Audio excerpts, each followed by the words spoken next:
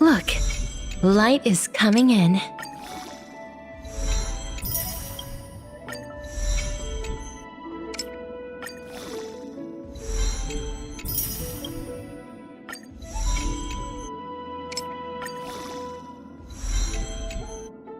Look, light is coming in.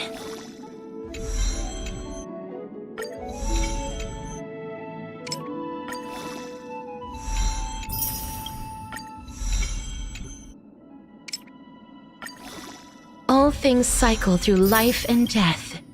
The end is also the beginning.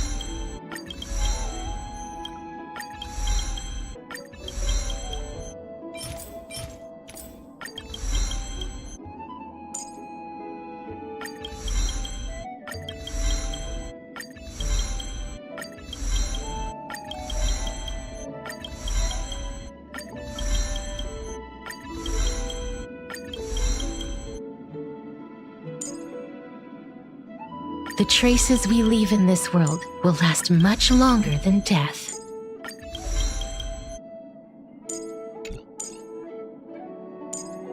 The traces we leave in this world will last much longer than death.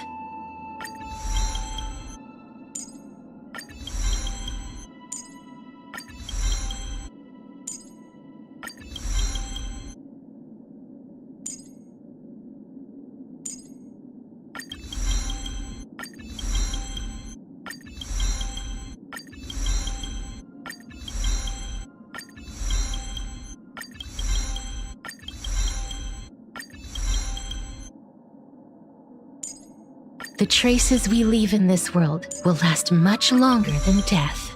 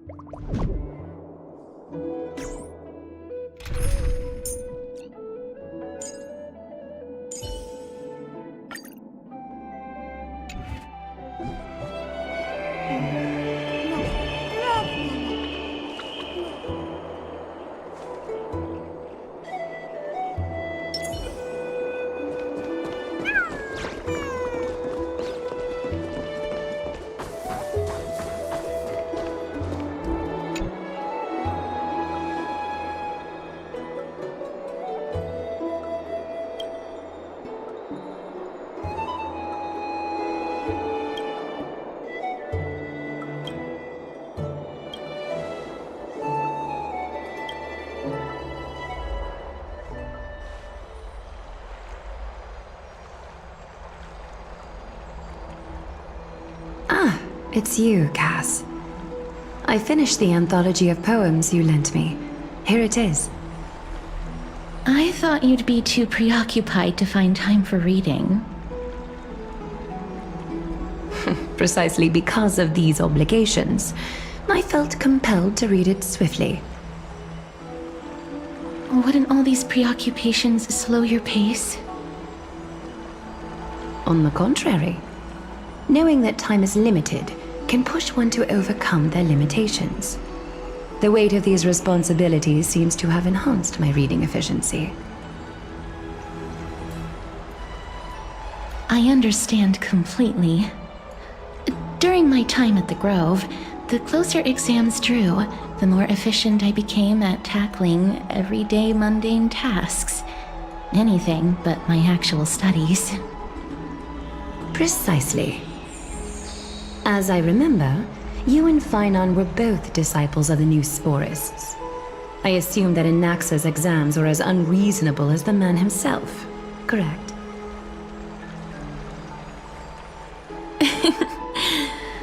The courses Professor Anaxa taught were Introduction to Alchemy and History of Mythology. And to be perfectly honest, those two courses were the students' greatest nightmares. The history of mythology, taught by the blasphemous great performer himself. I can imagine their fear. Now that I think about it, students would often rush to the podium during class to challenge him on those blasphemous ideas. May I ask, Lady Aglaya, has your relationship with Professor Anaxa always been like this? He openly dismisses people's faith and questions the very justification of the Flame Chase journey. Our positions have been destined to be at odds. While you were studying there, I assume you must have heard of his nickname. A Dromus draped in finery? As I see it, this nickname is more of an insult to the Dromas. Despite his insufferable arrogance, I do hold a certain respect for his nature as a scholar. To remain true to his principles, he is unafraid to stand opposed to the world, and that requires considerable resolve. Anaxagoras' life is almost like a satire. As a Chrysos heir, he refuses to heed the prophecy, while he disrespects the gods. The gods have chosen him. He was indeed chosen by Circes. Is something weighing on you, Cass? The golden thread is quivering. I sense there's more to this exchange than idle chatter.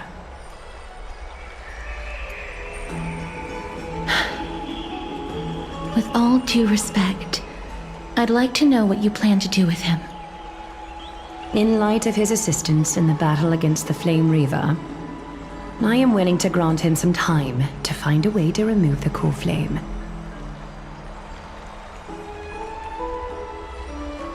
However, if Anaxa decides to make any move that places us in danger, I will not hesitate to take extreme measures. Just as I feared.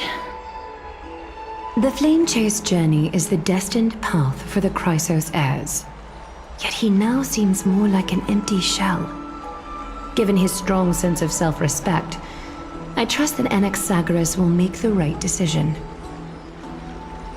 Still, I can't help but hope for another possibility. Perhaps Anaxa will also overcome his limitations, now that he knows time is limited. I understand your stance. Let's continue this discussion another time. But now, let's greet our guest. You're here. Does this mean you're ready to take on Orynyx's trial?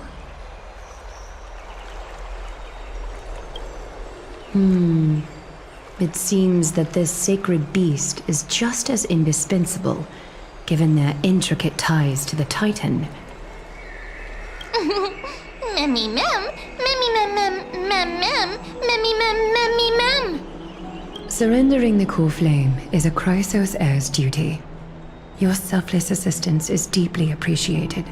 However, I urge you to carefully consider the risks of accepting the trial. Becoming a demigod means forsaking your humanity. You will inherit Orynyx's divinity and bear the time of Amphoreus, all on your own. From that point onward, your fate will be forever intertwined with ours, never to be separated again, until the end of Genesis. On the contrary, you are the only one who qualifies to attain divinity. Yet, for that very reason, I do not wish to pressure you. It's exceedingly rare to find a capable Chrysos heir. If this path proves unattainable, I am willing to lower my expectations. There are still many priests of Yanissopolis and their descendants in the city. If I'm left with no other option, I'll try to find someone worthy among them.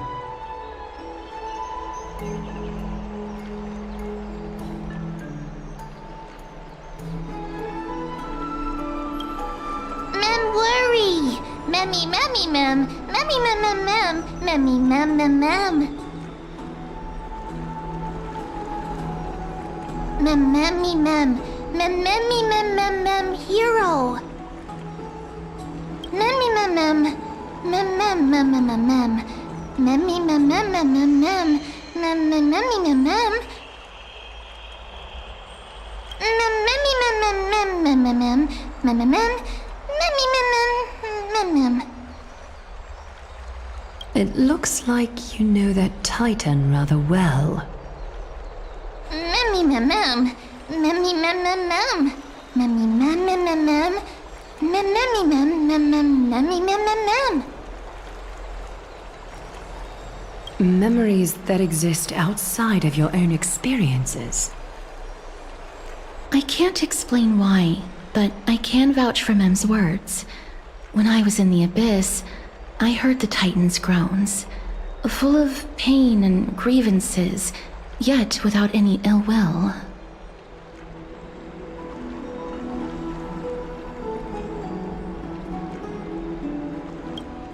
Since you've made your decision, go back to the bath chamber and get some rest.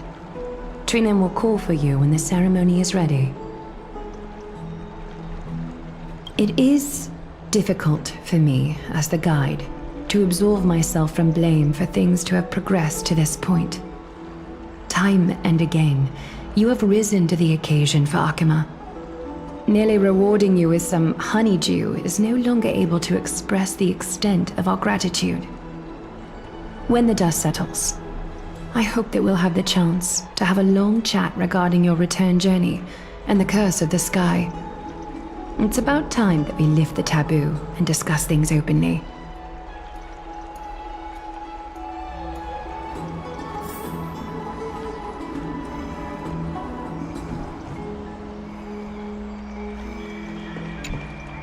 Mister, may everything go well for you and Mem.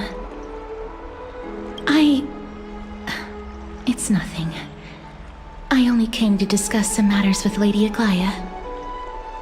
Previously, I lent her an anthology of poems that Lady Trianne had gifted to me.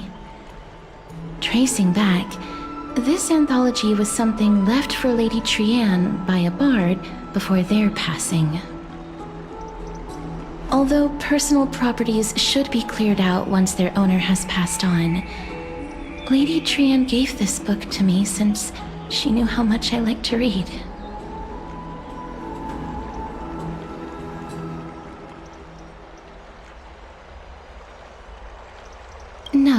It's just an ordinary book. It's definitely not some kind of unique copy. It just contains an allegory.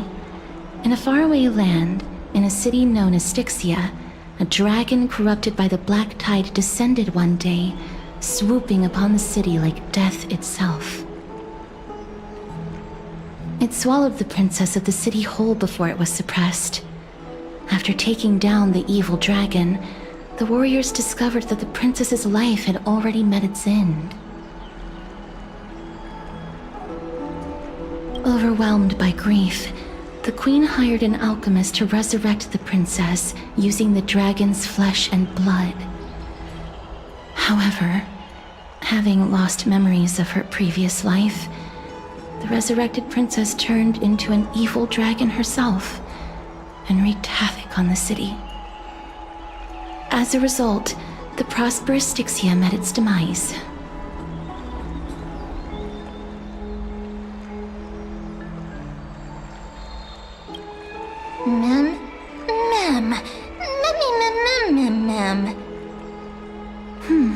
I actually think so too.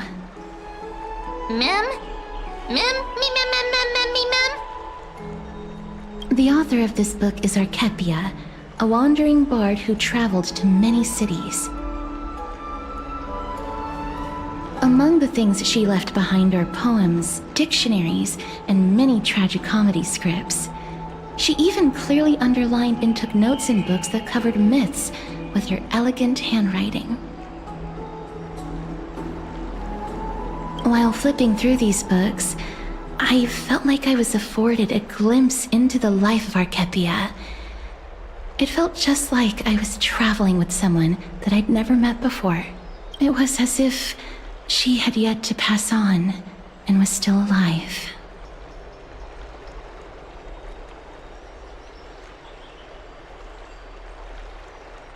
That's right. Writing, drawing, and taking photographs. It seems like human nature to try and leave records of things. Speaking of taking photographs, when I was helping you to take the photo previously, I did not look through the photos in your photo stone out of courtesy. But I'm also very curious about the story of the rosy celestial maiden. Despite having visited many cities in Amphoreus, I still understand nothing about the world beyond the sky. If there is an opportunity, forget it. Let's talk about this in the future. For now, I only hope that you'll be able to complete the trial safely and obtain Orynyx's blessing.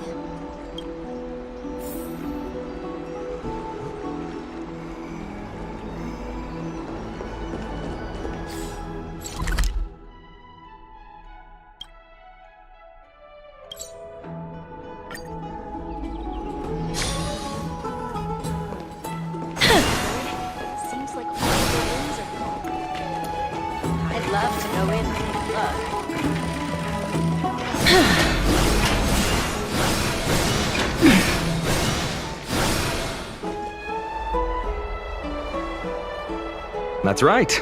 Oh, partner, you're back just in time. This is something that the both of you should probably know. Good news?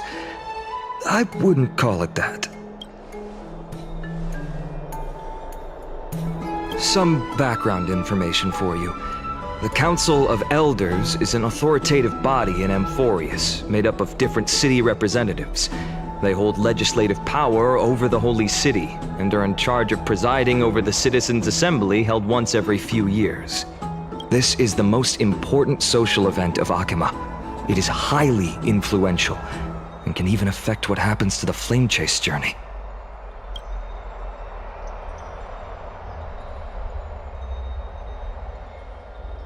Despite her vision and wisdom that spans across thousands of years, even she cannot win over the hearts of everyone. Every 5 to 10 years, the Council of Elders organizes a Citizens' Assembly at Dawncloud. During the assembly, the representatives will vote on major issues, such as whether the Chrysos heirs led by Aglaia should still hold the right to govern the Holy City, and whether the Titan's conquest should continue.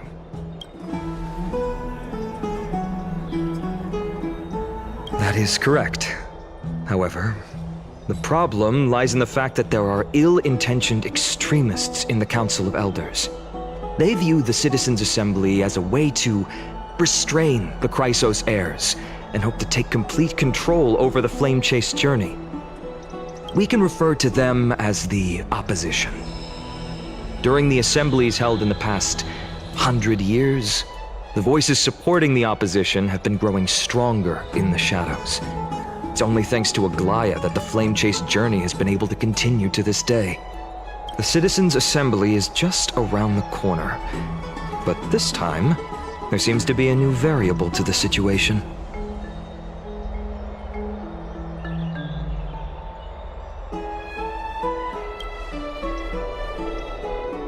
I'm afraid that the Council of Elders might want to take advantage of Professor Anaxa.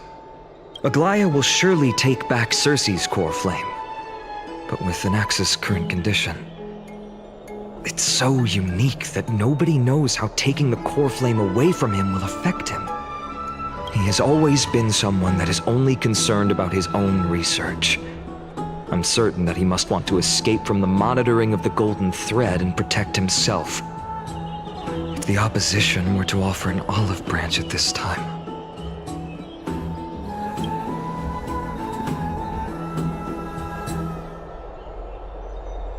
Anaxa has never believed in the prophecy, so technically it cannot be considered a betrayal.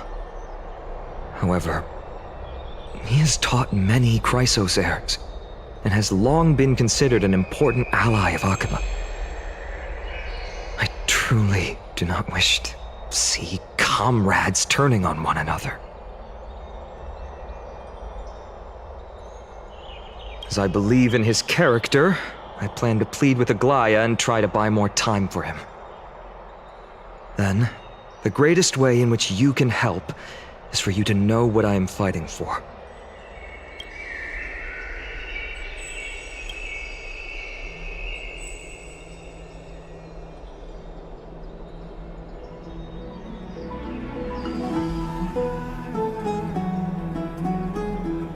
Allow me to apologize for the fact that we always seem to be troubling you. I hope that Orynyx will show more benevolence and be more accommodating. I remember that they seemed quite fond of you back in the Abyss. Go and rest and regain your strength. We'll meet at the Vortex in a few days. Oh, right. You can read this scroll if you want to find out more about the Council of Elders and the Citizens' Assembly.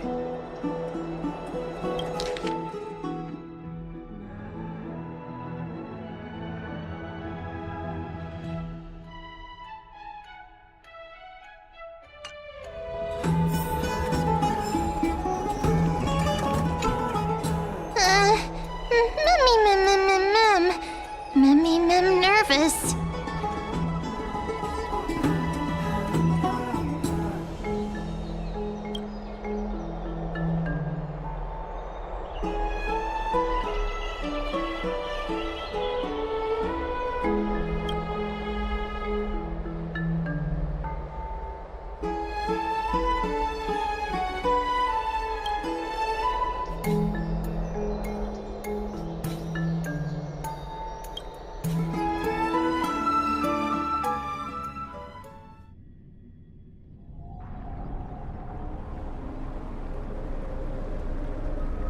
Esteemed one, Orynyx's vacant totem awaits.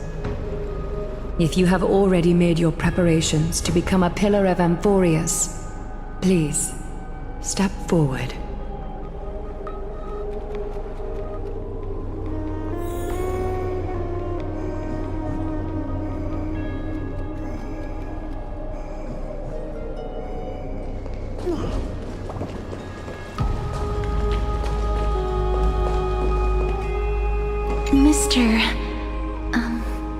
I'm sorry, but I'm not sure what I should say to help calm your nerves.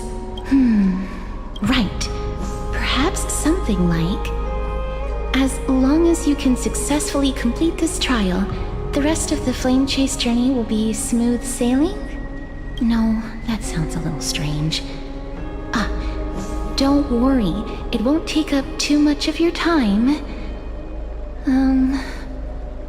Don't worry. You'll definitely make it back alive? Oh. Sorry. It seems like I've made the mood even heavier. In any case, may everything go your way. Accepting a Titan's trial is a very peculiar experience. I'm afraid that I'm not able to accurately describe it. You can only go and experience it for yourself. I believe that you'll be able to pull it off. I can still vividly recall when you entered the vortex of Genesis for the first time. At that time, I could never have imagined that a guest from beyond the sky would shoulder the fate of Amphoreus. Don't feel burdened. Just like during the trial of strife, Trinan and Finan will be waiting for you outside. If something unforeseen were to occur, they will intervene in the trial and rescue you. May Kefali bless you. Little Grey and Mem, thank you.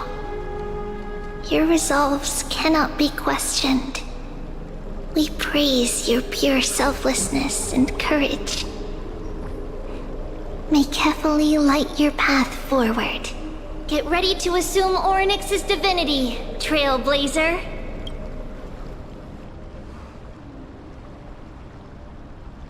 The divine position of Orynyx has already been vacant for some time. We can feel the space of the trial closing. As there isn't much of their soul left, we'll have to complete the ceremony before their soul completely dissipates.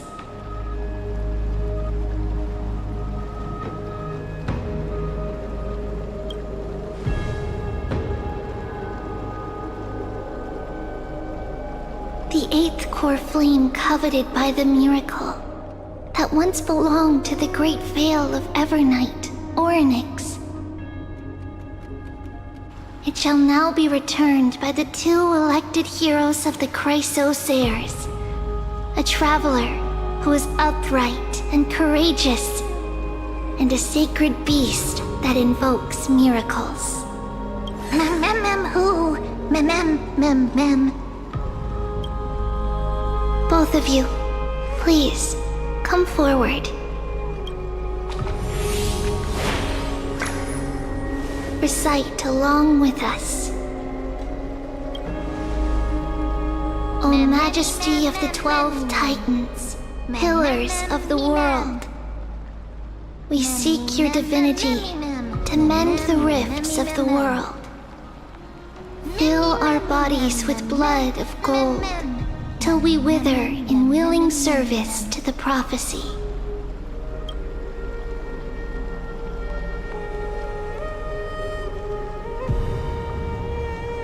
These are just words meant to make the prayer seem more solemn. Please, focus.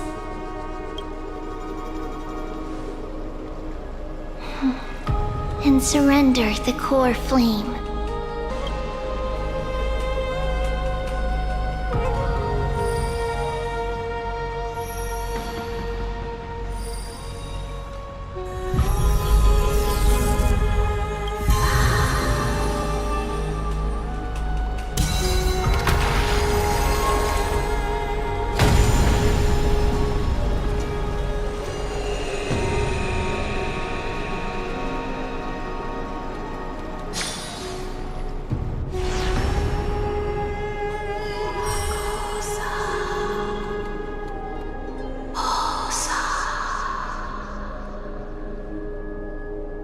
Orynyx. Their soul has been waiting for a long time. Perhaps they're also quietly waiting for the arrival of their successor.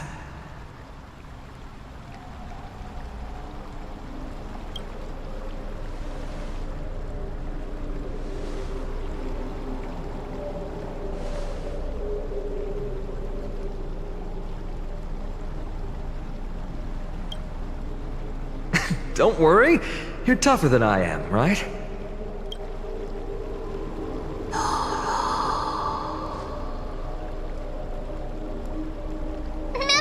me mem.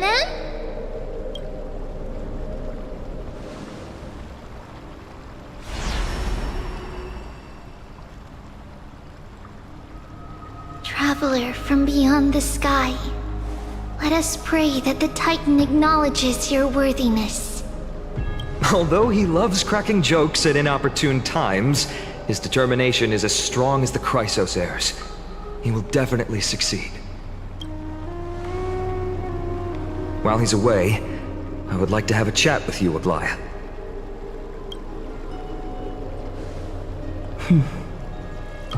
Speak. I'm listening.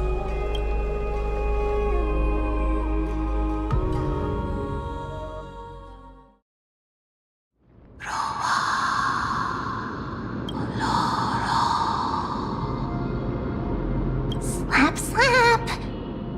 Wake up!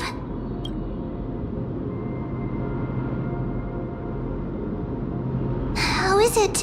How do you feel? Right? I think that it's amazing too! Testing, testing, 1, 2, 3! Testing, testing, 1, 2, 3! I have such a cute voice! It must be because of all the memories that I collected. They allowed me to grow beyond expectations. Also, listen. The words of the Titan are becoming clearer. Mother, it hurts. Have I finally reached the end? Are the years of isolation coming to an end? Or next. Oh, how heartbreaking. Ever since the figure draped in the black cloak robbed them of their core flame, they have been relegated to waiting in isolation in such a confined space. We are going to help alleviate their pain, right? Memories broken. Mother, where? Mother?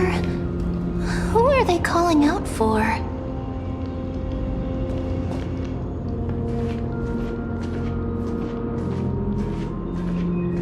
You.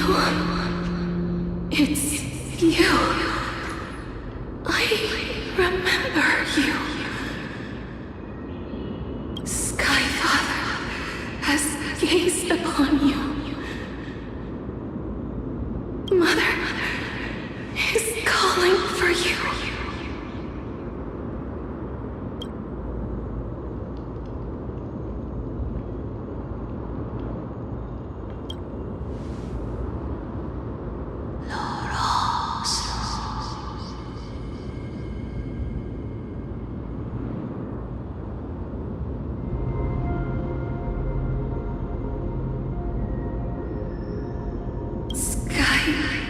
Father has chosen you.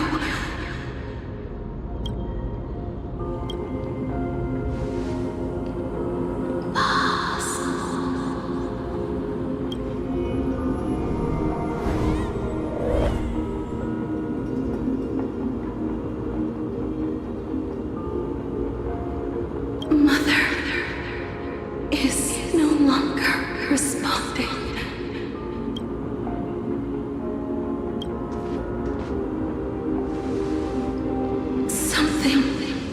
Important. An important matter. Oryx, listen to me. Aren't you tired? Throughout the long years, you have always been protecting the fate of Amphoreus. Each time people draw strength from within their memories, every single ripple falls onto your shoulders. There's no need for you to bear this any longer, Oryx. From today onwards, someone else will bear time on your behalf. This is why we have come. Freedom. Freedom. I want freedom. Oh, poor child.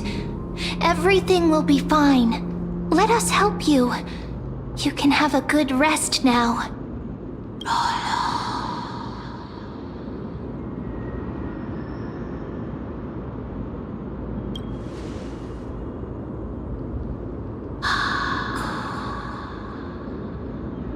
You have potential, strength, willpower, powerful, and tenacious. But you lack something. Just one thing. Lacking something? What is it?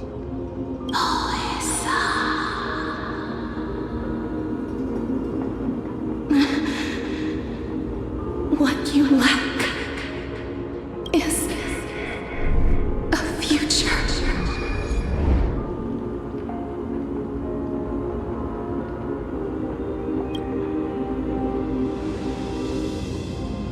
Future? Traveler from the sky. You should have dissipated already. The gaze from Sky Father stabilized your form. Because from the moment you crossed the sky, your life was cast away. Right now, you are simply a collection of walking memories. What? How is that possible?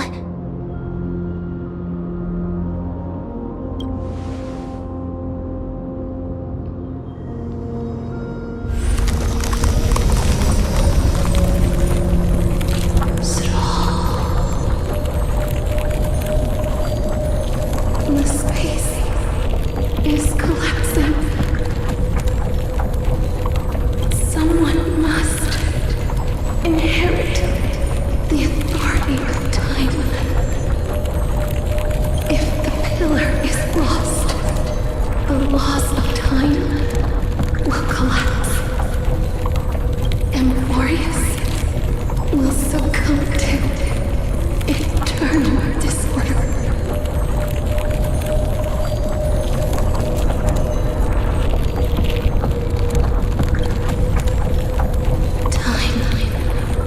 Never compromises, never bears grudges, never forgives, never makes a choice. Child of humanity, Titans, Mother, Sky Father, time restrains everything that exists in this world. Orynyx's divinity is dissipating? Is the trial coming to an end? Pathstrider of remembrance, my strength, I shall entrust it to you. The fate of the world, if you wish to, save it. Go and find your future that has been stolen. Even if that means you'll have to cheat death.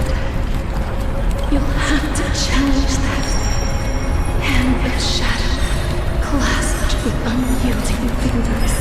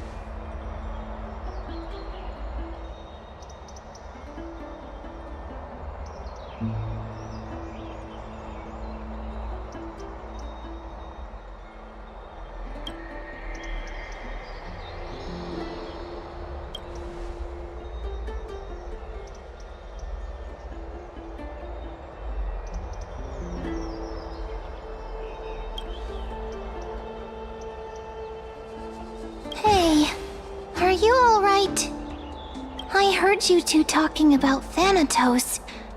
Cass is also very concerned about the warning. She has left the vortex and returned to the garden.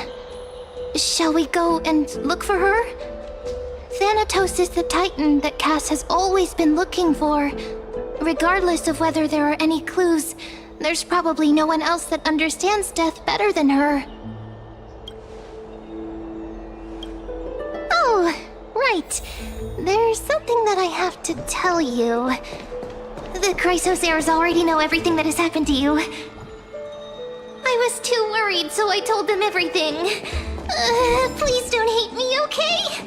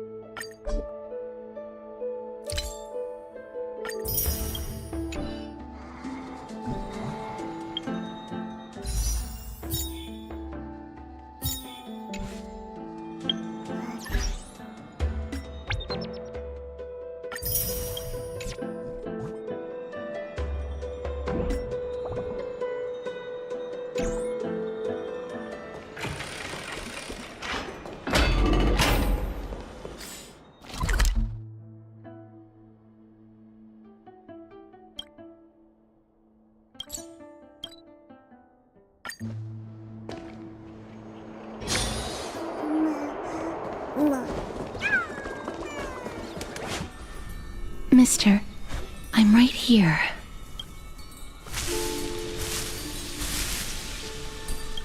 Please stay there and slowly turn around.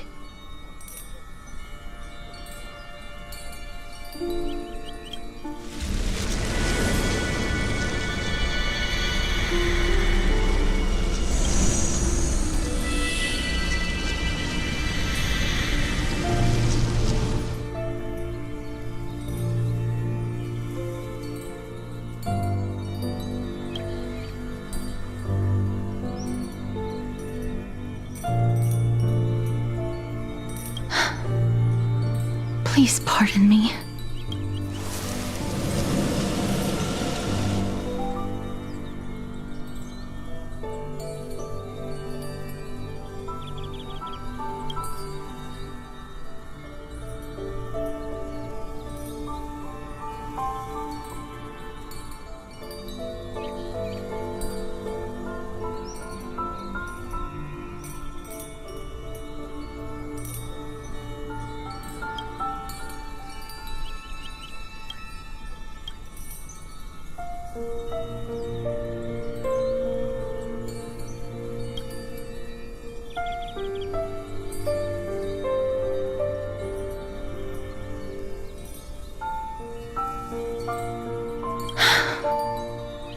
Just as I expected. I cannot feel anything.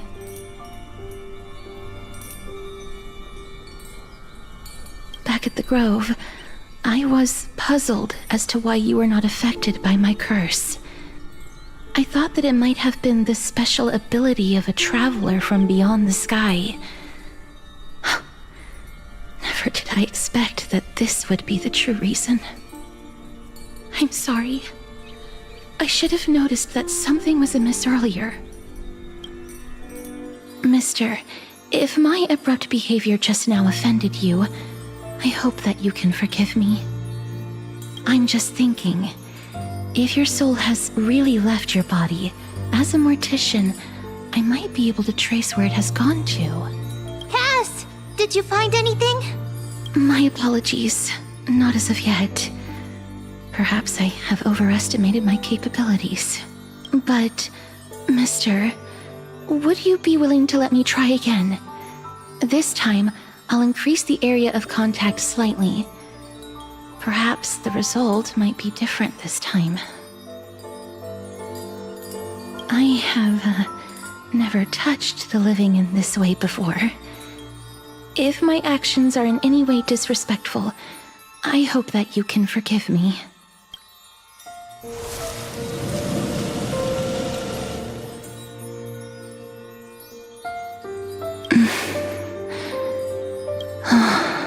Yes.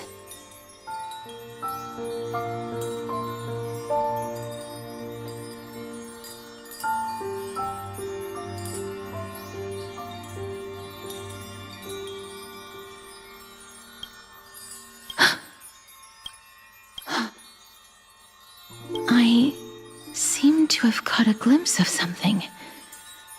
Your soul is currently roaming someplace and cannot find a way to escape. But perhaps it might not be a bad thing. If your soul is still wandering around, it means that we still have time. We have a chance to find it before the fingers of Thanatos sweep everything away. Clues. Just a few more. I need more guidance. The connection has been severed. With my strength, I'm not able to trace it. It was me. I was a little too hasty. Don't worry, mister. Although we currently have no leads, I will do my best to search for the whereabouts of Thanatos, bring back their core flame, and personally return to you the life that you have lost too soon. I know that I'm lacking in confidence, but I hope that you can keep this promise of mine in mind. Before I manage to deliver on this promise, please do your best to hang on. Amphoreus needs you.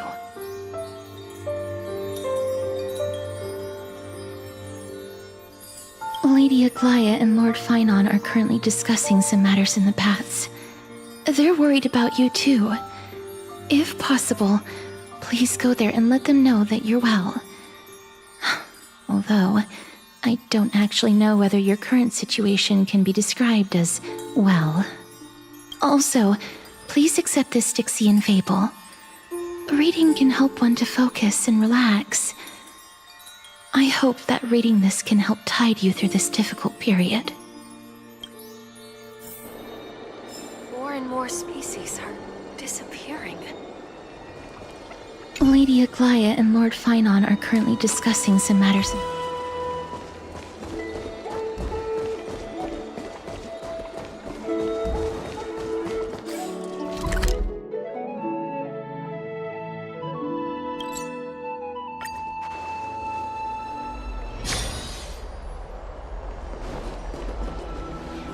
They're here. Partner! Hyacinth said you definitely wake up. How do you feel?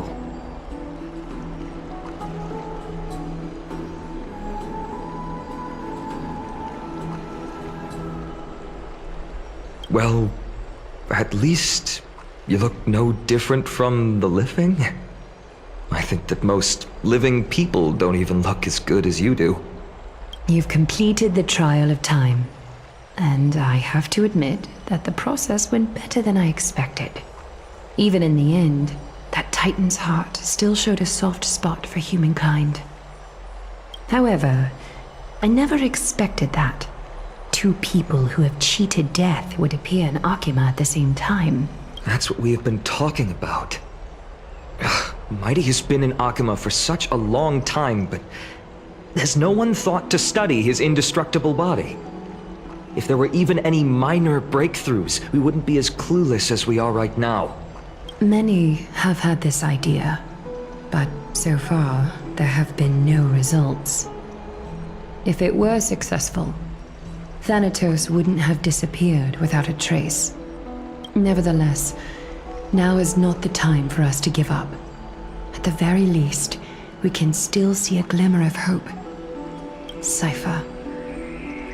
If anyone in this world knows the whereabouts of death, it would be her. I'll try and get her to return to Akima, but do be prepared for a less than ideal outcome. Please understand that throughout the history of Amphoreus, no one has ever managed to escape the clutches of death. At the end of time, Thanatos silently awaits all. Don't take it to heart, partner. After all, you've already created countless miracles along the way, right? But before that, just... What's wrong, Aglaya? Omens always come in pairs.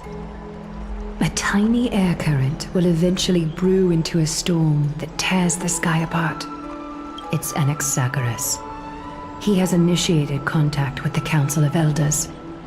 In the end, it has still come down to this. I earnestly hope that your assessment of him is accurate, Finan. Otherwise, the efforts of my teacher and I of the past millennium might be reduced to dust because of that great performer.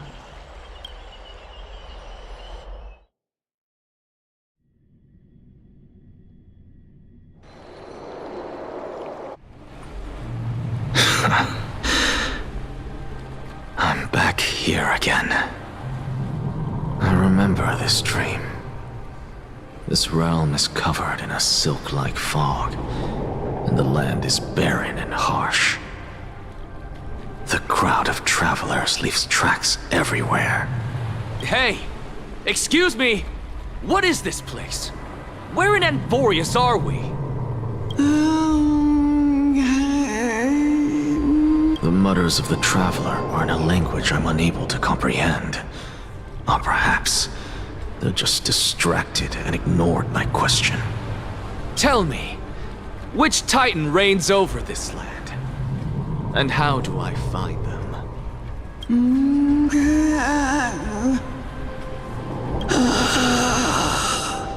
Hand of Shadow.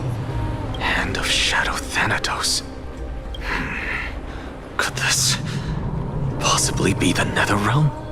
Not Nether Realm. Then where is this? River of Souls? The outskirts of the Nether Realm? Are you heading downstream toward the Nether Realm? The Nether Realm. Nothing but an illusion. Titan rejects you. Me. Listen. What? The traveler lifts their wrinkled fingers and remains silent. I look in the direction they are pointing and listen closely. There. A massive shadow brought the sound of rushing tides. The sound of tides. I can hear it. I hear it deep within the tides, beyond the closed gates of the void world. A voice about to recount something. Child of humanity, is it death's embrace you yearn for with such urgency?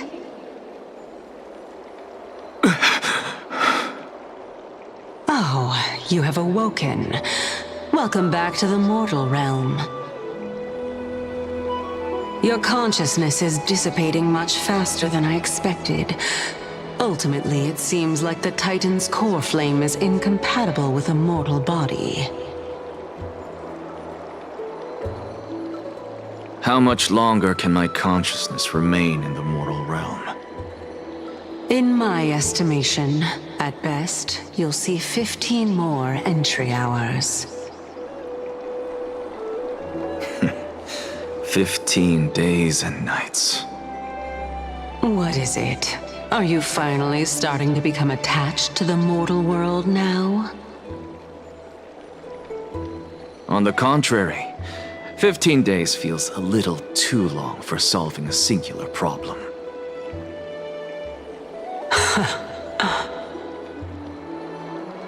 Stop giggling.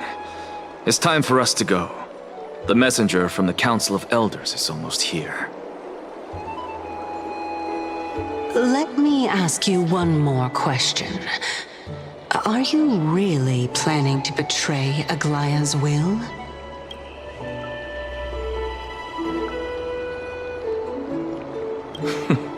What betrayal is there to speak of when I was never loyal to her to begin with? What about that white-haired student of yours? Acting so recklessly, do you not care about what might happen to him?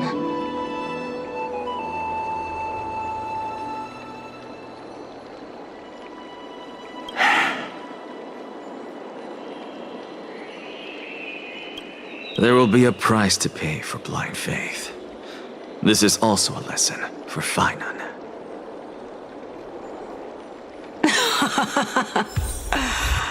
You truly are a strict teacher. Of course. This is how I've always been.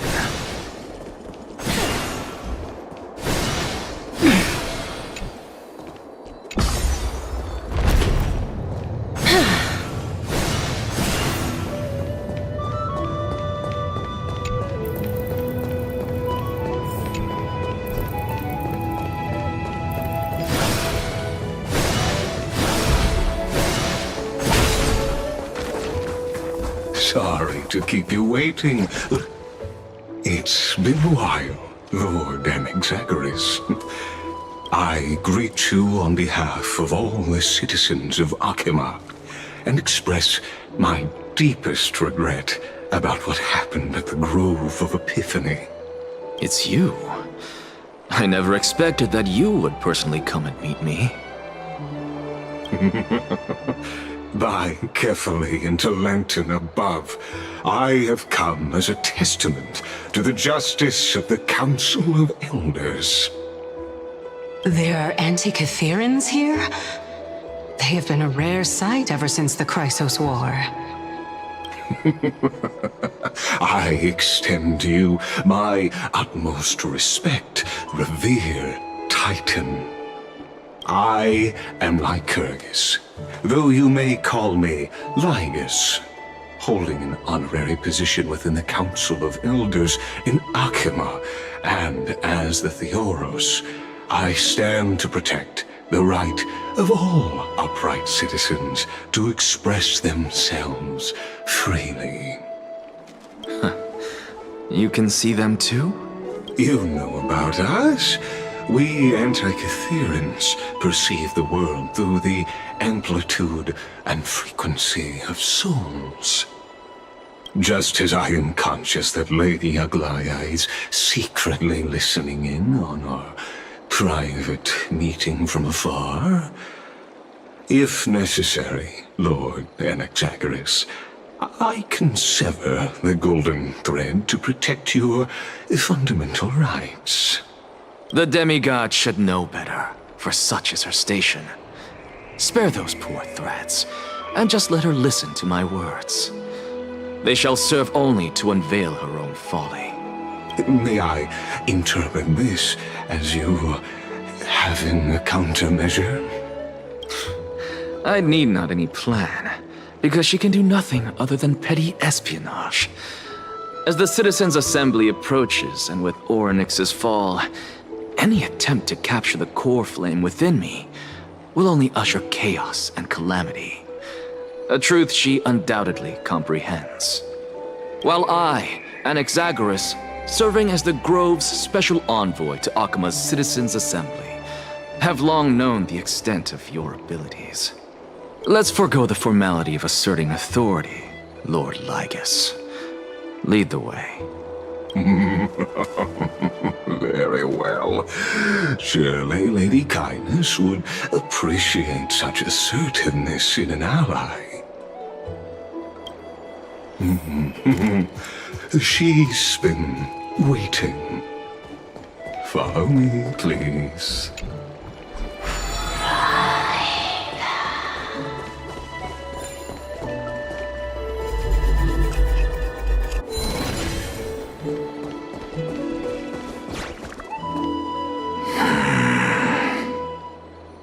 Is there something on your mind, Lord Anaxagoras? Nothing, really. It's just a question that I contemplate every time before I ascend to Dawncloud. For the Titans, does the falling equate to death? Ah, a pondering truly deep. Time is on our side. Do you mind sharing your reflections with me? While all living beings must ultimately face their demise, Kefali has yet to meet theirs. Their journey continues unhurriedly along this long path. Are you suggesting that Kefali may not have truly passed? Yes. For dying implies an ongoing process, an action, whereas death signifies a static state, a definitive termination. In contrast to mortals, Titans exist on a grander scale of space and time, thus elongating their passage into death. The notion of their fall is but a misinterpretation born of mortal ignorance. Ah, an intriguing concept, albeit challenging to substantiate. After all, Kefali has maintained a profound silence ever since the era Arasa, while scholars and priests alike have conveyed the message of the gods' imminent fall. Perhaps the gods in their arrogance deemed it beneath them to reveal their perspectives to mortals. Could you elaborate on your statement? Circes, the kin of the Sky Father as recounted in myths, now resides within my brain. Were I to inquire, Kefali would have no cause to refuse. Oh. That very well could be true. But what if the world-bearing Titan still chooses to remain silent? In that case, the myths crafted by the people of Amphoreus are nothing more than pitiful jests. It's worth a try. I believe, and I'd love to witness the fruits of your theory and the change it may bring to this imperiled world. Because I completely concur with you on this aspect. If the Titan has indeed met their end, any response from them would be impossible.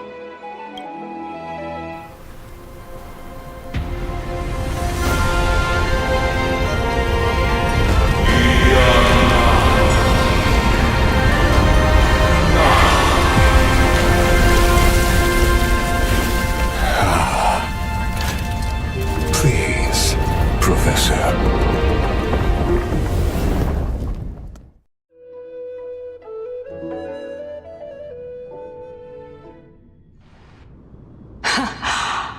The children of humanity have indeed created a spectacle.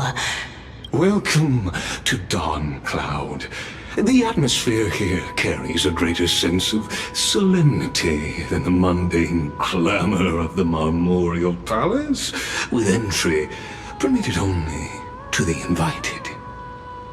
Only esteemed beings grace this place, and among them I've received priests, scholars, warriors, and now we even have the honor to be in the presence of a Titan.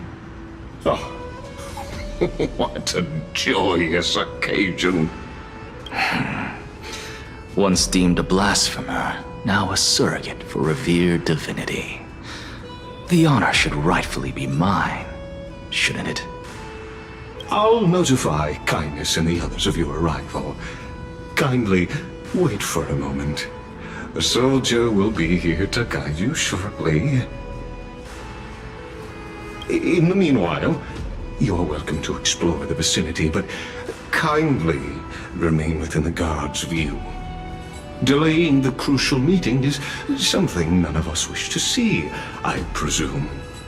I'm well aware of Kindness's methods. There's no need to emphasize that. As you wish. Your cooperation is much appreciated. Alas, I had hoped for a brilliant plan from you, but it turns out you just left one cage to enter another. Save your concerns. I know very well what I'm doing. I shall depart to explore the surroundings then. Now that I look around, I wonder if there are any murals bearing my portrait around here. I'm quite intrigued to see how the children of humanity beyond the grove perceive another Titan. Off you go. I won't be joining you. This Titan appears to be quite at ease. I should investigate the Council of Elders' recent activities first. Be aware, I can hear you perfectly well from here.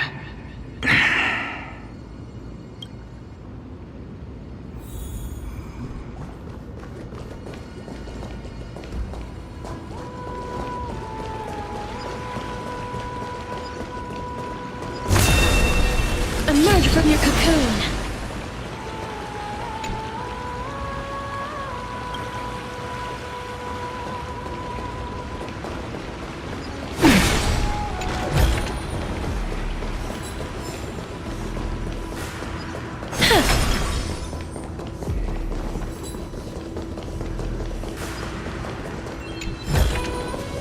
I want to make something with it. But what to make?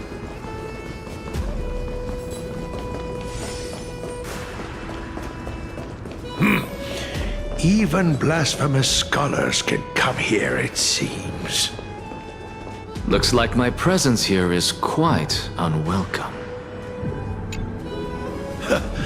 Anaxagoras, I thought that you had died to the Black Tide, just like the other scholars.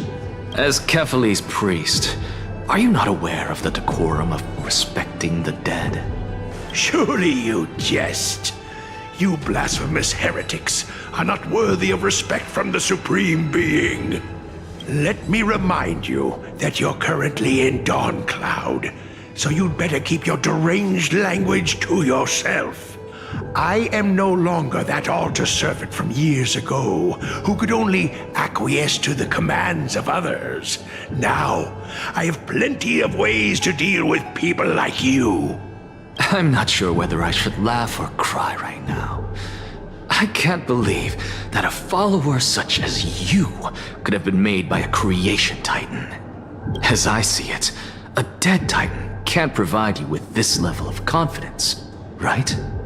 Then who is it exactly? Could it be Kindness? You. Seeing how fond of you Elder Kindness is, I shall let that slide for now. Leave immediately, and don't impede us from receiving the Supreme Being's blessings. Seeing as we were able to hear of this matter from the mouths of others, it seems that Kindness is indeed quite sincere toward us. Perhaps this affair will proceed smoother than I had anticipated. Oh my, what a thrilling confrontation. As expected of one of Kephale's followers. Are you praising or insulting him? Praising him, of course. As a believer of the God of Deliverance, it is only natural that he detests evil. Didn't you hear me? I asked you to leave. Go as far away from here as possible. Don't mutter to yourself like some sort of madman and disturb my meditation.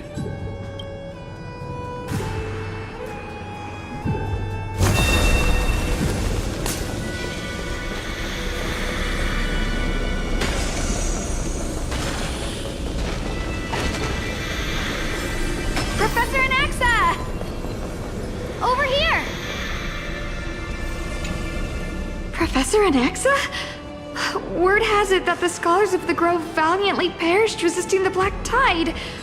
To find you here safe and sound, thank the Fates. You could say it's the Fates toying with us. It's only the Crimnoans and Idonians who chase glory through death. But your survival is a victory in itself. I'd settle for that gladly. So, are you here to report the incident to the Council? I heard that after the Black Tide devoured the Grove, Akama would be next in line, even with the demigod of strife standing alongside humankind. Tell me, how much does the Council of Elders know about the Black Tide? Once Kindness and her followers learned of Circe's and Orynyx's fall, they proclaimed in the Council that the Flame Chasers could no longer stand against the calamity alone. Yet, when the Crown Prince ascended to godhood and repelled the Black Tide, she immediately altered her tune, declaring that all was resolved beyond Akama, with the only remaining menace now being Aglaya and her adherents. They might well make their move at the upcoming Citizens' Assembly. No surprises there, those shifty opportunists. Thank you for your honesty, virtuous student. Being an opportunist could very well be a facet of wisdom. Shouldn't you be searching for murals of yourself? I've had enough of your prattling. I was really curious to see how you would find the middle ground between both factions, so I came to listen in. But it seems as though this Kindness is much more ruthless than Aglaya. If so, why do you want to work with her? Could it be that perhaps you've decided to readily surrender this hollow shell of yours, just because you feel like death is fast approaching? I'm afraid you'll be sorely disappointed if that's what you truly think. I've had enough of this. Could the 15th entry hour arrive any faster?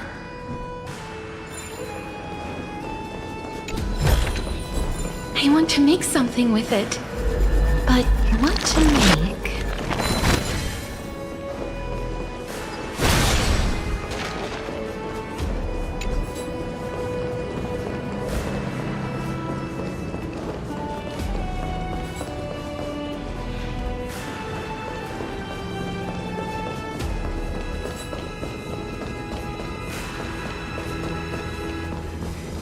Oh, my.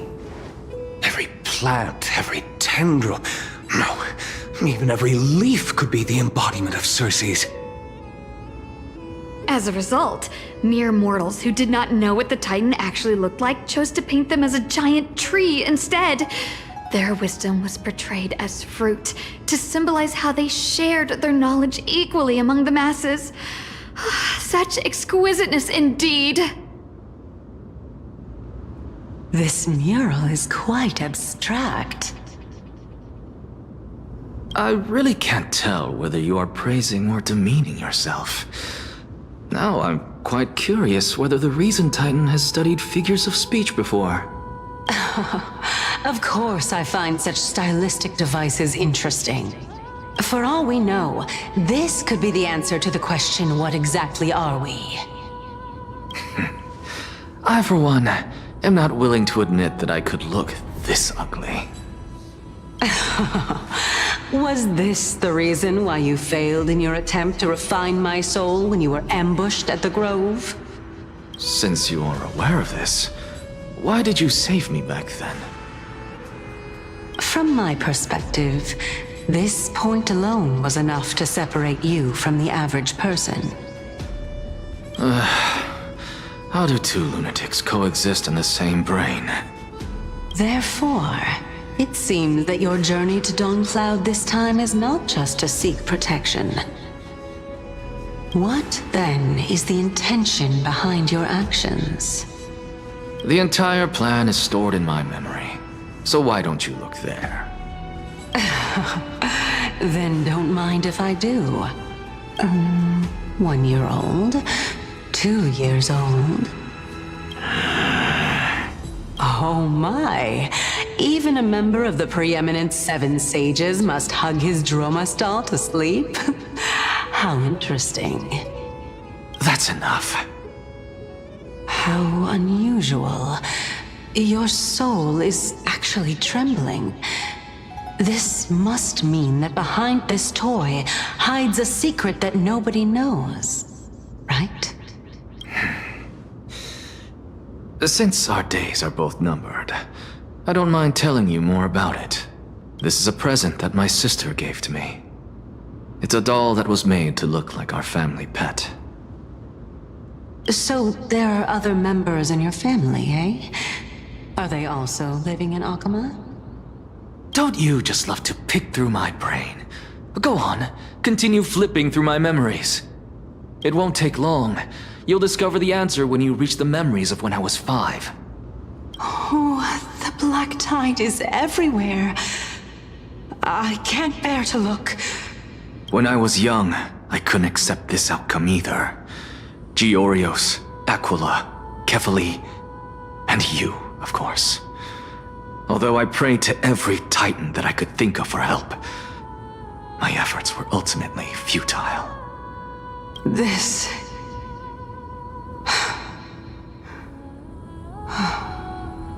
Could this be the inception of your research into alchemy?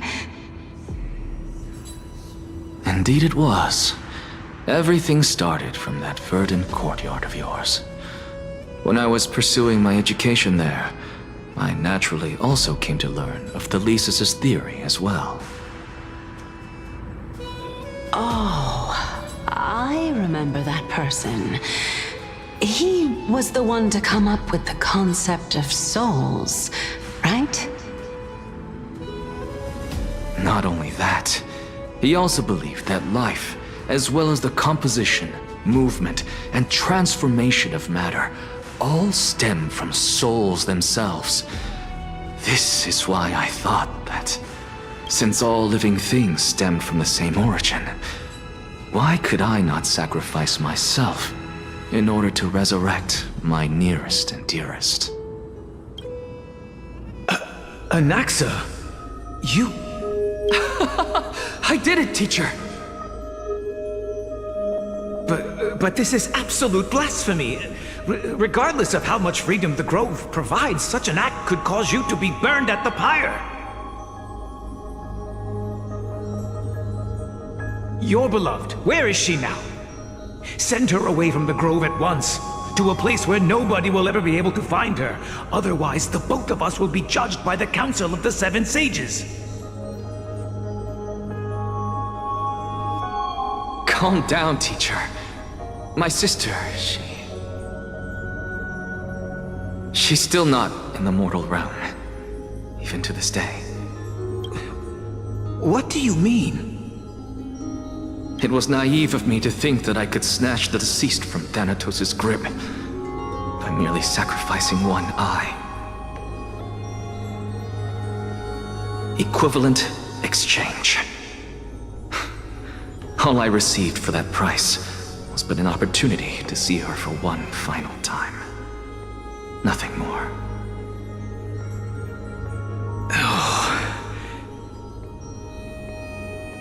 Let it go, Anaxa. As one of my best students, I cannot watch you go down the wrong path without doing anything to stop it. Never do something taboo ever again. Don't disappoint the deceased, and never harm yourself. If you can do that, this classroom will still be yours, and you'll have a chance to live out your own life. Since I was able to see her one last time, I have no other desires. You're right, teacher. It's time for me to start a new life. I am sincerely glad for you, child. Now then, what topic would you like to study? I wish to continue Thalesis' research. Continue the research into souls, but you know that the Grove has long since understood his philosophy like the back of their hands. Even if you continue digging into this subject, your efforts will likely be futile. No, teacher. After my fleeting glimpse of the deathly fog, I finally understood a single truth. Since ancient days, our understanding of the souls is but the tip of the iceberg. I may have lost an eye, but my view of the world has become clearer than ever. I have grasped the truth with my bare hands. Watch as I turn this farcical world upside down.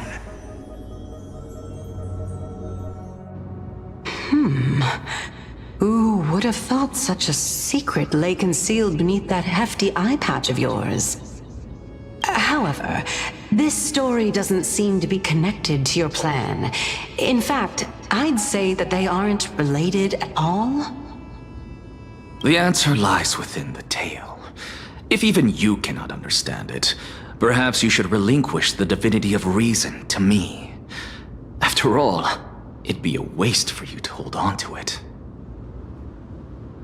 My story ends here. Now it's time for you to tell me your secret. After all, this is what equivalent exchange means, correct? As expected, you laid a trap for me to step into. Unfortunately, even if I was willing to talk about my past, I may not know more about it than you do. Oh? Are you saying that the renowned Reason Titan is now admitting a lack of wisdom? Your followers are going to be sorely disappointed by this. Child of humanity, remember this. Being cognizant of one's ignorance is the greatest wisdom of all. Now I understand. No wonder you asked me to answer your random, nonsensical questions. Not only that, you're the only one who can shed light on my query. As the saying goes, onlookers see most clearly. Is that so? Lord Anaxa. I saw you muttering to yourself and was wondering whether you were caught in a delirium of reflective thought. I'm sorry to interrupt you, but time is of the essence. I have a message from Lord Lygus. Lady Kindness has met up with the Council of Elders and is awaiting your arrival, so please depart forthwith. It's finally time. Carefully. The one who created the world, and the one who bears the world. If you truly have not met your end, how will you answer the challenges of those who defy you? I didn't expect you to agree to Lady Kindness's invitation. What a wonderful turn of events. To tell you the truth, there are many people who hold grudges against that Lady Goldweaver.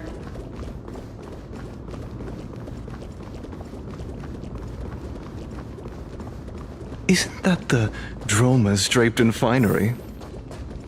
Avoid his gaze. I don't acquaint myself with blasphemers. Don't worry. He's too full of pride to pay us any attention. Your nickname is Dromas as well? You must really like those creatures.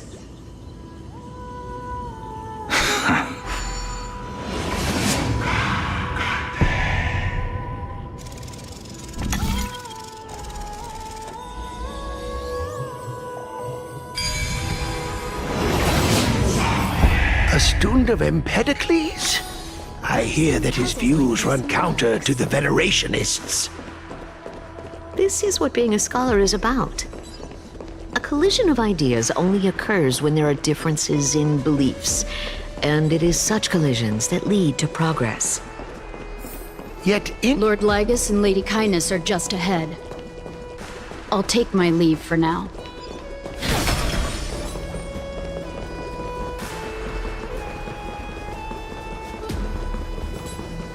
Welcome to the Demigod Council.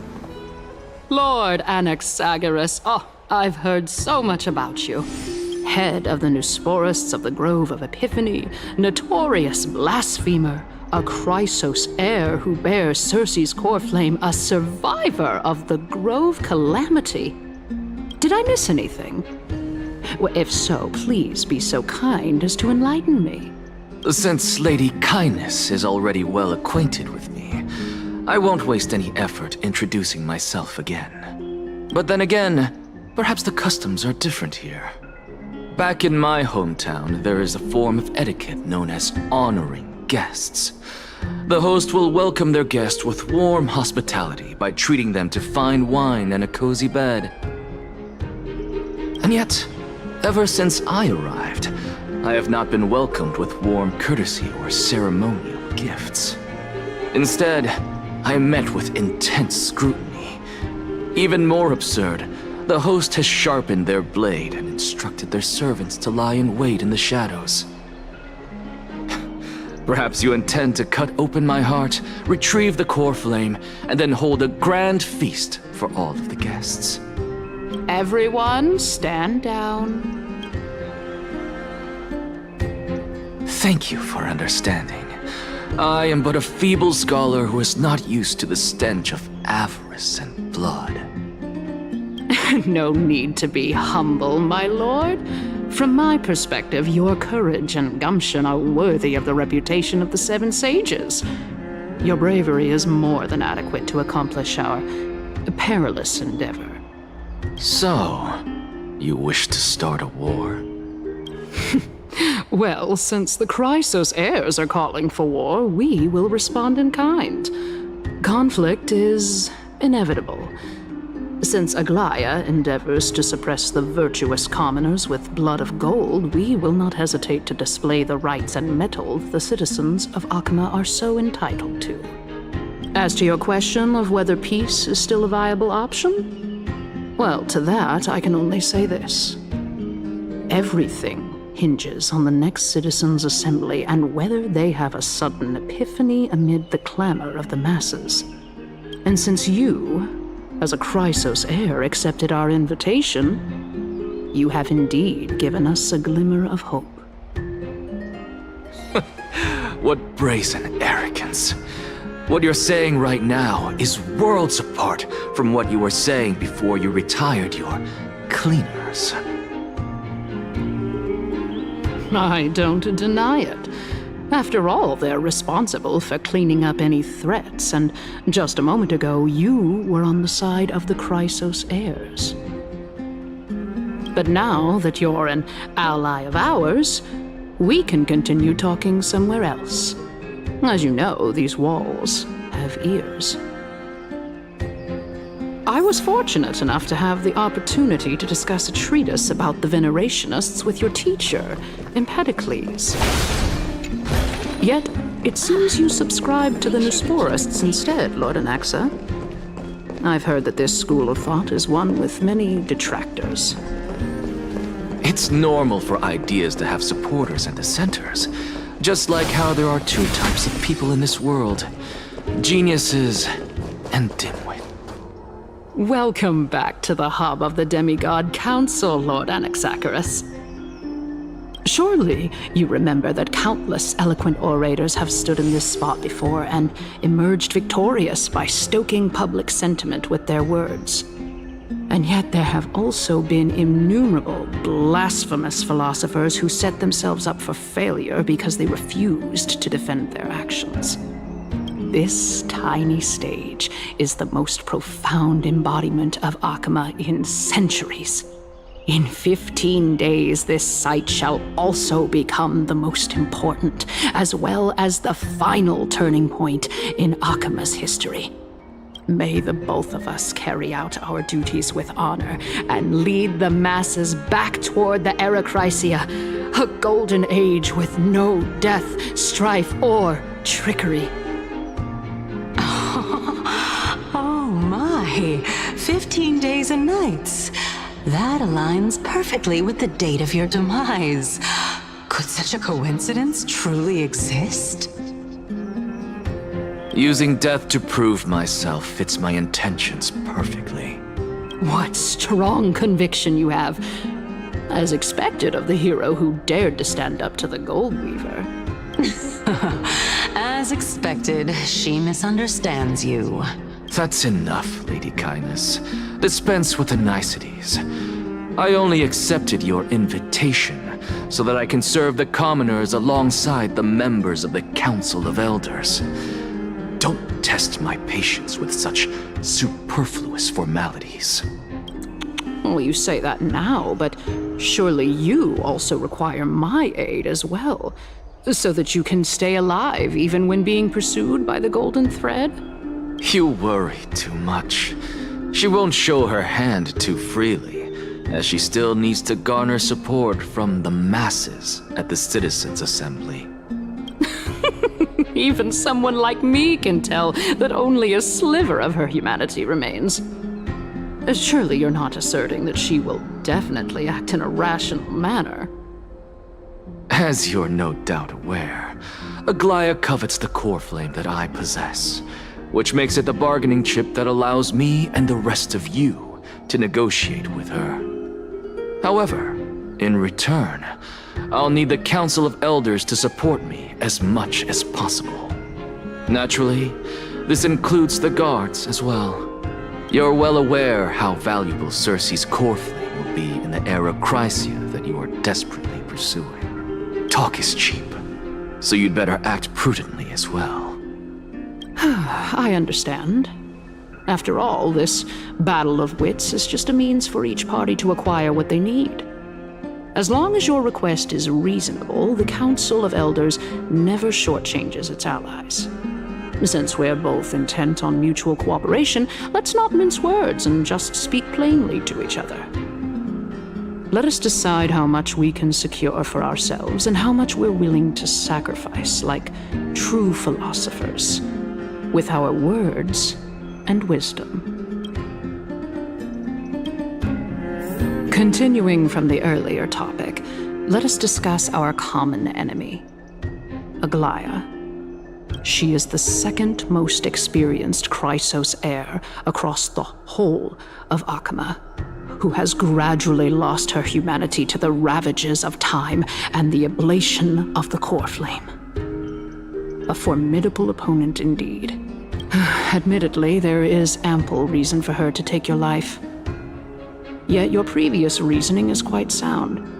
As a seasoned political animal, it's unclear whether she will actually cross that irreversible boundary.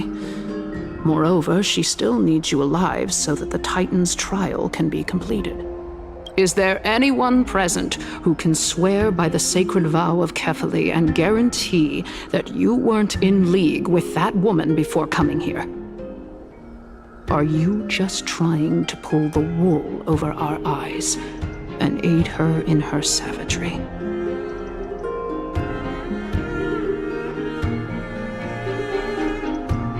If Aglaya required a suitably intelligent Chrysos heir, then I'm the best fit for her needs. However, it's quite evident that she has no need for a Chrysos heir who could break free of her control at any time.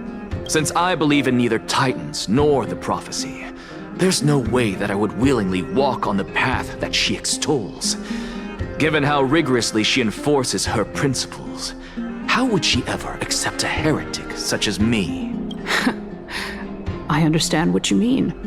At the very least, the both of us agree that this tyrant who wallows in extravagance and greed is the greatest threat to achieving peace in Akama. The Council of Elders is willing to defend your right to live, just as we defend every oppressed citizen. However, I regret to say that sentiments in favor of the Chrysos heirs and Aglaya are only growing in magnitude. the peace that we are aspiring toward, as well as everything that we hold dear, will be destroyed completely.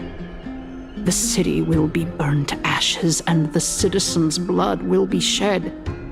Tell me, what are you willing to do for our esteemed citizens so that they can vanquish the enemies of our fine city?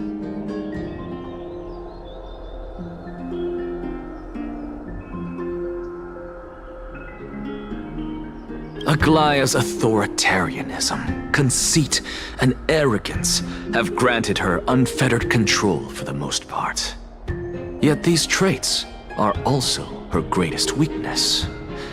If I can render her helpless by forcing her to experience the agonizing pain of betrayal, I am certain she will never recover from such a setback. Surely you don't believe that such a tiny betrayal will be enough to push her to her wit's end. What's more, there are many who remain silent, merely watching to see how much chaos I can unleash. Not to mention, you know full well that the Chrysos heirs have never been a united front. In the name of Kefali, Akama thanks you for your sincere and valuable thoughts. At this stage, it's clear that you and I understand the benefits to be won from this discussion. Let me put it plainly. The Council of Elders has always been renowned for its fairness, and that fairness is built on a foundation of sincerity. The Council of Elders has vowed to all citizens of Akaba that it will always remain loyal to them. As for you, my lord, how will you guarantee that you will be able to live up to such earnestness and will not betray Akama's indomitable citizens when the opportunity presents itself? Just as you now betray Aglaya when it suits you. Surely you jest. My loyalty does not need to be proven. The fact that the Council of Elders is asking for proof of my loyalty is itself akin to a form of betrayal. I am incredibly honored to have witnessed the both of you bury the hatchet in a civilized manner. However, I am afraid that I must interrupt for a brief moment. As the Theoros, I have observed the following.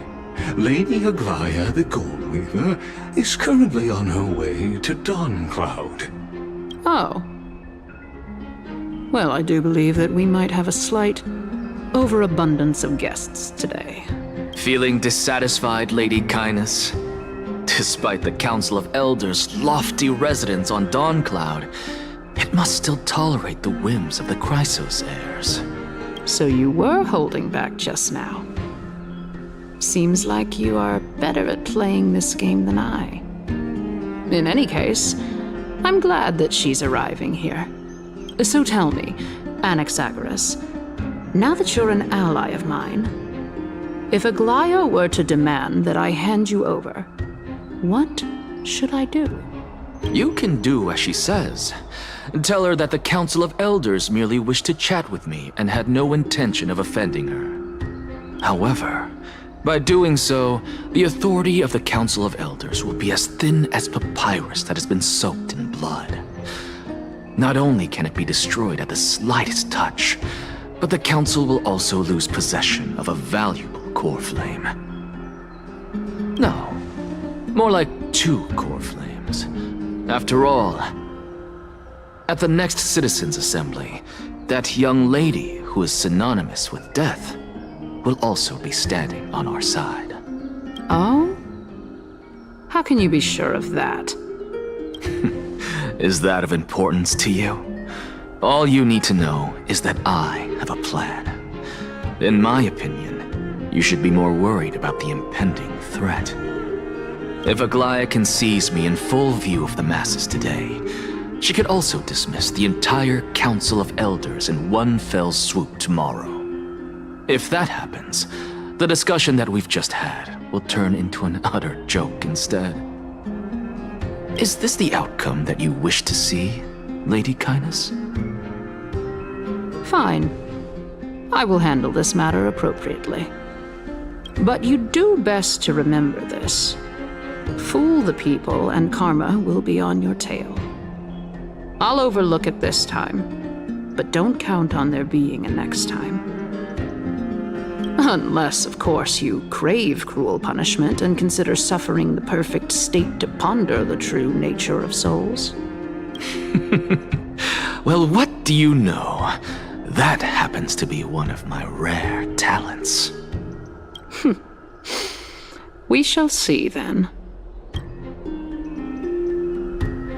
I've got to say that you've managed to really impress me again. But shouldn't you be going after more? Dying to know what I'm after, I mean, I'm the reason Titan after all. It is in me to ask and seek answers. Easy there. You'll learn the answer soon enough. I didn't bring it up with her purely because she doesn't have the means to give me what I truly want. It's as they say, onlookers see most clearly. The true masters of Dawncloud have always been the Theoros, who watches over everything.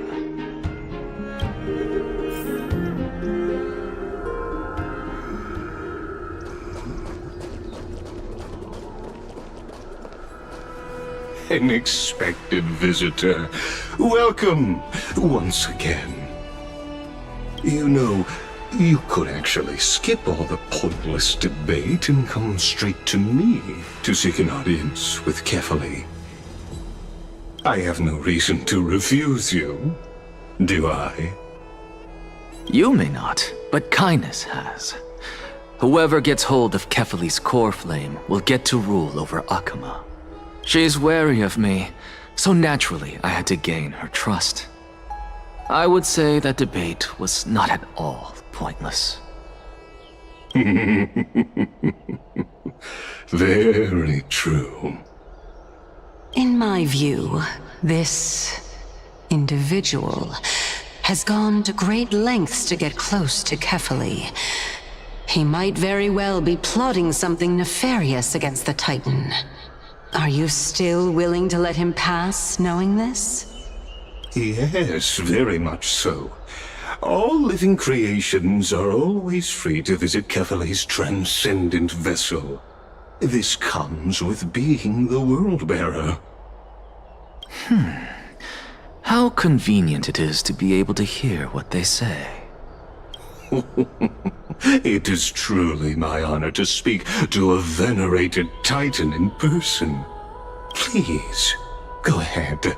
Let me join you both on this journey. Oh, a bygone myth tells of an occasion where Kefali once answered their followers' questions on the peak of the Holy Mountain.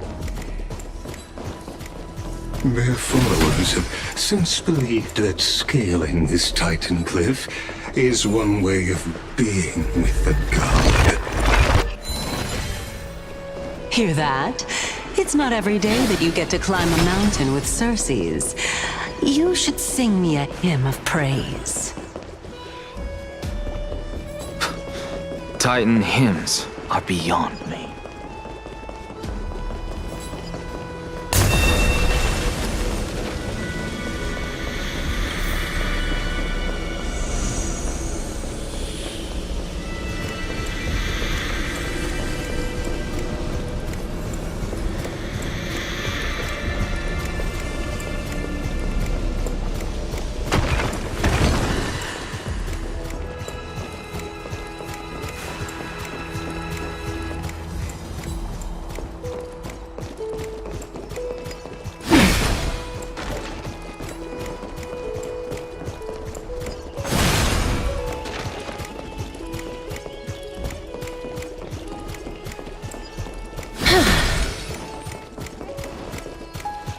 Go on ahead.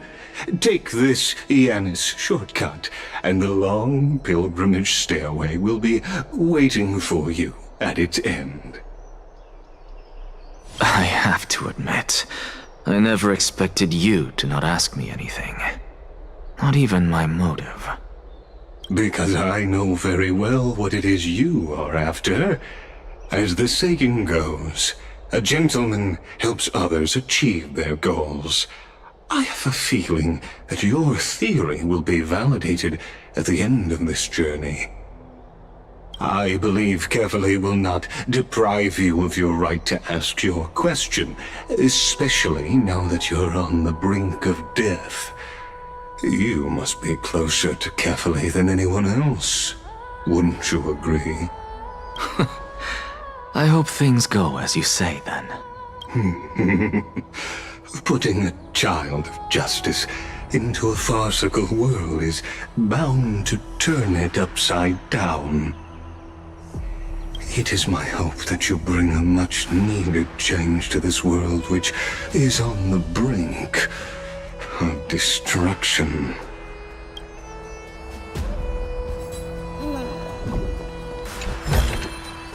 I want to make something with it. But what to make?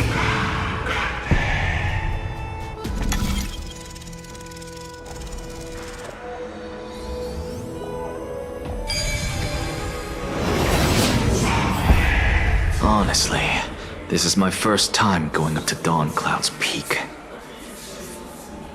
What a splendid view. Isn't it about time you recognize the magnificence of us Titans? Well, I don't see how this place is different from those temples in the city. All they have are magnificent facades.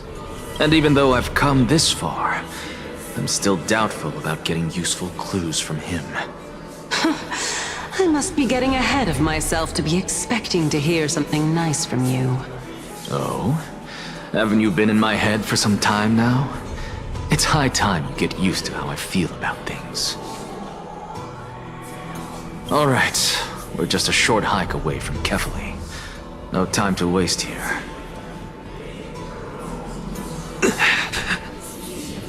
So the intellectual debate from earlier was too draining for you, huh?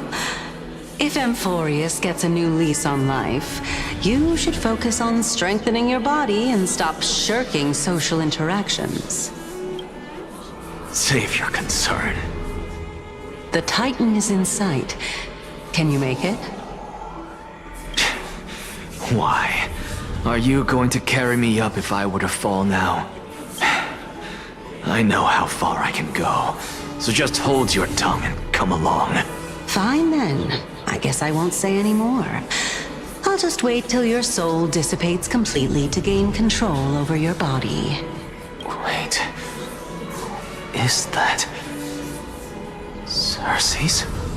Hey, look at that. Huh? What should I be looking at? Am I hallucinating?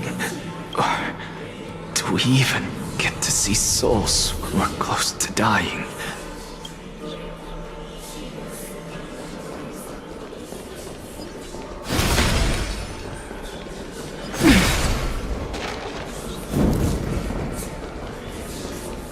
Oh? Why didn't you bring your favorite spear with you on this trip, Nias? Nias? I know I've heard this name somewhere. It's unfortunate. The Black Tide destroyed every last inch of my calyx. How could that be? Even a creation of Georios, from their prized ores and molten fire, couldn't escape the fate of destruction? Hey, Cersei's. Do you know a certain Nias? Nias? No, not that I remember. How did you even think up such a strange name? I just saw him. Nias. A warrior-like figure who was just chatting with you here. No, I have no such memory. Could you be hallucinating?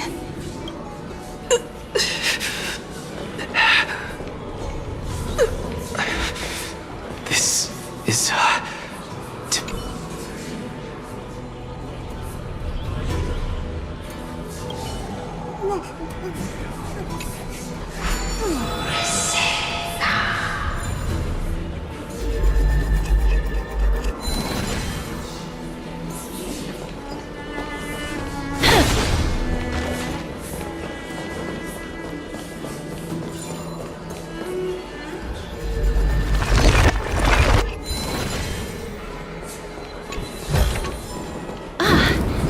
make sure you keep it safe.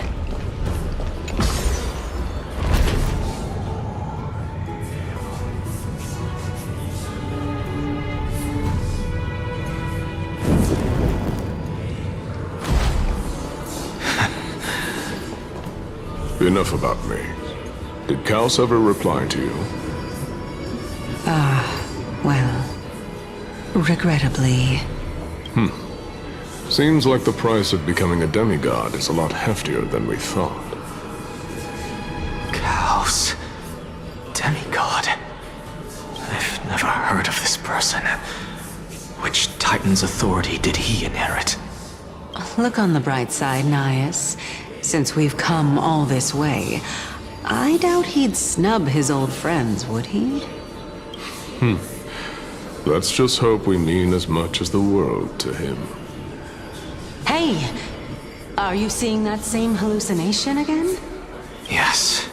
It's still you and Nias, but you're now talking about a certain Kaos. I'm guessing he's one of your companions? Kaos? This name sounds just as strange to me. Never mind. I think I know what this is about. If things are as I thought, then they aren't hallucinations, but the souls of people. What? But if those are the souls of the dead, then what am I? Beats me. For all I know, you're just an illusion I conjured up in my dying moments. Let's just keep going. As long as I take in more sights and hear more stories. Know your limits.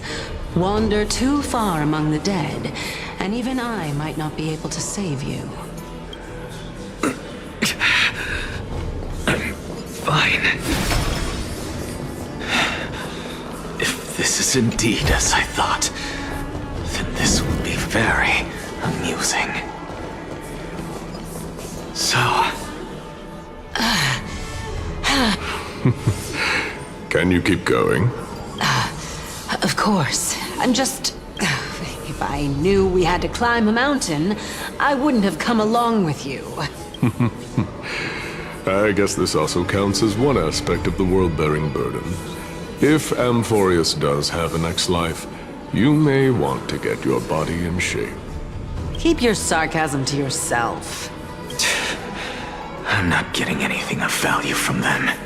I would sooner throw myself off this cliff and hit rock bottom than exercise even a little. I am Calypso of the eminent Seven Sages, after all. Training would make me no different from those Helcalithist barbarians. Calypso. She's one of the Seven Sages. A member of the Grove? No, she can't be.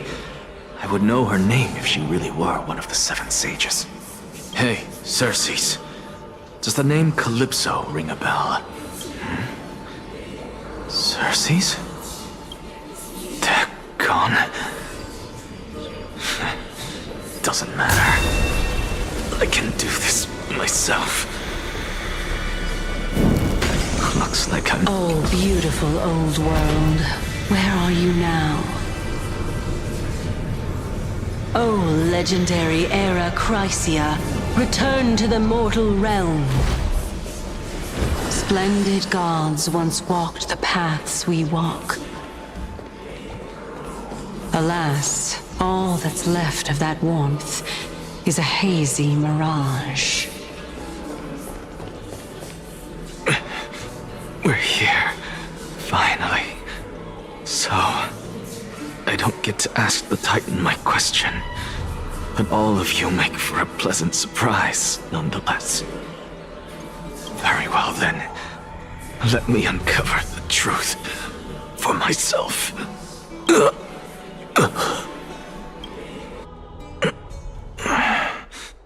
Did I still fail to make it in time?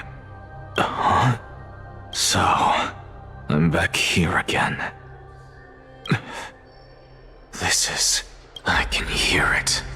I hear it from the depths of the tides. behind the closed doors of the Void World. A voice ready to tell me something. This time, the voice is a lot clearer than before. Since we've come this far, let's just wait.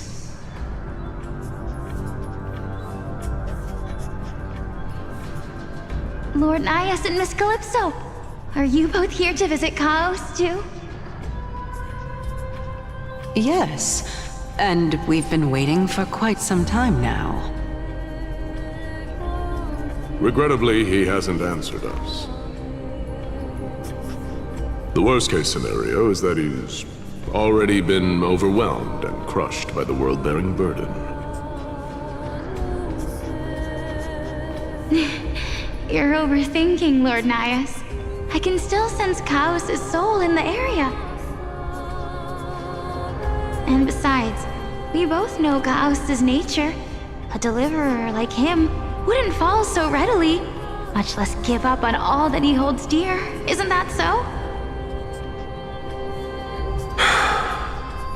Yes, I have faith in him. That reminds me, why are you making this trip alone, Polixia? Oh, my sister needs more time to make sure the flowers are fine.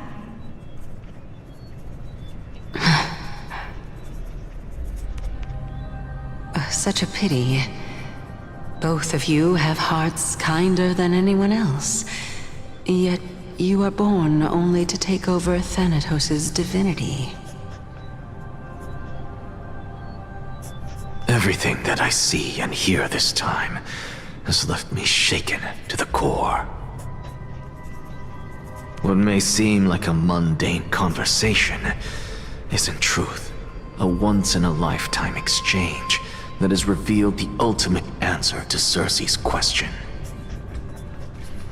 The conjecture has taken shape and must now be solidified into a theorem. Next, I only need to seek verification from Kefali. By doing so, I can answer Circe's question and reclaim my body. But no, I will not do that. That isn't important. Because another one of my conjectures, one that I have always dreamed of proving, has been proved right this very instant. Fusing a mortal soul with that of a Titan to replace said Titan is not a ludicrous idea after all.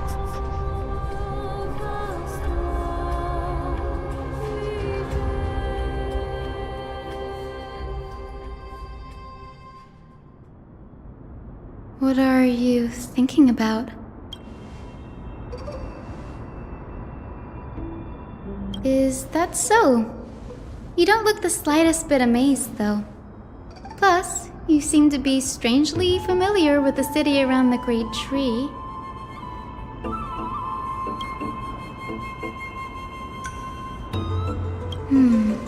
Events of the past, huh? I was also a child when I looked up at Circe's. Their leaves and branches reflected the sparkling stars, and their trunk was like a pillar that supported the sky and ground.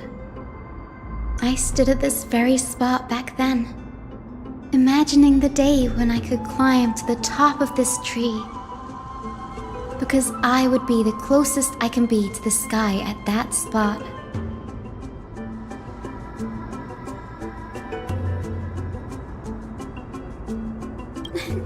Don't read too much into it.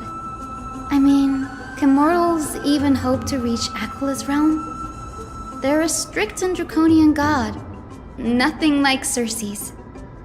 Reason is willing to share what is theirs with others, but Sky only expects people to revere them. You get what I'm saying, right, Denny? After all, the Titan that imprisoned you and Grey here in Amphoreus is none other than Aquila themselves.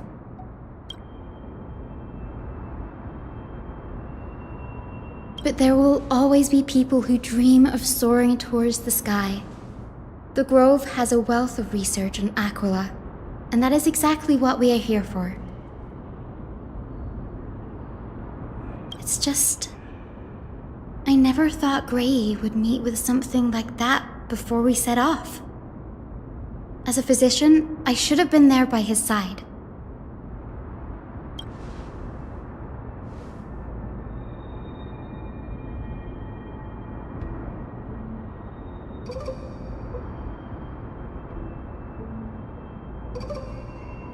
Yeah, there is no rest for the weary, huh? In any case, what we're looking for could be anywhere in this enormous grove. Let's split up to cover more ground. Danny, with your skills, I'm sure those monsters born of the Black Tide will pose no threat to you anyway.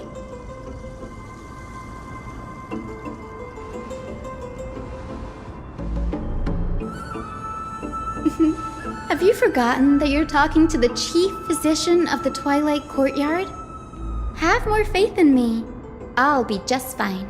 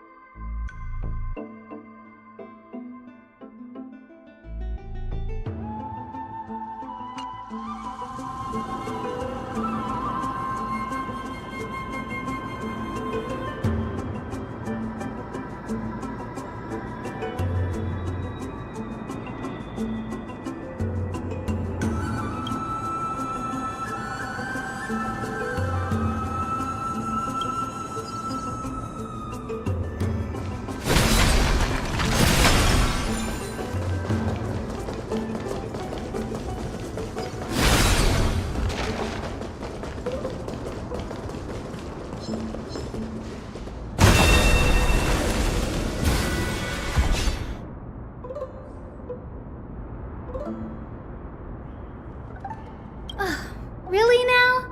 This is way more trouble than I could have asked for. Or you could sit back and watch.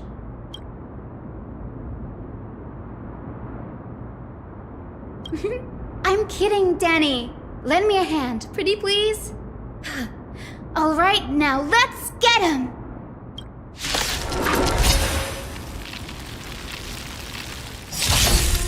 Unite our goals. Let us dance once more. Until everything burns to ashes! Set the seas ablaze!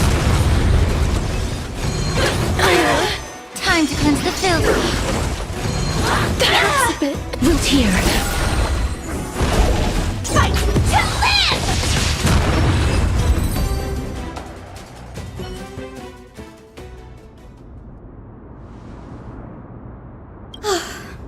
The Black Tide is remarkably quick to detect the light of Amphoreus. So or rather, the blessings of the Sky Priest in me, might have unknowingly called them to me. Anyway, never mind that for now. Here, you might want to have a look at this. I found it around here and thought it might be of interest to you.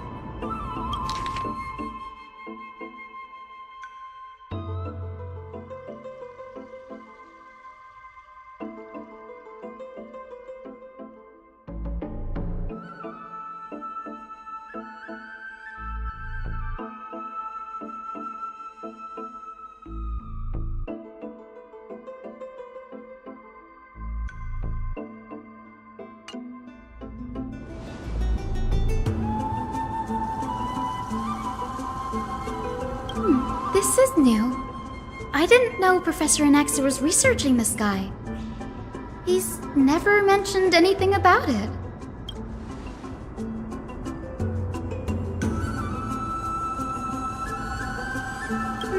Might is an understatement.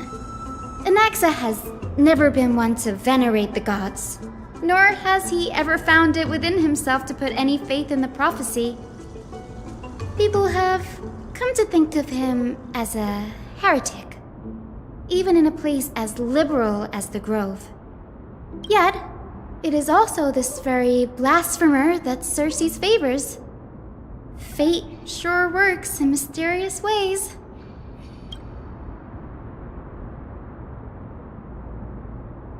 Oh, let me have a look.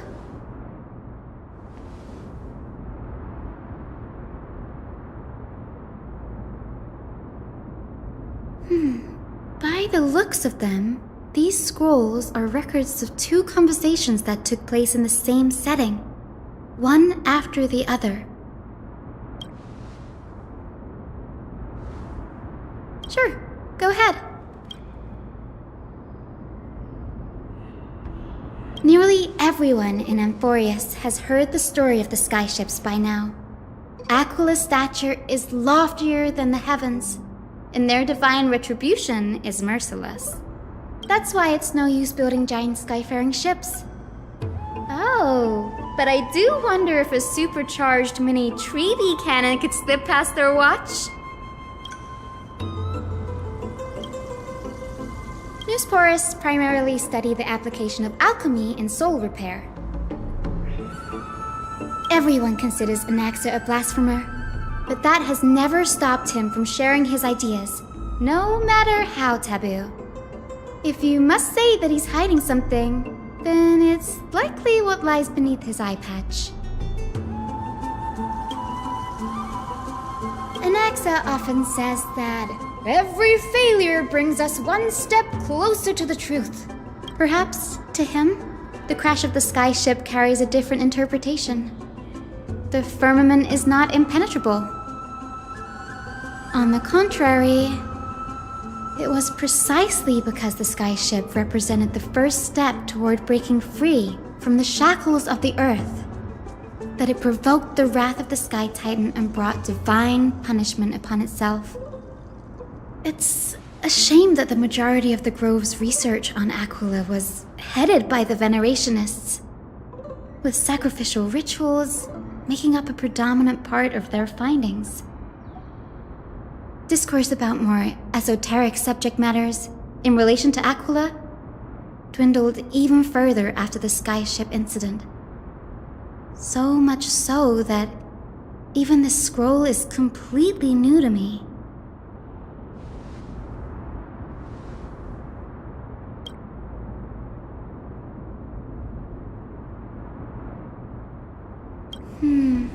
That's what I'd like to know. What are these experiments he's involved in? Even I, the assistant lecturer, know next to nothing about them. I have a bad feeling about this. Could there be more to what happened at the Grove?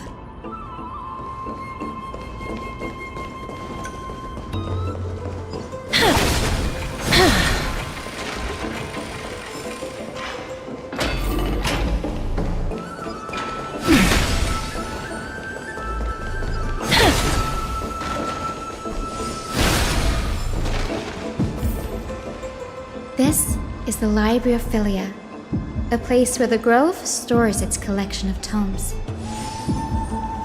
Other than books written by the 7 schools, you can also find philosophical texts, ballads, and religious writings from the Outlands here. Cities that desire to learn from the Grove were apparently expected to contribute knowledge of equal value to what they saw. We've had more than our fair share of hilarious episodes over the years. For instance, it's said that the Erythrocheramists once borrowed a manuscript from a certain author, but ended up returning a copy instead of the original. What's more, the original manuscript was supposedly then hidden here. Nice? No need to hold yourself back, Danny. You can just tell it like it is. Their behavior was no different from bandits. Whew. You've got me there.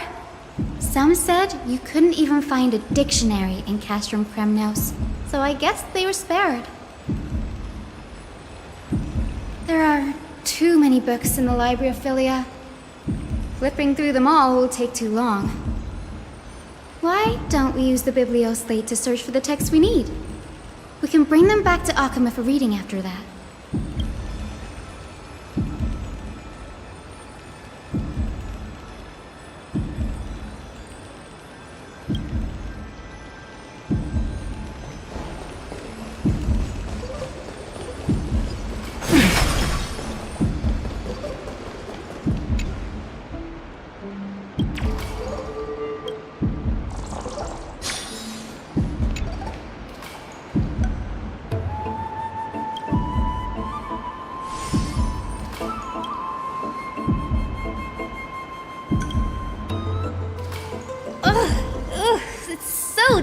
In here.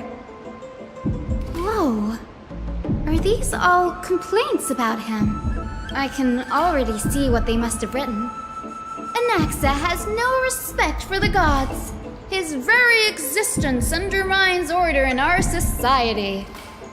They're probably all things like that.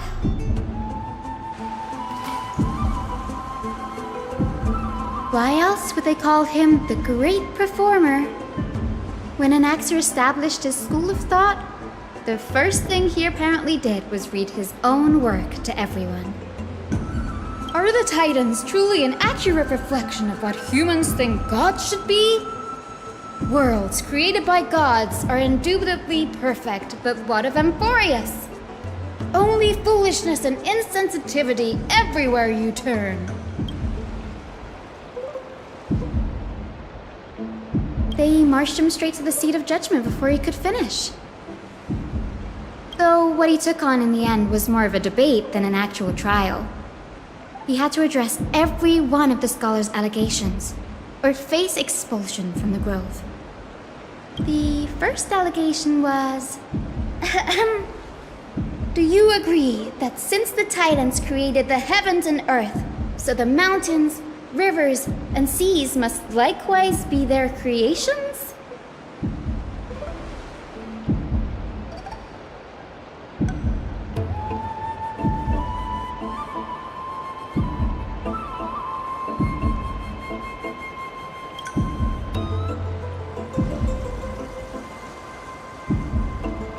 Anaxa would have probably been spared a lot of trouble if he had answered this way.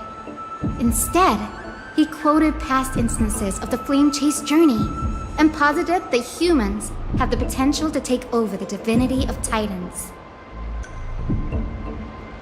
Needless to say, his critics didn't take kindly to his answer, so they followed up with a second allegation. You claim to be studying souls, yet you are, in fact, defiling them and committing acts condemned by the gods. Do you admit it?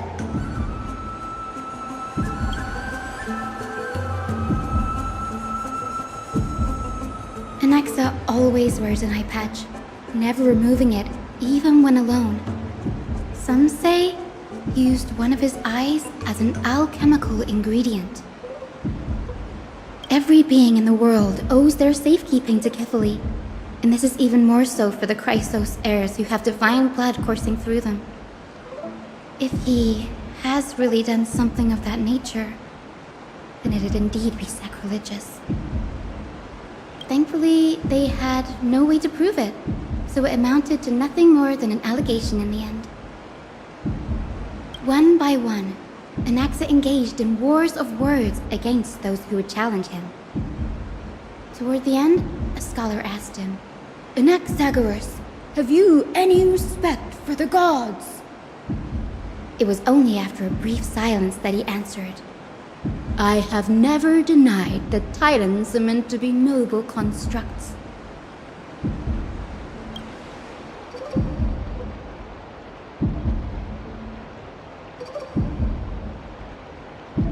Yes, I'm not sure how that controversy was eventually resolved, but what's for certain at least is that Anaxa was allowed to stay in the grove where he continued his research, despite being regarded as a heretic. By the way, this stack of complaint letters has reminded me of a place in the grove. We may find clues there that aren't on the teleslate. I'm talking about Anaxa's alchemy lab, hidden between the cornerstones.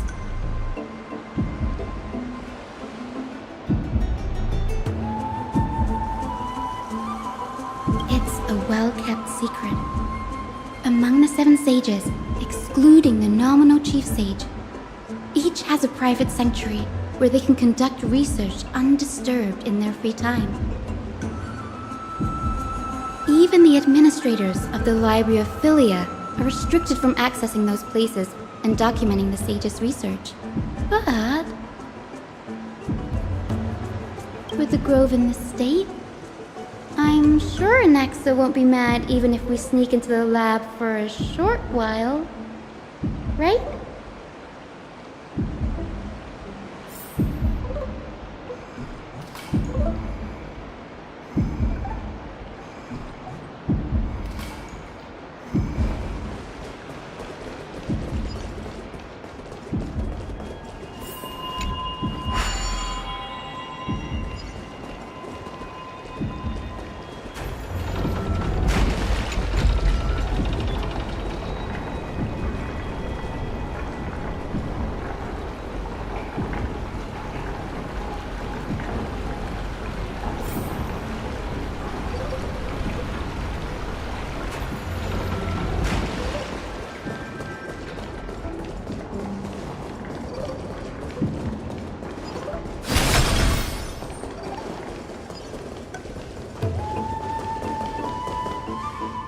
This is the place, but where is everything?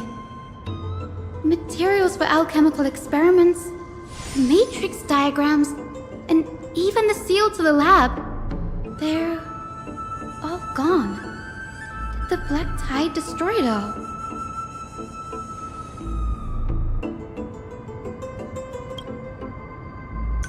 No, not even close. Not only are alchemy experiments high-risk activities, but Professor Anaxa also has a penchant for using bizarre materials. Students often saw him walk in looking right as rain, but come out covered in soot with his hair singed. Naturally, no one dared to come near this place. Huh? That bookshelf over there seems to be the only thing still intact.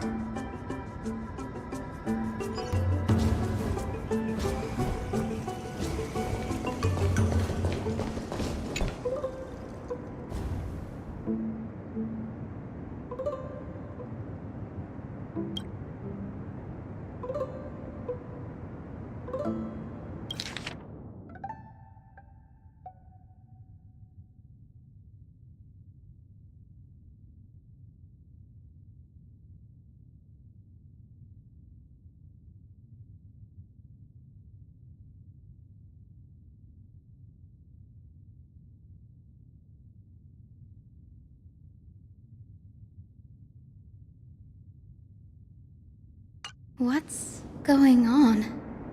Anaxa is conducting research on our friends in Alchema, and Me?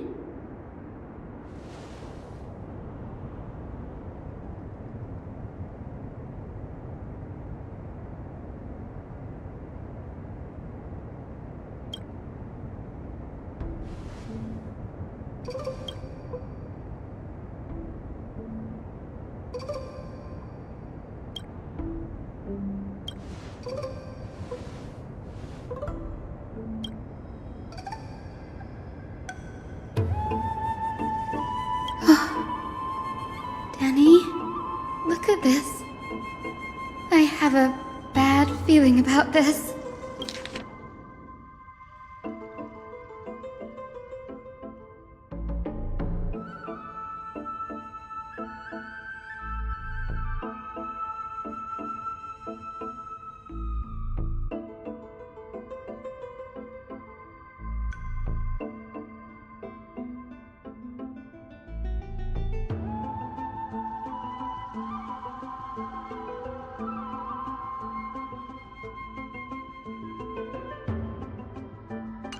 My biggest fear. It's come true. After going through his notes, I think I can piece it all together now. Anaxa was carrying out experiments on soul transmutation.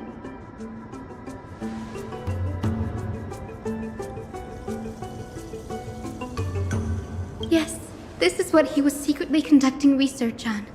Something he had to keep hidden from others. Compared to his public speeches, this is the real blasphemy.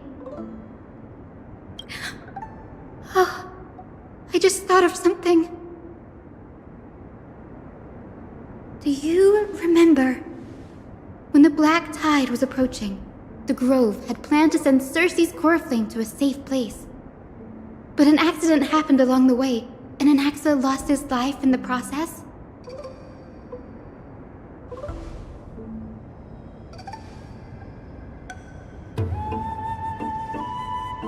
That's right.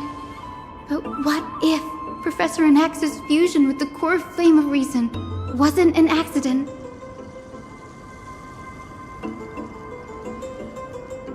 Put yourself in his shoes. Knowing that the Black Tide was closing in and your time was running out, what would you have done?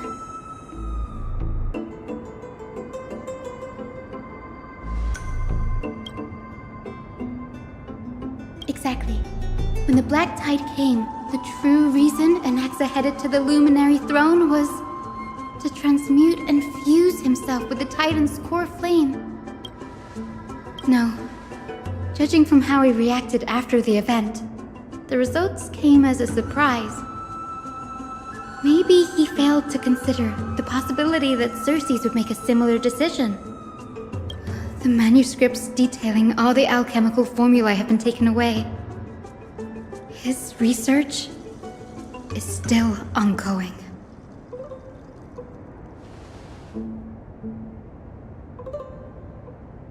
Like what? There's only one Titan left in the world now. No. No way.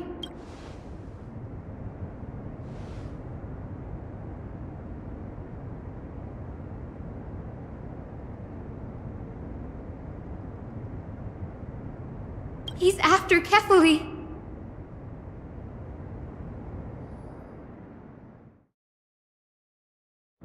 Sir, this sky above us, it's not real, is it? Of course not. This is just an image from a projection device used for educational purposes. A simple trick. The day-night cycle has been lost to this world, so that students like you may still learn about the night sky. Astronomers have harnessed the Titan's miraculous power to manipulate the light, projecting the nights of the past here for you. Much like how the sky above the Holy City is also illuminated by Kefali's dawn device.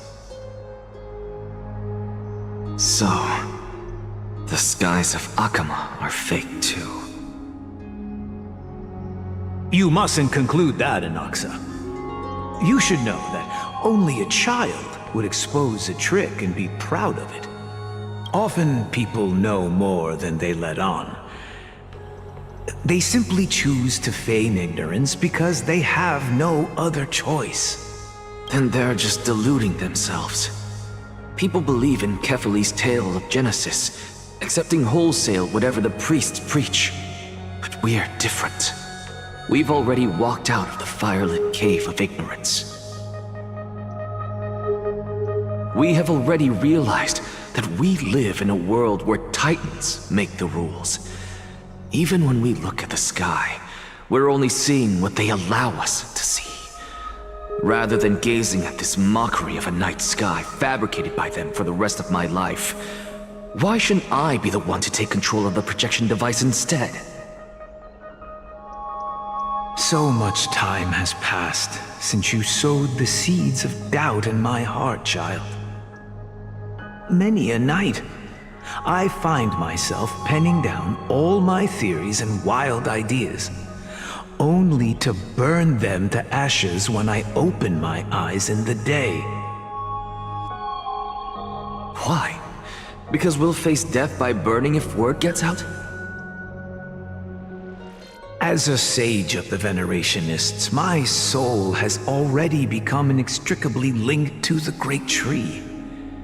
Every word I say and every move I make is certain to influence every leaf, every branch, even the tree itself. But above all else, my days are numbered. Instinctively, I have my doubts about the golden blood and the human soul, yet I have no means of verifying them. The golden blood in my veins is woefully thin, and I am loath to waste what little time I have left obsessing over a hypothesis that cannot even be proven in the first place. But I can, sir. I can do it for us. The time is right. Give me all that I need, and I shall accomplish this grand feat on your behalf.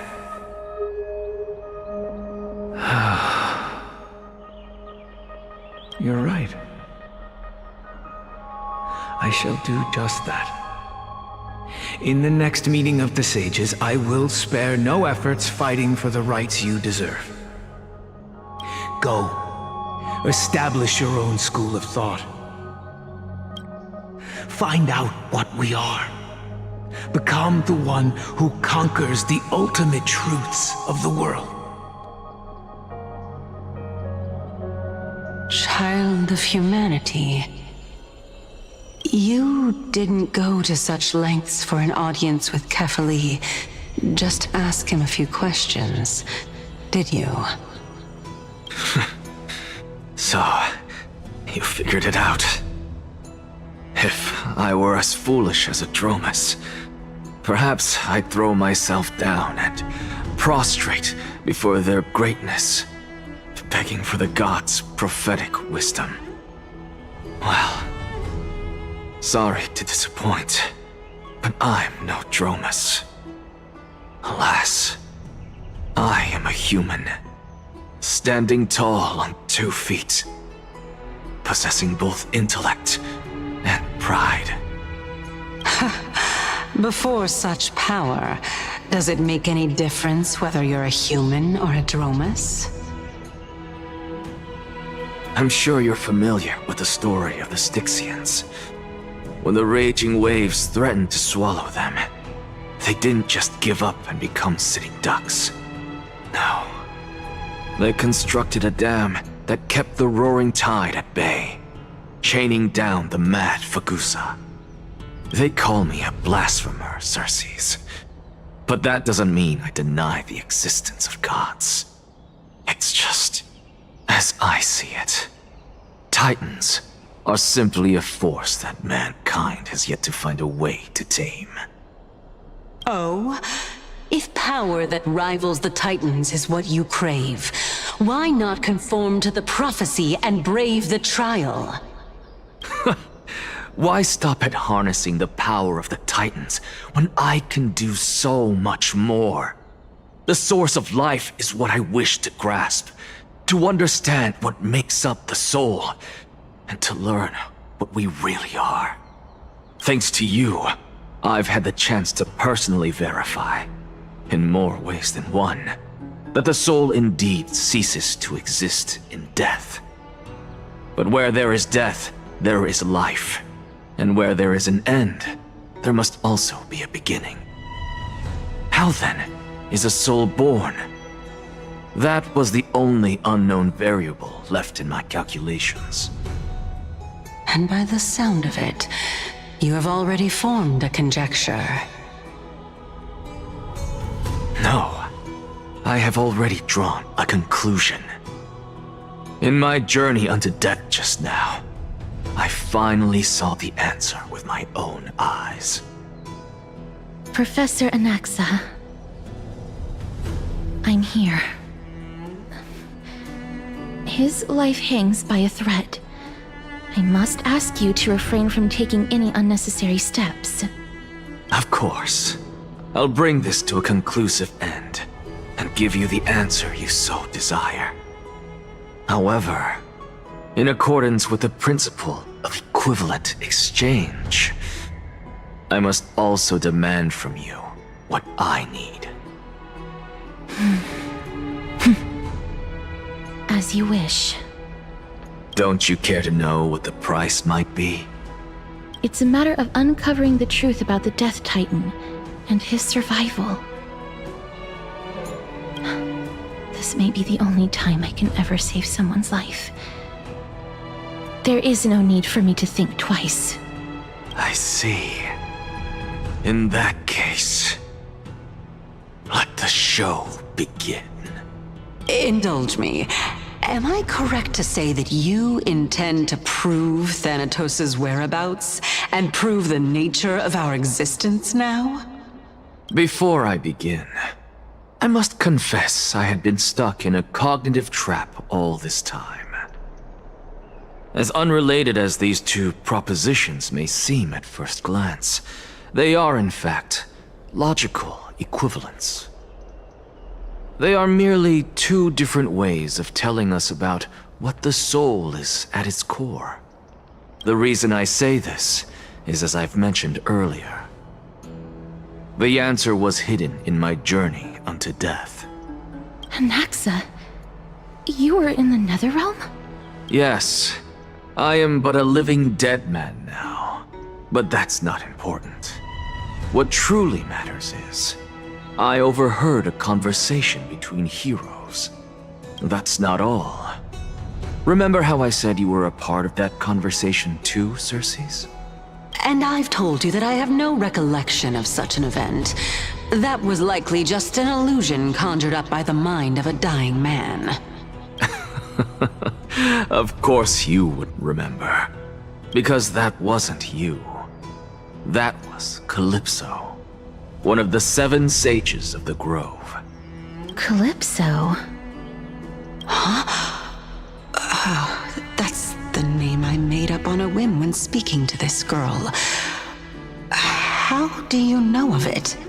And surely you jest. Don't you think I, of all people, would know if that were the name of one of the 7 sages under the shade of my tree?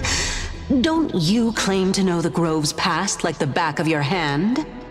It seems you've lost even the memories seared into your soul. Use your head, Circes. Since all of this took place in the realm of the dead, it stands to reason their likenesses are of souls from the past. The living cannot step foot into that world. So who could they be? Think about Calypso. Why does she share your likeness, yet you have no idea who she is? The answer is evident, is it not? Those fallen heroes are the mortal incarnations of the Titans before their ascensions to godhood. The gods aren't master creators born out of thin air, and they are no different from humans, because they all evolved from one. Does this answer disappoint you? Yes, because you've answered nothing. If I truly was once human, as you claim, Then where do the children of humanity come from? Even on the off chance that you speak the truth, this brings us no closer to grasping Thanatos' whereabouts. How are we to find them? I knew you would say that, but it matters not. I know what I'm doing. Actually, why don't we have this supreme being standing before us tell us everything? You can revive a Titan? Humans cannot return from the dead. Neither can gods. But all we need to do is look at this from a different perspective, and the problem will resolve itself. The solution is simple. Just like what you did to me. If I'm reborn as Kefali, I can rebuild the world and all within it as they once did. Simple, is it not?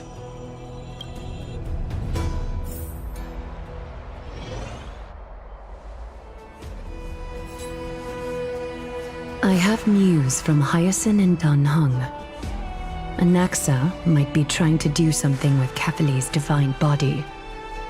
Kefali? But what could Anaxa want? Is the Council of Elders going to sit around and let such a sacrilegious act unfold? That is not possible. He is indeed the great performer, capable of fooling anyone and everyone with his tricks.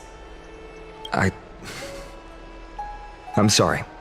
No need for guilt, for this is good news to us.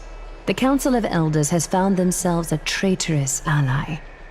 Anaxa's ambitious desires will be something we can exploit. What we should be doing now is to keep our eyes peeled for whichever trickery Kynus is up to, and react accordingly to thwart her plans. Being Akima's political center, the Demigod Council holds just as much significance as the Vortex of Genesis. Someday, after my duty is over, this site will take the place of the battlefield where you hunt gods, become the next challenge you ought to overcome. Till then, it's best to get used to this place as soon as possible.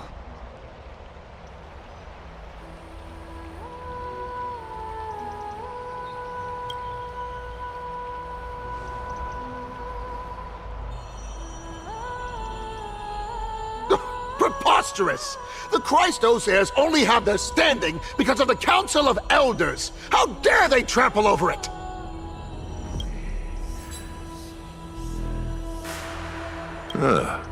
It's been a while.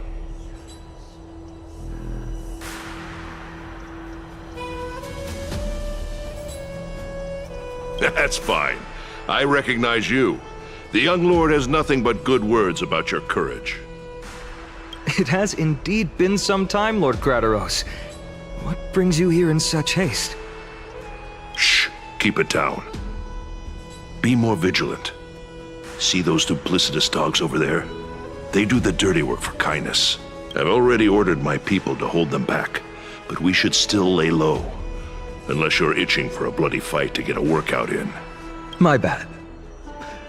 So, did something happen?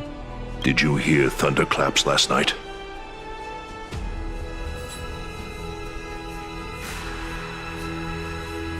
Hacker, what?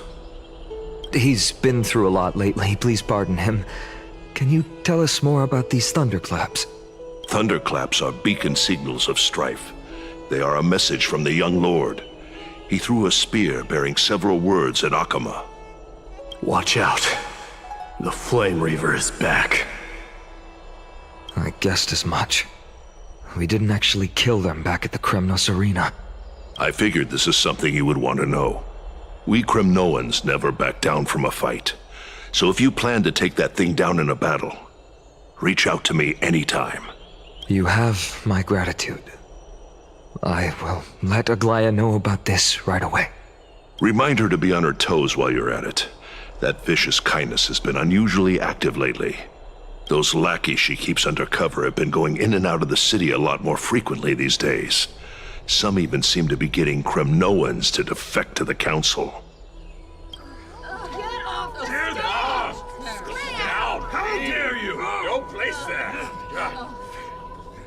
better. Looks like you can see it for yourself.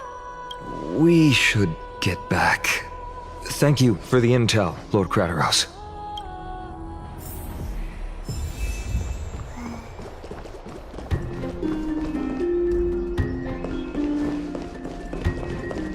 By Catholic into Lenten above, as the Theoros I have observed.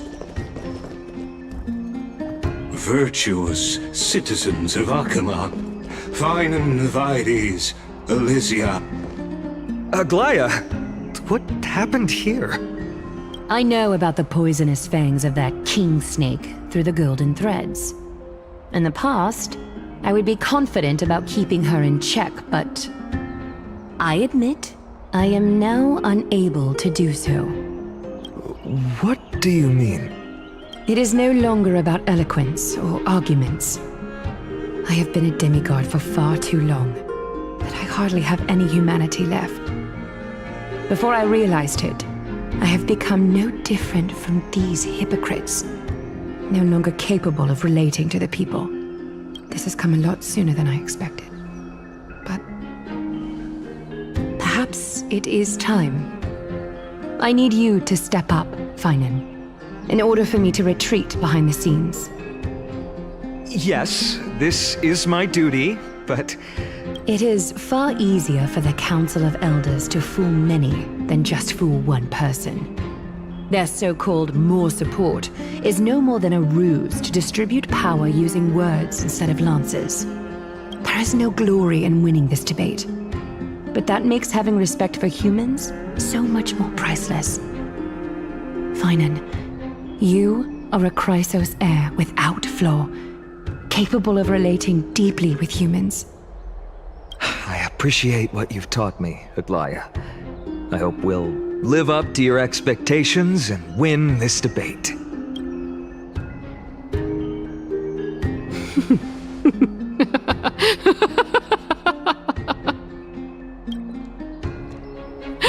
Oh, you've done well, Lord Calictus. Let me take over and personally close this debate for today. Dearest counselors, let it be known that I sorely miss the blissful times portrayed in lyrical poems. Back then, Amphoreus was home to nearly 1,000 cities, each with their own local faith, while gods walked the earth and shared close bonds with humans. Yet, in the present, people from all over are forced to leave their homeland to seek refuge in the holy city, where they hope to rest under Kephali's protection. All of us have long been in the same boat, with no way out of this plight. We didn't have a choice in the past, but now, the Council of Elders brings to the table a new possibility. All I have left is one question for you. Would you rather strive toward the unheard of Era Nova, or return to the prosperous Era Chrysia of our past? Make your choice. Now, which of the two would lead mortals to an ideal future?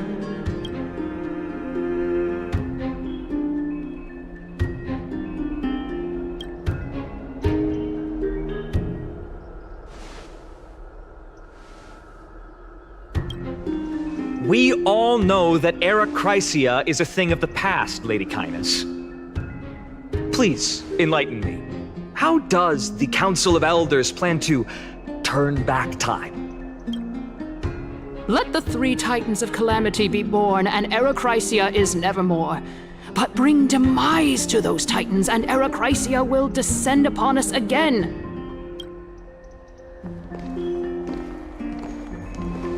Know that the Council of Elders is never one to make empty promises. Look at who we have on our side. Anaxagoras, one of the Grove's 7 sages, and Castorus, Idonia's goddess of death. With the help of these 2 heroes, I can promise all of you that Era Chrysia will exist once more.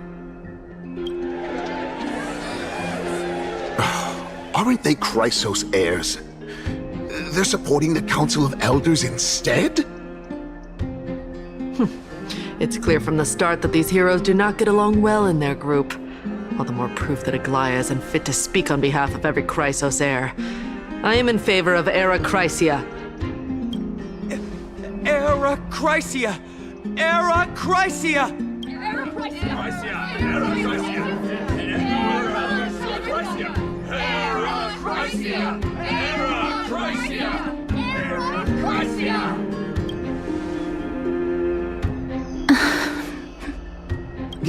Castorus?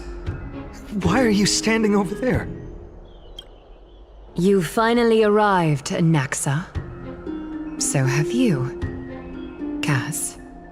Don't worry, Aglaya. Well, I know that you have many queries. Could you continue to converse like how the citizens normally do? Tell me, dear citizens, if we successfully retrieve and return Thanatos' core flame without anyone passing the Death Titan's trial, what would happen next? The answer is simple. We will have a chance to rid the world of death and bring Amphoreus back to an era when all beings live forever. We'll usher in a new future that will be entirely different from the flame chase journey. He's one of the 7 sages. That's impossible. Your proposal is much too idealistic. As long as the Black Tide still exists, how can we go back to the old days? Remember what I previously said? Kephale's core flame is guarded by the secret power of the Council of Elders. Plus, Fagusa's water curtain will be able to block out any external perceptions. Tell me, dear citizens, have any of you ever seen even a glimpse of the threat that this person is talking about anywhere within the walls of this majestic holy city?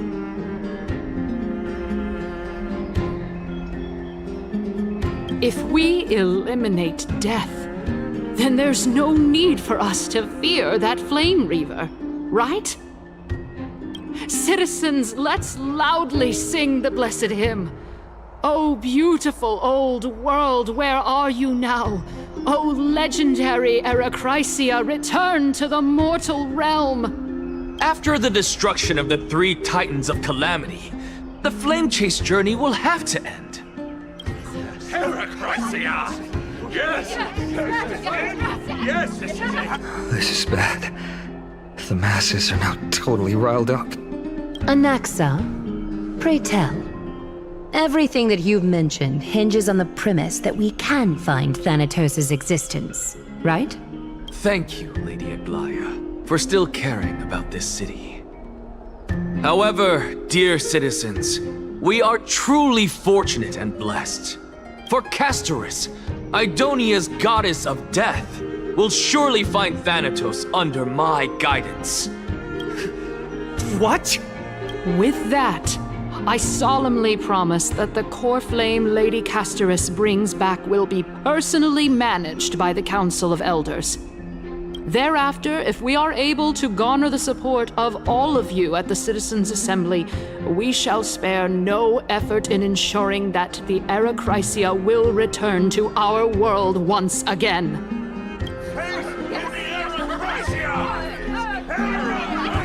With the balance shattered, the result is clear. By Kephale and Talent above, as the Theoros I have observed, Akama has chosen her destiny. The issue up for discussion at this Citizens' Assembly shall be modified to the suspension of the Flame Chase journey. This resolution shall be put up on the Wall of Heroes, such that all citizens are aware of the city's way forward.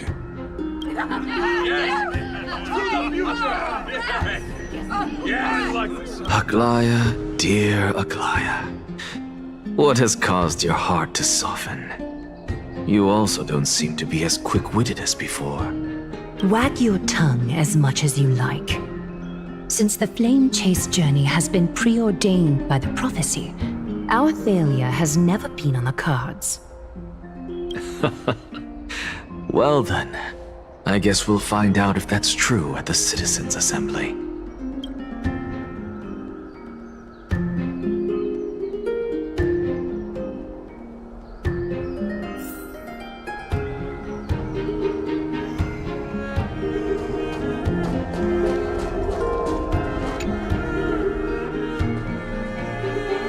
Well, it seems that when I sent you to look for Anaxa, I unintentionally facilitated your partnership with him instead. My apologies, everyone. I know that you have many questions to ask me. I will answer them to the best of my knowledge. In that case, please tell us as much as you can. In actuality, he showed me a past that was both long and heavy. The reason I say this is as I've mentioned earlier. The answer was hidden in my journey unto death. Anaxa, you were in the Netherrealm? Yes, I am but a living dead man now. But that's not important. What truly matters is, I overheard a conversation between heroes.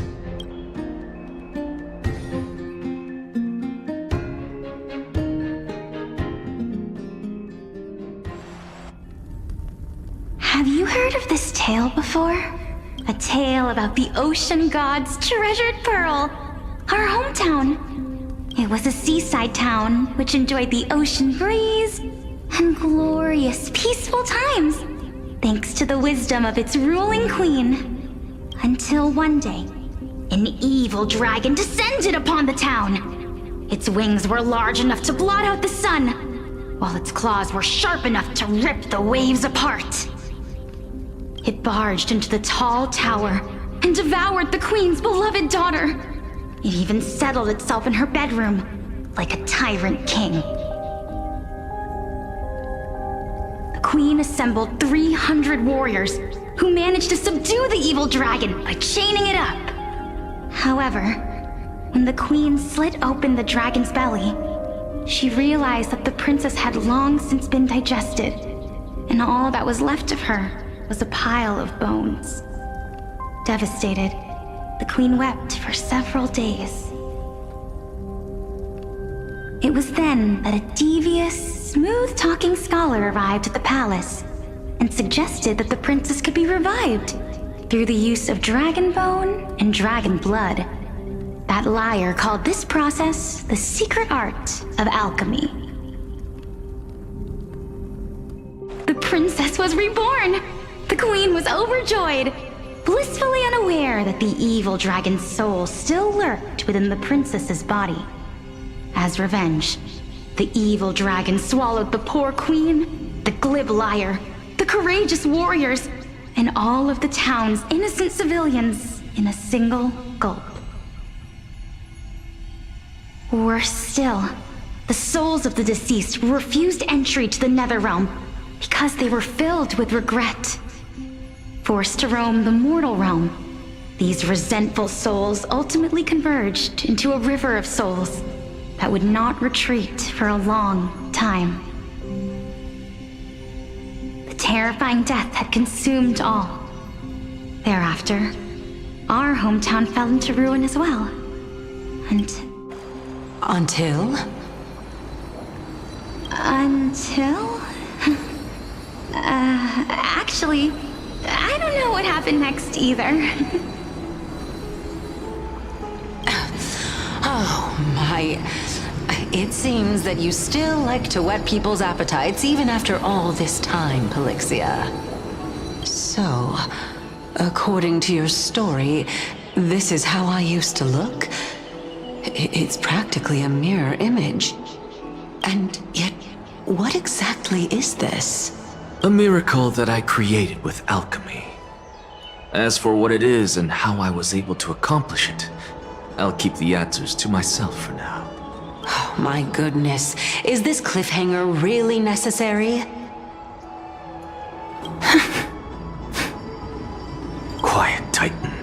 Continue to enjoy this splendid play, and the truth will naturally reveal itself. Dragon, huh? I've heard this legend before. In that case, what do you think of it? I think that this so-called alchemy was a tenuous analogy added to the story by future generations. After all, you've never heard of a tradition of alchemy in your hometown before, have you? Indeed. Before I left home to pursue my education, I never even knew that anybody was looking into this area of study. Therefore, we can just treat this tale as a fable told to young children. A fable, you say? If so, what moral is it trying to impart to the kids? I guess it might be the concept of equivalent exchange? Oh? I thought the moral might be closer to something like honor the dead. Huh. What? At a loss for words? No, I merely realized that we're both thinking of the same principle. If life is priceless, then there is hardly anything else in this world that is of equal weight to it, right? Indeed. As expected of the wisest scholar in the land. You flatter me. Why don't I ask you a question as well, as a form of equivalent exchange? Of course. What is your question? If I imparted my knowledge of the art of alchemy to you, would you use it to resurrect someone you loved? What? What kind of strange question is this? I got it. You're just trying to get me to tell you whether I like anyone, right? Let's just leave it at that. Yes, I would. Oh? Death is inevitable. In the days to come, I'm certain that someone whom I cherish deeply will leave me for good.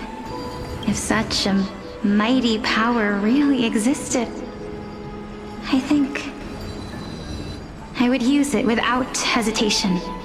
After all, you, me, and the rest will all have to face that fateful moment eventually.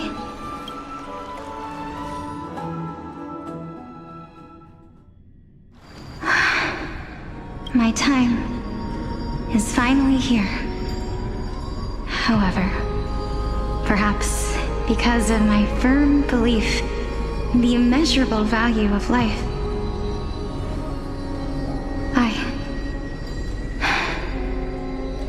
I am unable to complete the trial.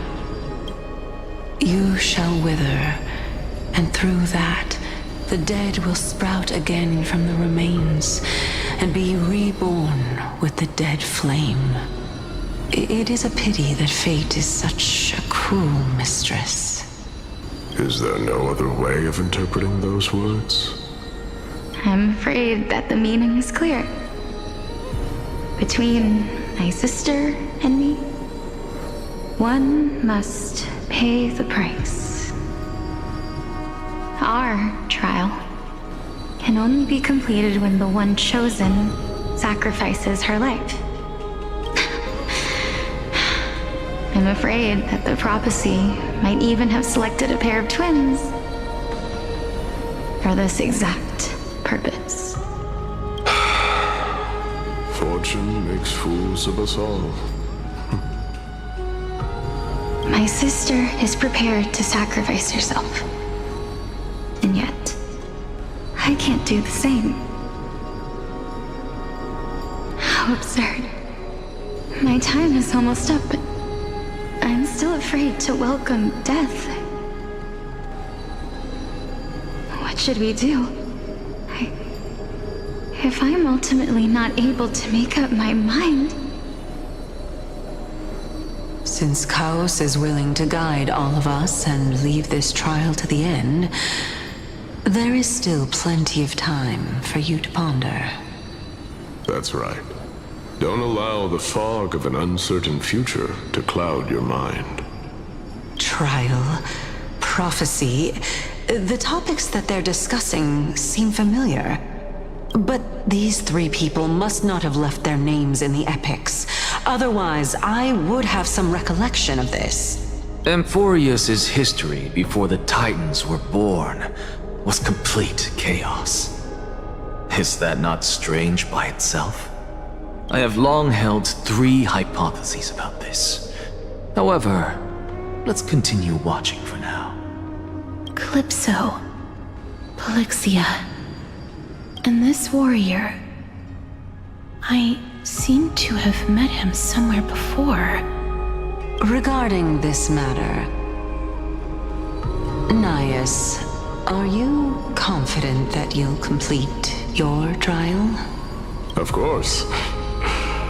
Though, I am worried about what will happen once I've emerged victorious.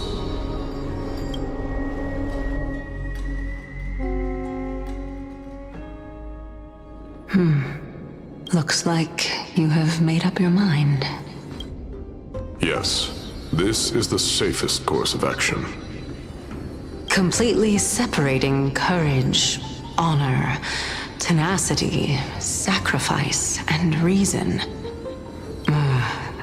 You really know how to make things difficult.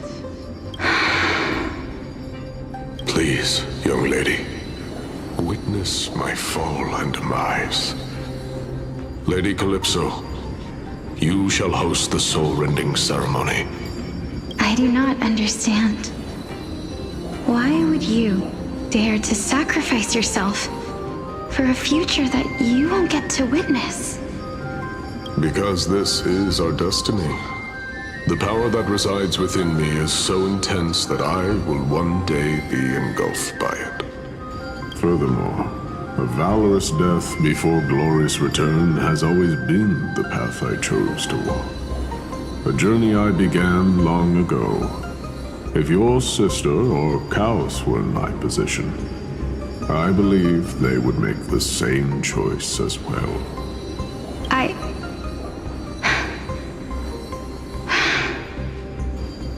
I'm not that brave.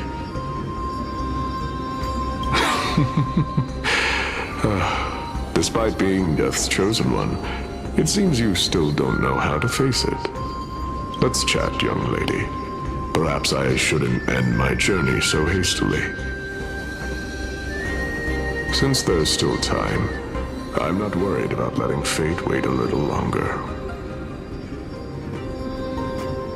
Of course. This warrior is Lord Nias. As the embodiment of Nikador's divinity, he entrusted his life to us and allowed humankind to end his madness. That means that what I'm currently seeing before my eyes is, in fact... Looks like one hypothesis of mine has already been proven true. These heroes are the true forms of the Titans, before they attained their divinity. If so, the chosen one of death that he speaks of is actually... Polixia? Is the previous form of Thanatos? But her appearance... If this is true, as long as we can find out where she went, we'll naturally be able to figure out the location of the Death Titan. But before that, we first need to witness what ultimately happened to Lord Nias.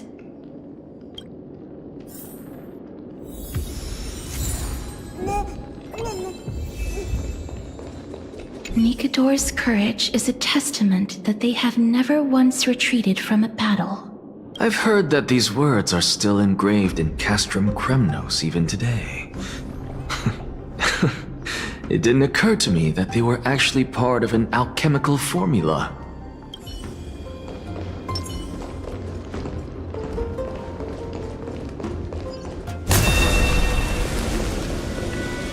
Sealed within this statue is undoubtedly his sacrifice. They use their own body as our city walls, keeping out and protecting us from the pervasive spread of madness. They are acutely aware that if the end times were to arrive, there would be nothing left in this world to conquer.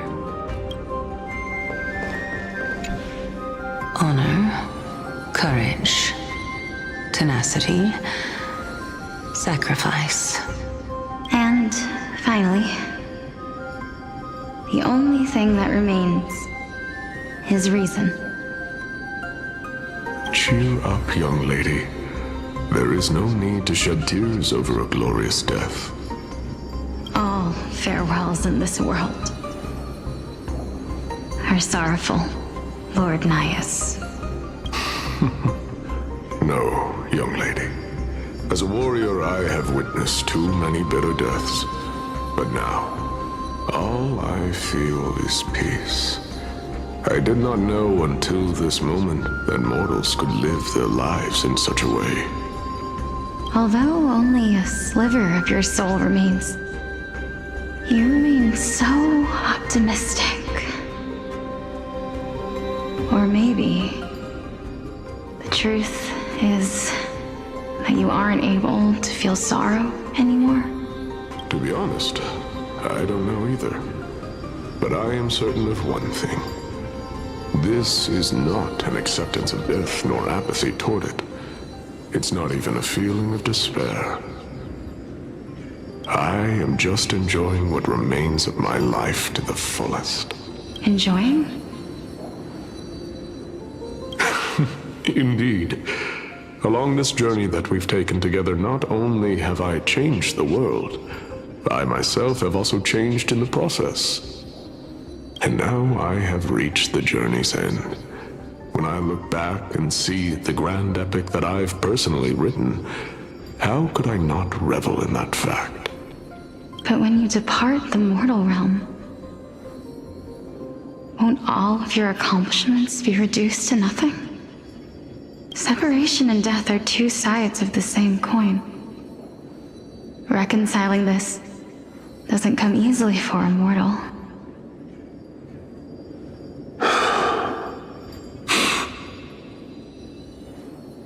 Finally, let me recount to you a story of mine, young lady.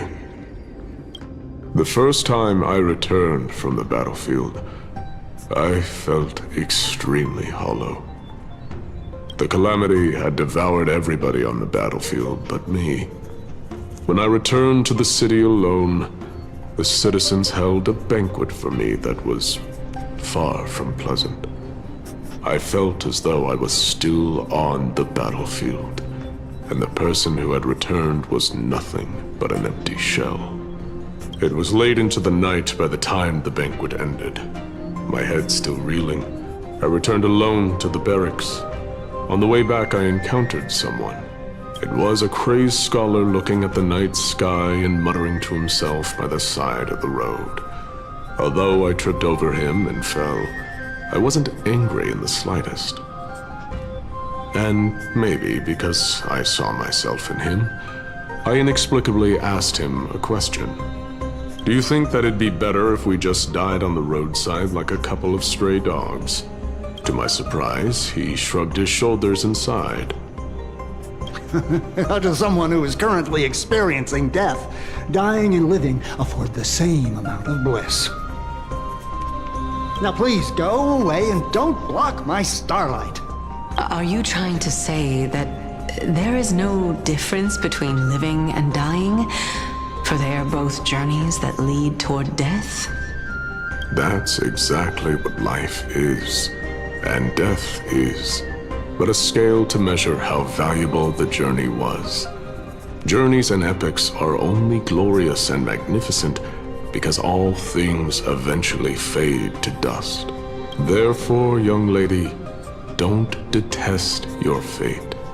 Instead, willingly and respectfully embrace it. The embodiment of strife telling me about the majesty of the world. Indeed. I believe that when the fated moment eventually arrives, you will be able to understand my words. It is time for me to knock on death's door.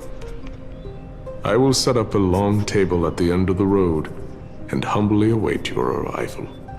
When that moment finally comes, let us drink and be merry then.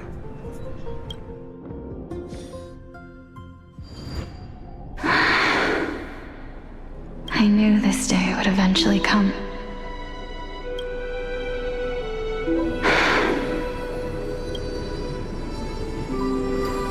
Are the both of you ready? Mm-hmm. Polixia. I'm here.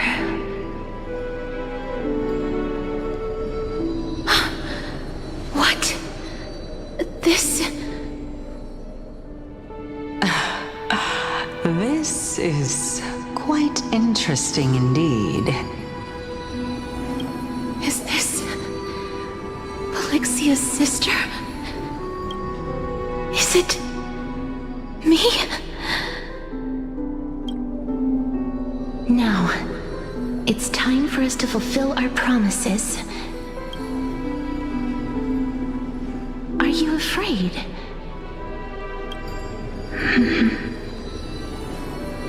What are you afraid of? That I won't be able to do it. You shall wither, and through that, the dead will sprout again from the remains, and be reborn with the dead flame. As foretold in the prophecy, and according to our vows, once it all ends, we must face our fated moment head-on. Even if it was prophesied, do we have no say in the matter? It's so unfair. Why are we the only ones who are forced into mutual destruction? Let me do it, sister. Let me be death's sacrifice. I was never long for this world anyway. But you're different. I was the one who wasted your life after all. You're wrong, Polixia. I don't think that my life was wasted. Just the opposite. When I finally arrived at this destination and looked back at the journey I took, I discovered that flowers had long since bloomed along the path I walked. It was you who sowed the seeds for this sea of flowers, one that is more beautiful than the promised land at the end of the world. Besides, I have lived a fulfilling life. Even though I was fated for sacrifice, none of the things that I've experienced will dissipate. Instead, they'll forever live on as memories inside your head. Will they not? How could my memories of you ever compare to the actual you? Well then, tell me, what exactly are we?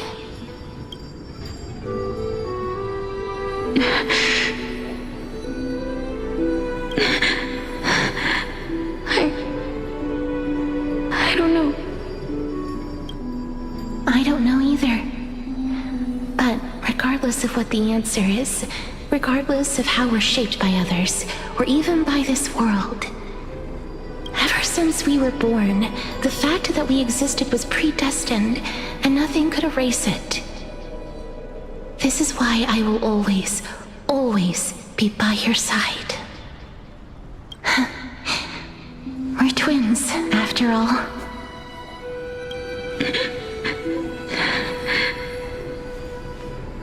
All right, my dear Polixia.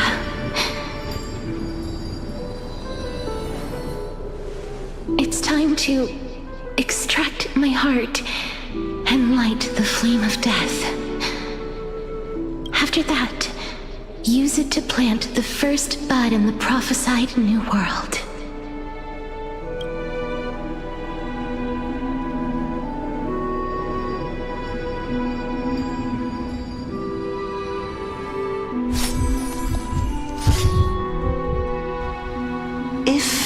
imparted my knowledge of the art of alchemy to you, would you use it to resurrect someone you loved?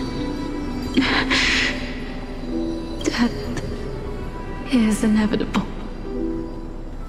In the days to come, I am certain that someone whom I cherish deeply will leave me for good. If such a mighty power really existed, I think I would use it without hesitation. Even now, my answer remains the same. This is why, sister, I promise you, in the prophesized new world, I shall plant the first bud on your behalf. Go now. Return to the ocean god's treasured pearl, our hometown. I shall open wide the entrance to the Nether realm and grant you a second life. The living beings on this earth shall respond to my call and lead you to the sacred daylight. Remember, do not look back on the land of the dead, and do not stop moving. In the new world promised by the prophecy, march toward your new life. As for the price of our equivalent exchange, let me be the one to pay it.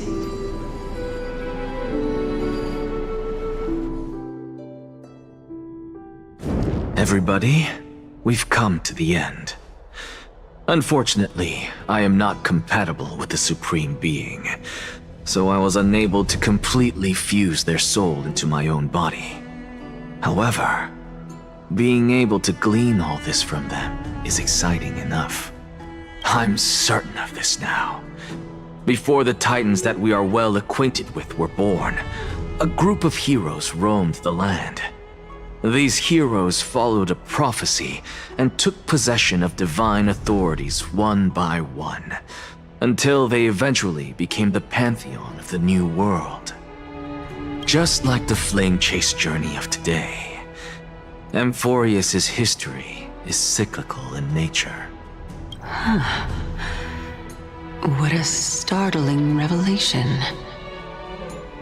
This means that the demigods, who bear the core flames, will also become the new Titans at the world's end, thereby shaping a new world?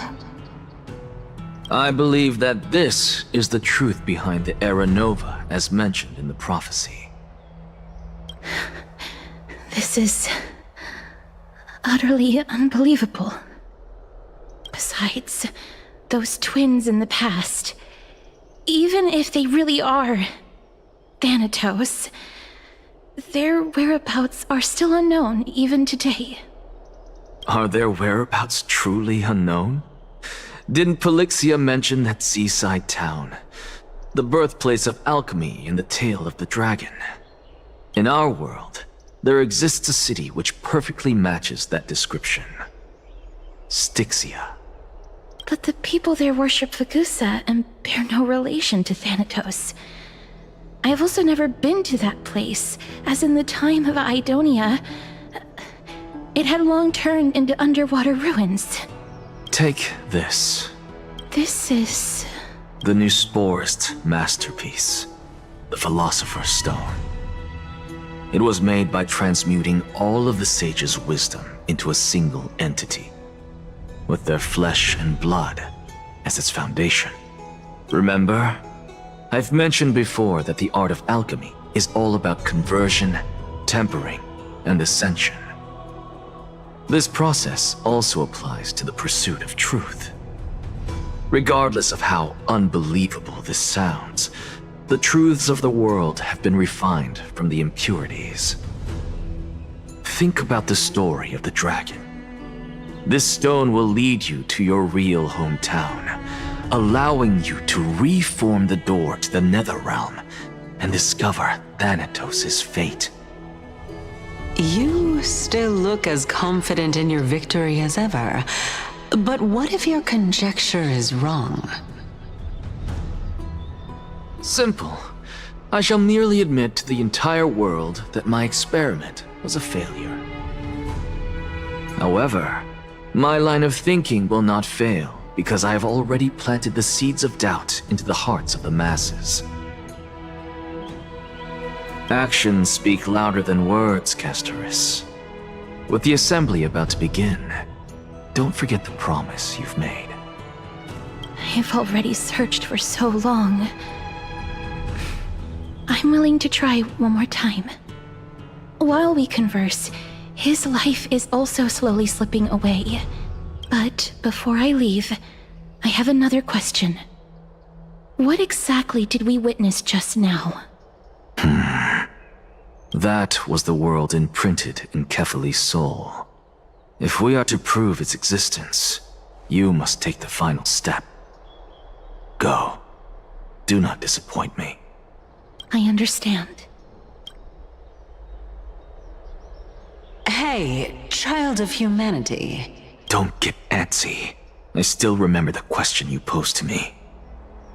As a scholar, I do not wish to offer up ambiguous conclusions. Let's discuss this topic again when she manages to find the evidence. I merely wanted to ask, was that stone transmuted from your heart? If so, rebirth is no longer an option for you. Why not? When I was a child, I lost someone dear to me. When I was a teenager, I lost my faith. A while back, although you saved my life, I also lost my soul in the process.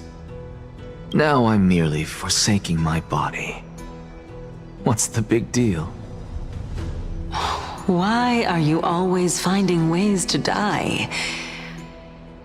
Isn't it good to be alive? This is but a necessary sacrifice on my path to transform into the purest of them all. Can someone who's dead even claim to be the purest of them all? Furthermore, if your hypothesis is proven correct, does it not just confirm that the myths are true, and thereby invalidate all your theories? No, it's just the opposite. If my hypothesis is correct, it means that I can actually ascend to godhood and reshape this absurd world that you all have created.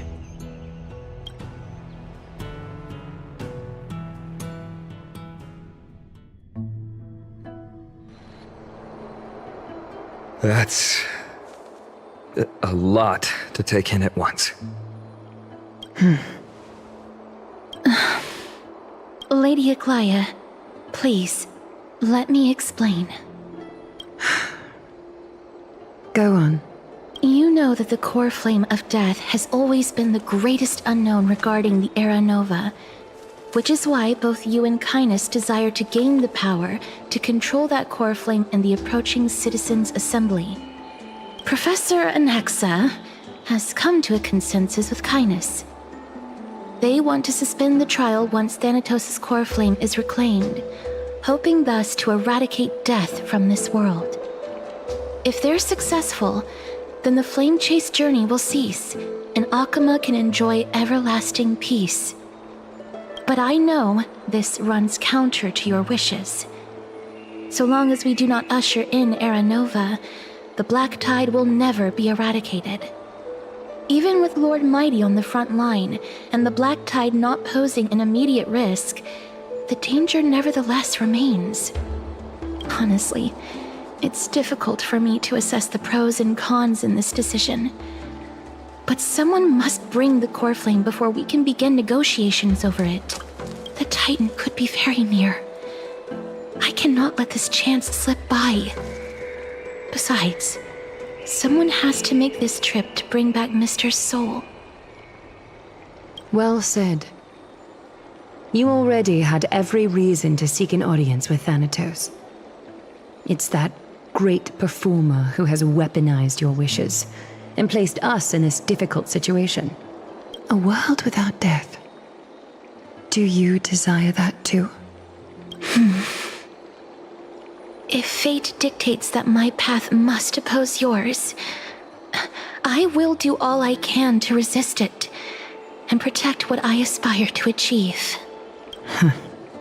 Lord Mighty showed me that without taking the first step, all talk of what follows is moot.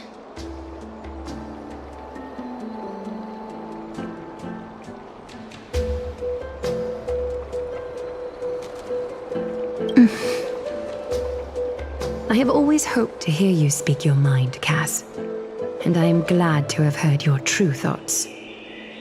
Stixia. I visited that place in the past. Though it is now an island surrounded by the river of Soul's torrents, it's not hard to see its former splendor. Go. I will not stand in your way.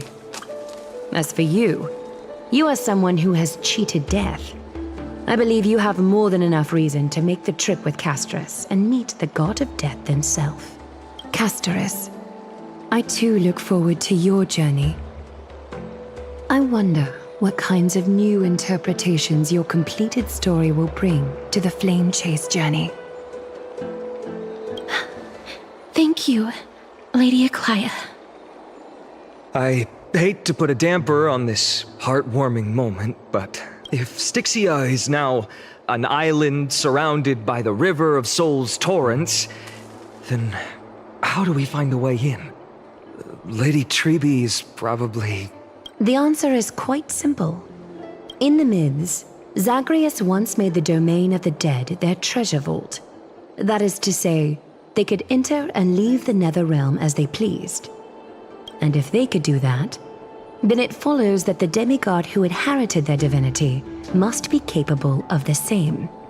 I'll see you at Marmorial Palace at Action Hour tomorrow.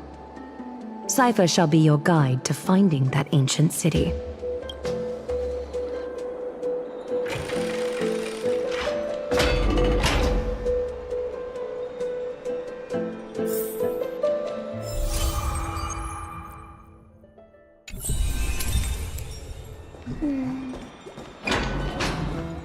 Hey, friend! Is the debate finally over? Did you win?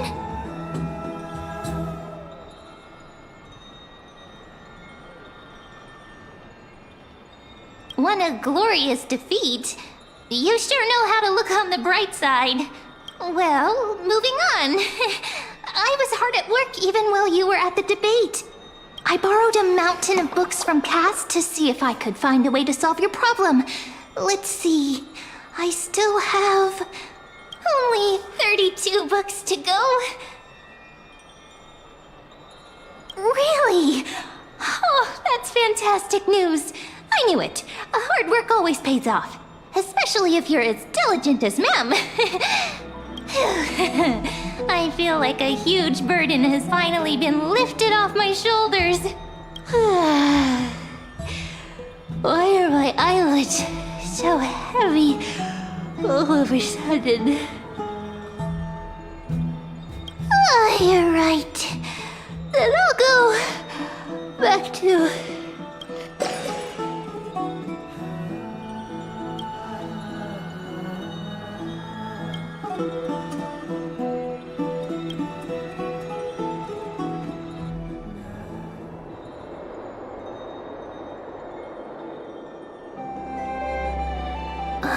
Cass? What a surprise. Lady Treby. Is something troubling you? I just wanted to speak to Lady Trian for a bit before I set off. No matter how breathtakingly beautiful Stixia once was, the place is now the domain of the departed. There is no telling what we'll encounter there. I don't want to have any regrets. Has anyone told you that your eyes are sparkling today? Is that a figure of speech? In the past, when you did smile once in a while, all of us could see that your heart remained troubled even as you smiled.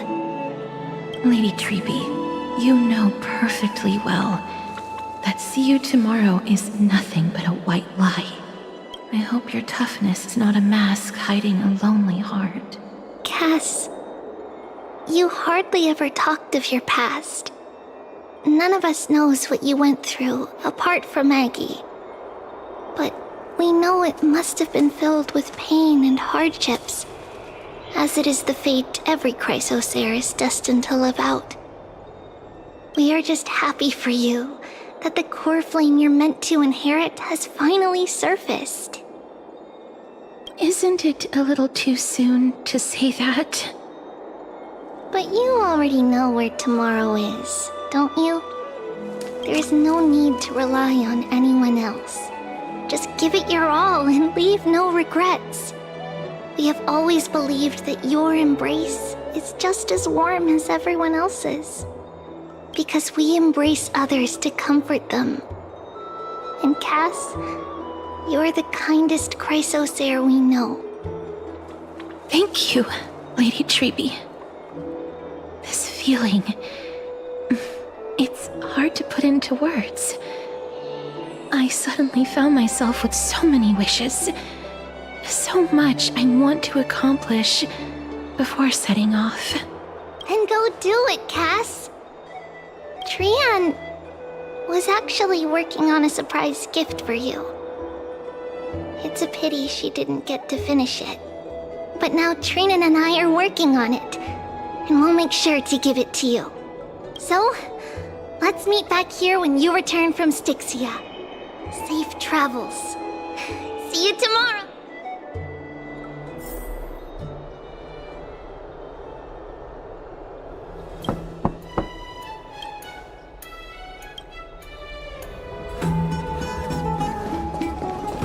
It's me.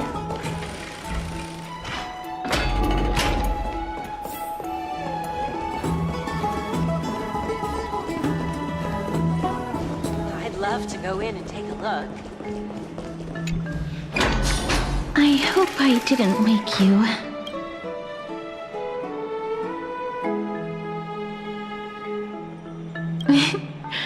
I'm glad to see you're as full of life as ever. I'm here because of private matters, actually. If it isn't too much to ask, I'd really like it if you could come along with me to retrieve something.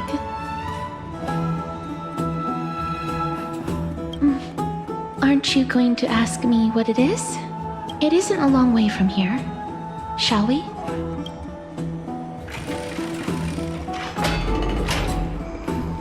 I'd love to go in and take a look. Have you heard? Seems like all the rooms are full.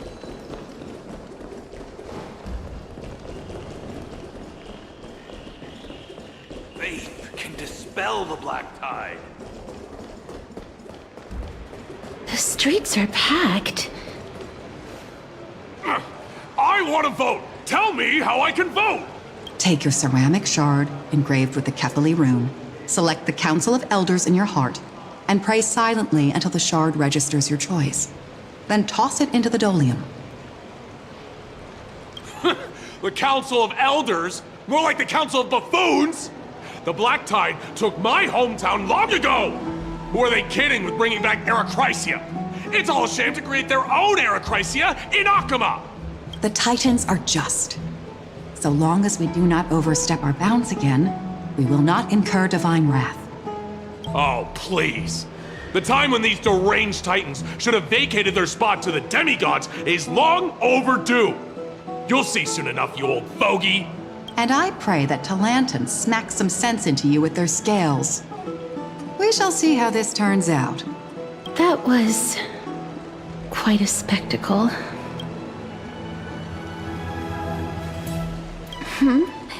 You're interested in that? Well, you'll feel right at home in Akama then. To this day, I still find it almost unreal that Akama is the only place illuminated by light amidst the crumbling ruins of Amphoreus. And its people are even holding votes to reconcile differing opinions. This peaceful sight is making me forget that this is the end times.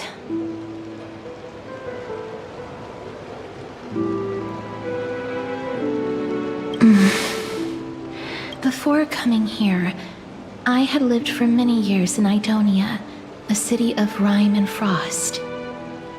The people there were devotees of Thanatos, and were well known for their unique burial rites and traditions. Traditions that I played a major role in. Yes. You now know me as the Mortician of Akama. But back in those days, I was Idonia's Maiden of War. I was trudging across the frosty plains on my own when the Idonians found me. They saw the curse in me as a blessing from Thanatos, and believed that my hands could correct the Eracrisia's mistake and lead them to meet the great god of death. They provided me shelter, but in return, I was expected to grant merciful deaths to war captives, prisoners bound for execution, and heroes alike.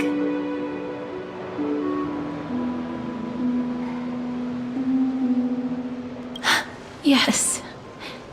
No matter how kind or cruel the means, nothing can change the essence of death. Taking away someone's life is never worthy of religious worship.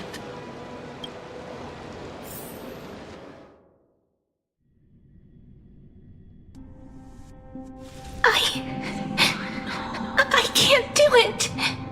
Their voices, they pierce my ears. The pleading. The thanks. I know that feeling, child. I was once as lost as you are now.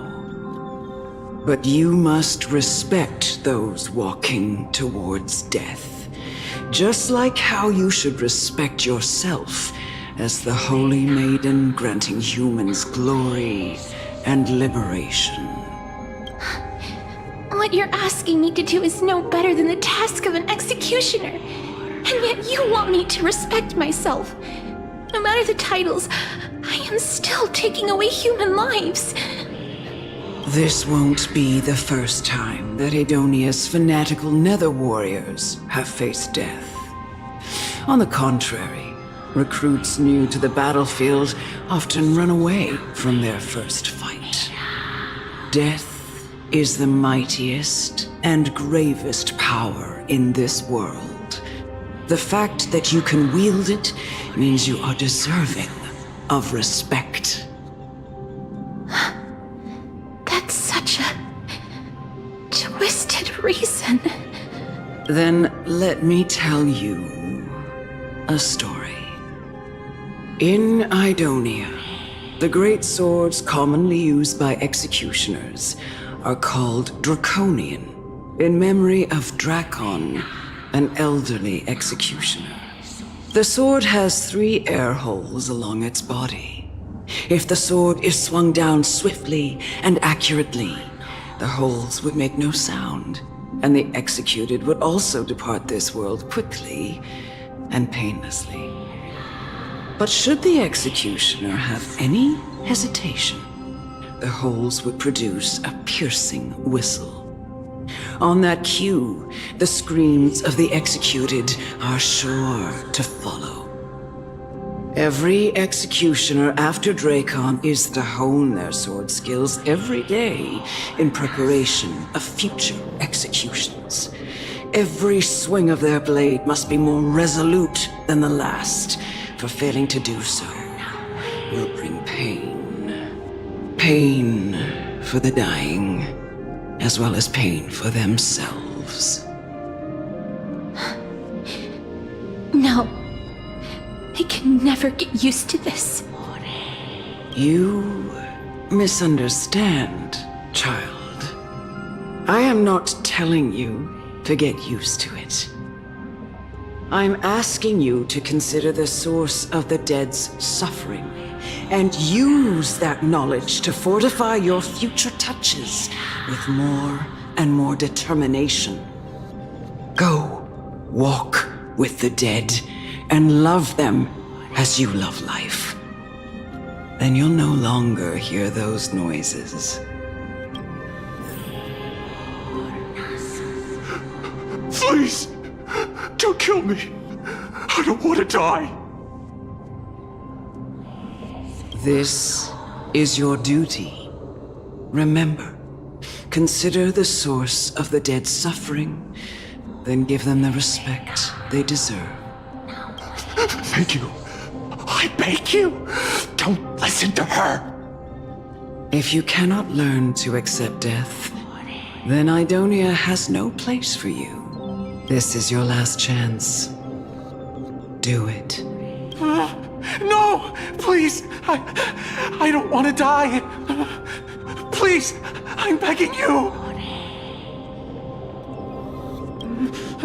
No!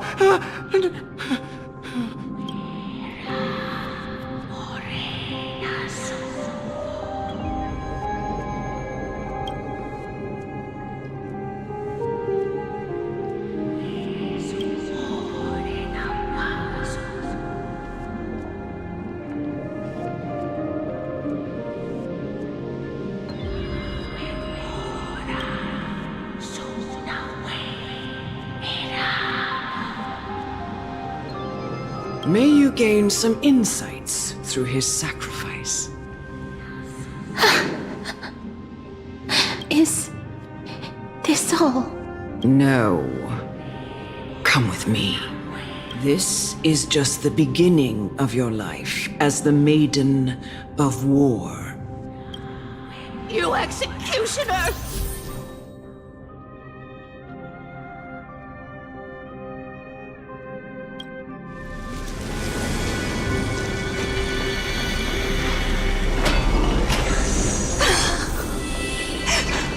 Holy Maiden!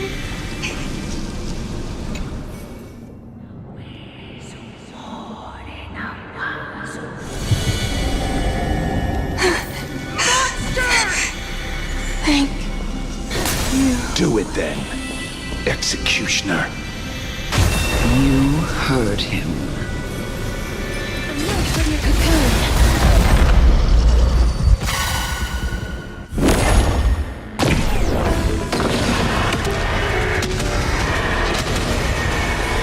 May death protect us! Unite our goals. Attack! Until everything burns to ashes! Set the seas ablaze! Time to cleanse the filth. Everything in this world is bleeding. Wilt here. Do it then, executioner.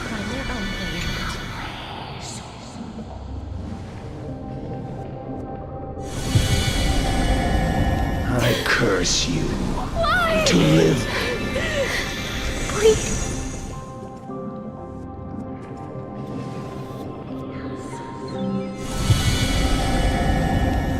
When will this ever end? You murderer!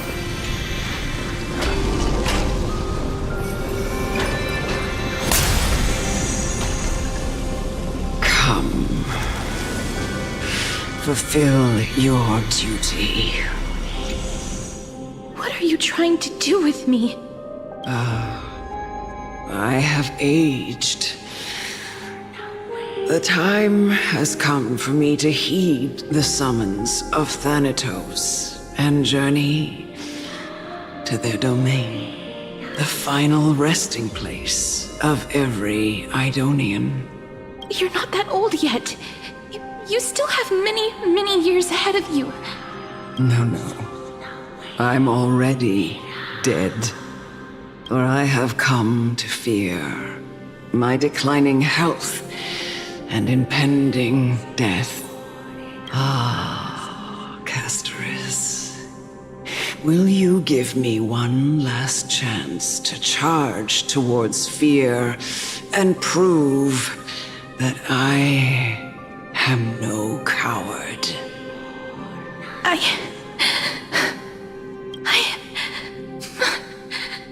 can't take this anymore!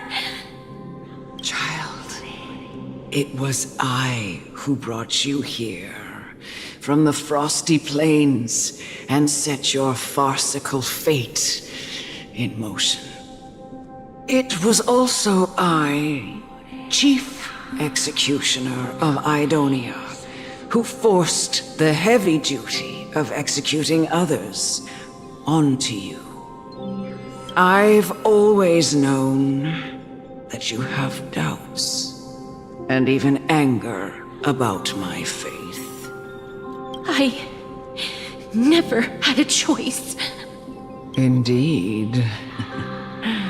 We essentially abducted you. Yet you can end any sinful life with just a touch of your fingers. Shouldn't it be easy for you to escape from here? I'll never do that. It doesn't matter how lightly the Idonians take death, or how readily they accept it. I simply can't do it.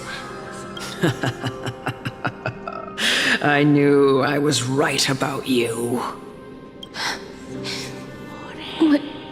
What do you mean?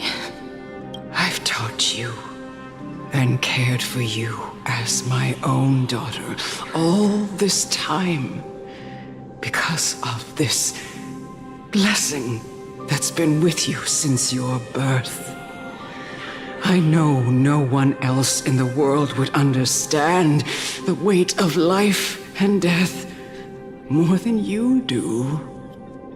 In the eyes of an Idonian, death is the end of all life, a destination we will all eventually reach. Humans should not resist it, but learn how to face it. You can only live your life to the fullest after understanding this principle. And when you do, even if you eventually leave Idonia's protection, even if you must carry the curse forever, you can live with your head held high, like everyone else. No! How can I?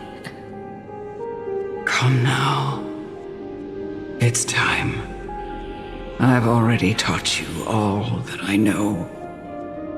Show me that you are a fitting holy maiden, or at least that you possess the resolve to become one. Come now. It's time. I've already taught you all that I know. Show me that you are a fitting holy maiden, or at least that you possess the resolve to become one. Emerge from your cocoon!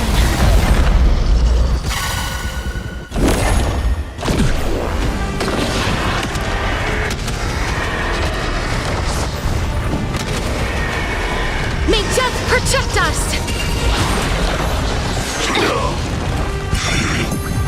Unite our goals. Attack! Until everything burns to ashes! As you wish. Time to cleanse the filth.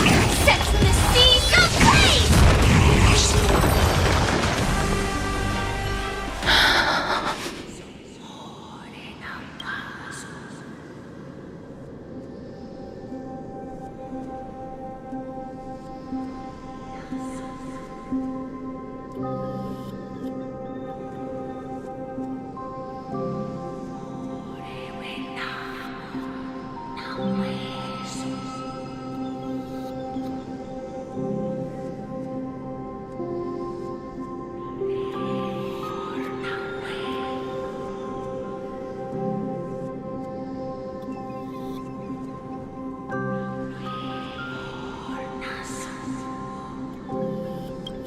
This was the last time I followed her command.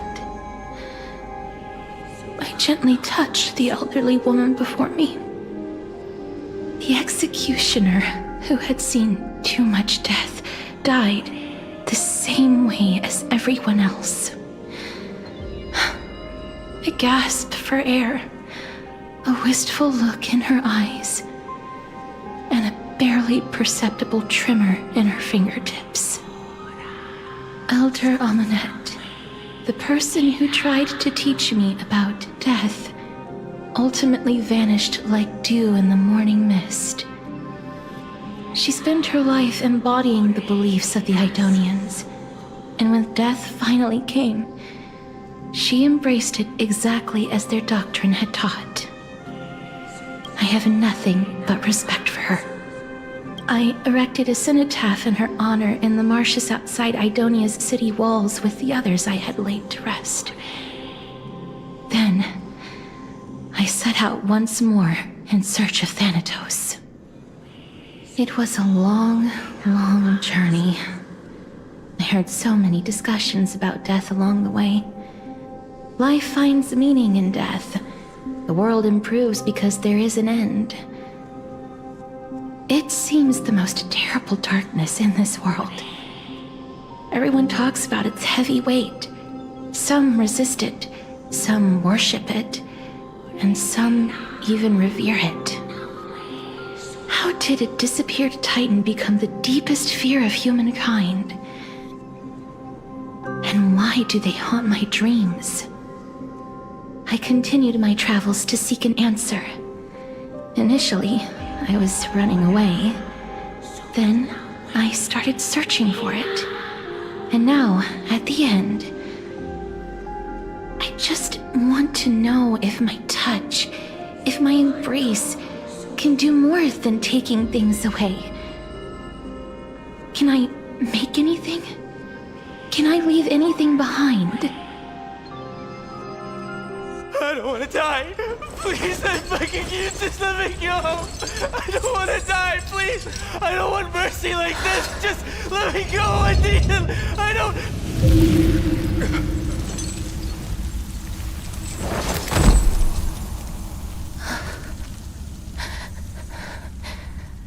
I hate these icy hands.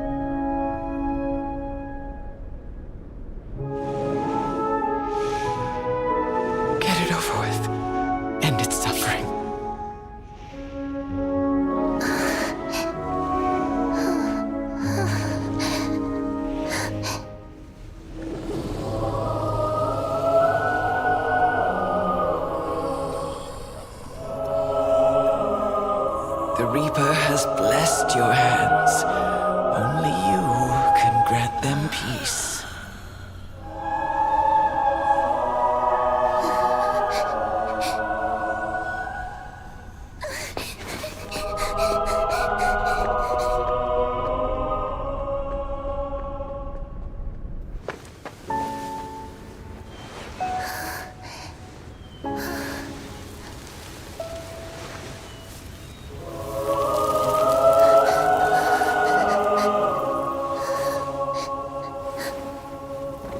Embrace death.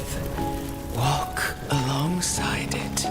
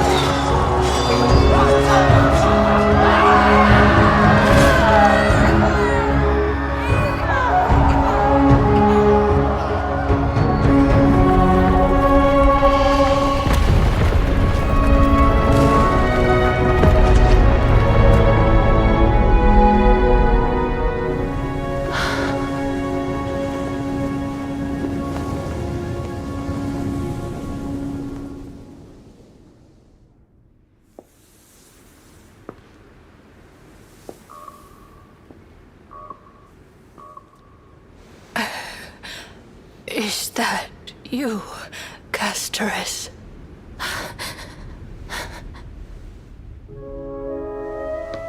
All of them have gone, heeding death's summon, crossing into their domain.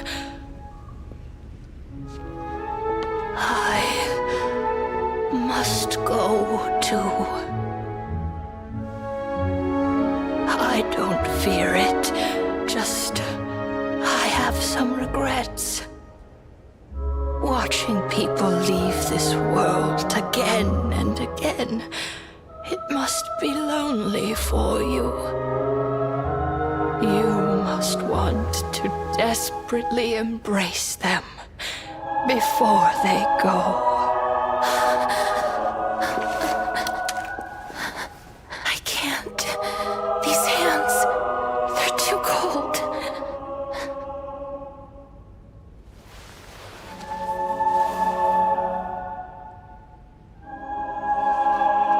But Big Sister Castorus, your hands are so warm. Just like anyone else's. So go on. Don't hold back. Give me a warm hug.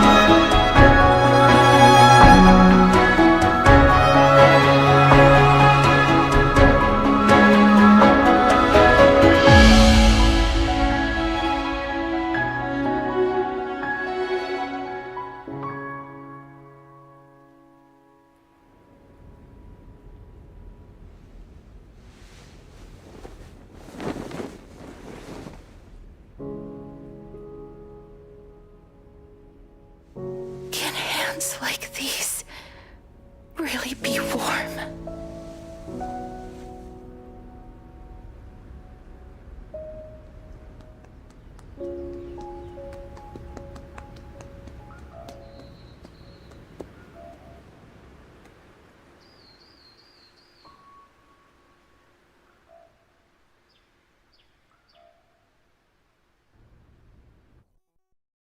On the day that Oryx's trial ended, you must have had many questions. I felt just as confused. Why, as someone from beyond the sky, were you so cruelly dragged into Amphoreus' fate? I wished I could take action, but no matter how hard I try, I cannot simply interact with the living as ordinary people do. Even when we brushed against each other unintentionally in the grove, and it was obvious that nothing had happened. When an almost unattainable hope finally welled up in my heart. When I thought that perhaps my touch would no longer bring sorrow, fate declared to me, it wasn't that the curse of death had finally been lifted, but that your soul no longer belonged to this world. And there was nothing left for my hands to take. Nothing. And did I really think this time would be any different? It's not that I don't understand this reality, just that I'm unwilling to accept it. Having walked such a long road, I am still unable to find the answer to life and death. I am resigned to eternal despair. Anything I wish to hold on to, death will inevitably wrest from my grasp.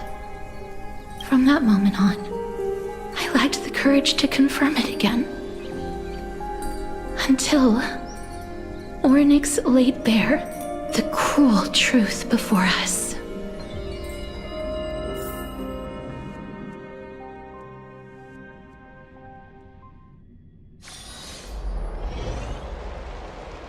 And now, perhaps I might have one last chance.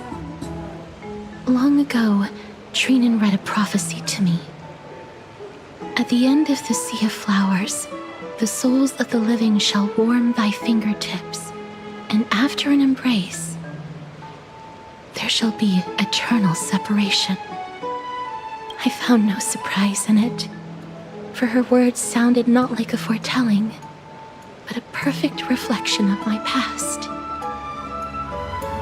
Embraces in this world are born of reunions, yet my touch speaks only of farewells.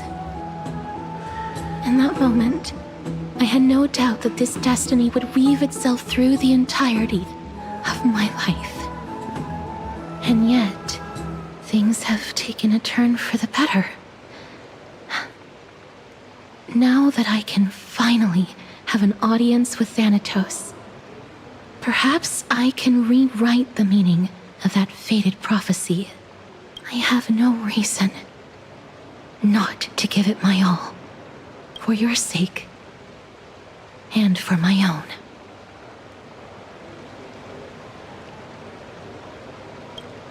With that, I won't have any regrets.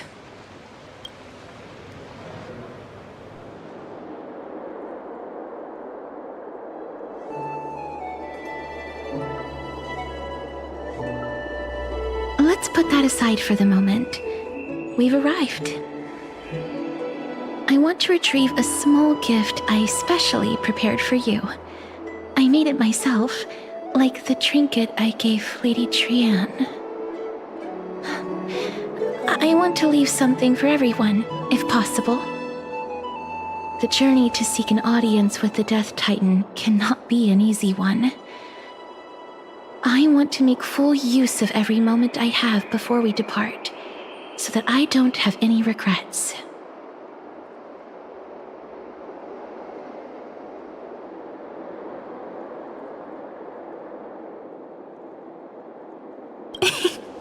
No, it isn't. You'll know when you see it. Look, it's right there. Huh? Where did it go? What's going on?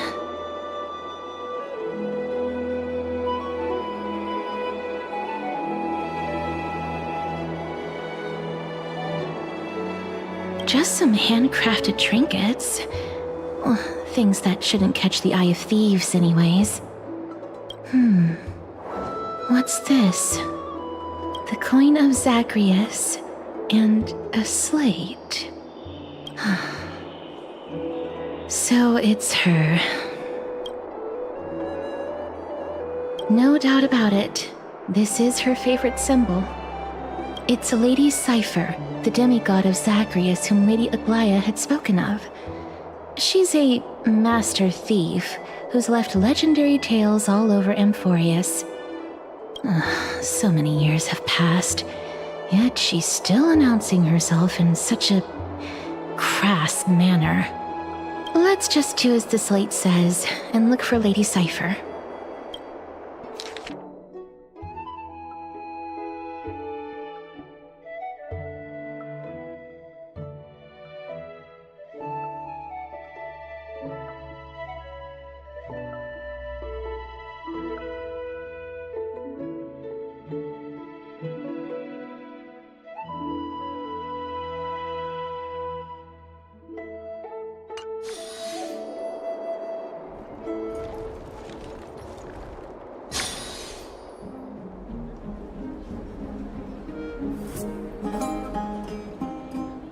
Look, it's right there. There seems to be a new show at the bats today. We must pursue her.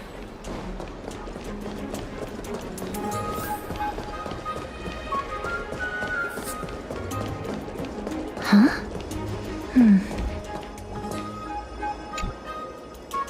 This is a trick she left for us.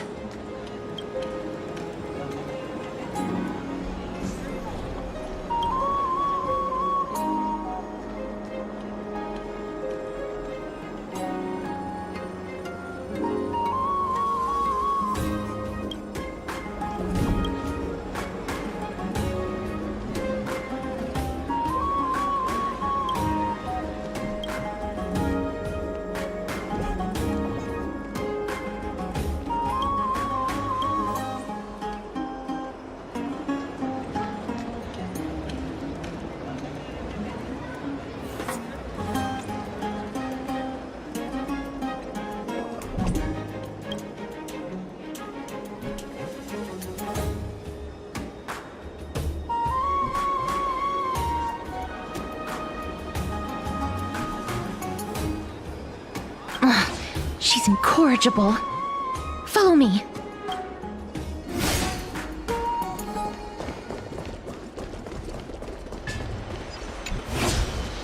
Never save for tomorrow what you can eat today.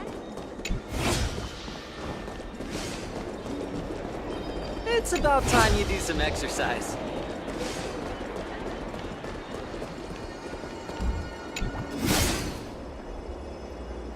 Exactly the kind of thing she... This is how it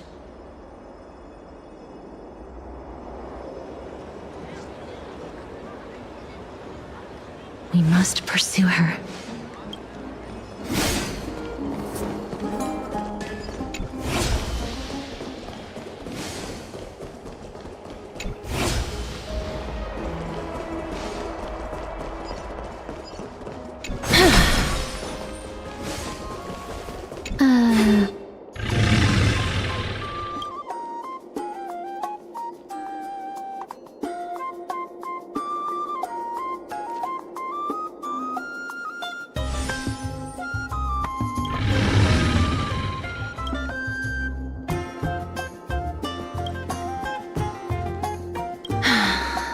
Lady Cipher, please come on out.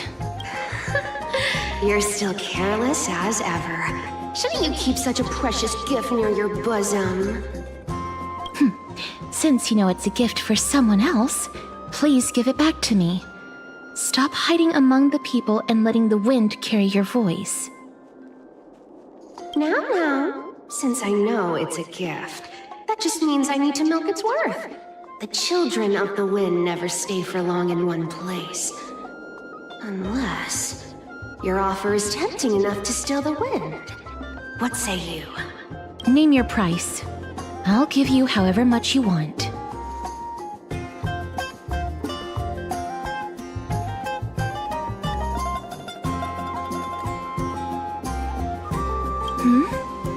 What's wrong?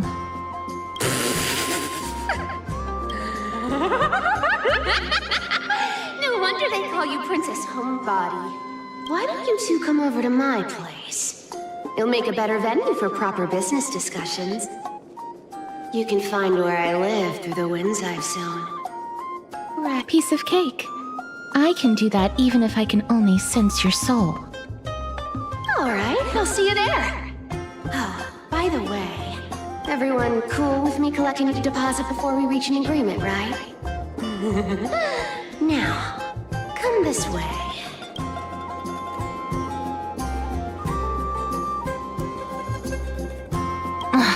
She's incorrigible. Follow me.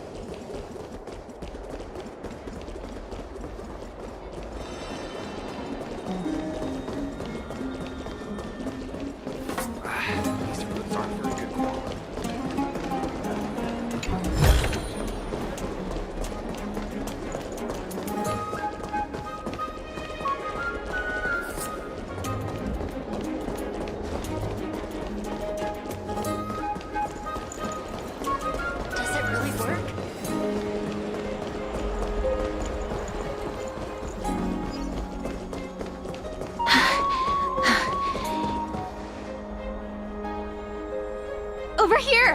Over here! No, not that way! This way! Come on. If I really wanted to hide, you'd never find me. So relax, you two. No need to get your hackles up. I'm not that scary, am I?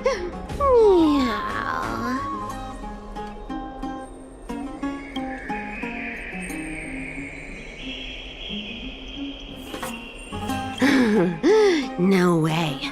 Some people might have been into that a millennium ago, but it's long since gone out of style. Loosen up, buddy. Shall we get down to business?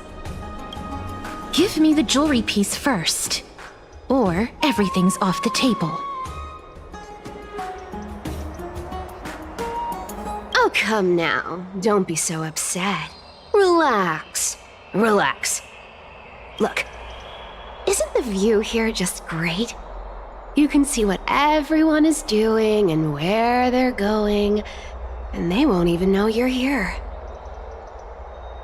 Now that we've broken the ice, let's get to the point. Everything I've said so far has been a joke. I'm inviting you two here for 3 things. 1. The seamstress found me and wants me to take you to Stixia to look for the Death Titan. 2. The Council of Elders also found me and wants me to make sure the core flame of Thanatos ends up in their hands.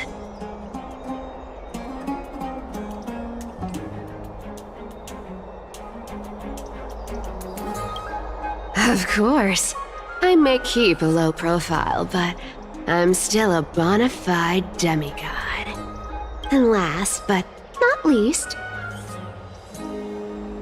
I'm telling you that I'm not interested in doing either of those things. Don't go look for the Death Titan. The end.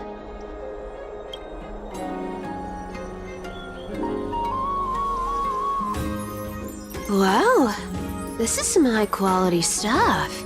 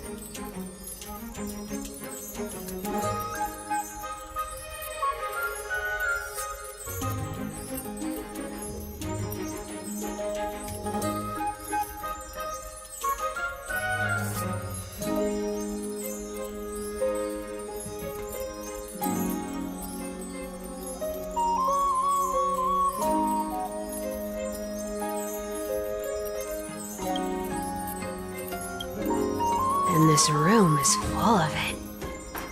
How much are these worth, Did you get all this through that Aranova gimmick?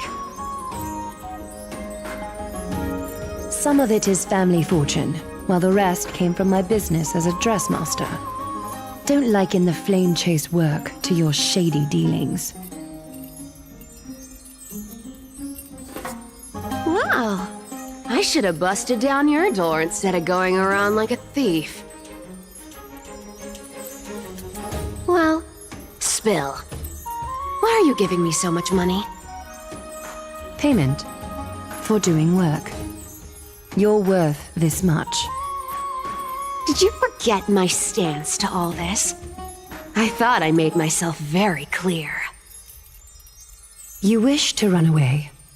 Run away from your responsibilities, from the prophecy, and from your destiny. You shall walk with greed and die over petty change. I understand this prophecy weighs on you immensely. That is why I have never approached the demigod of trickery for running away.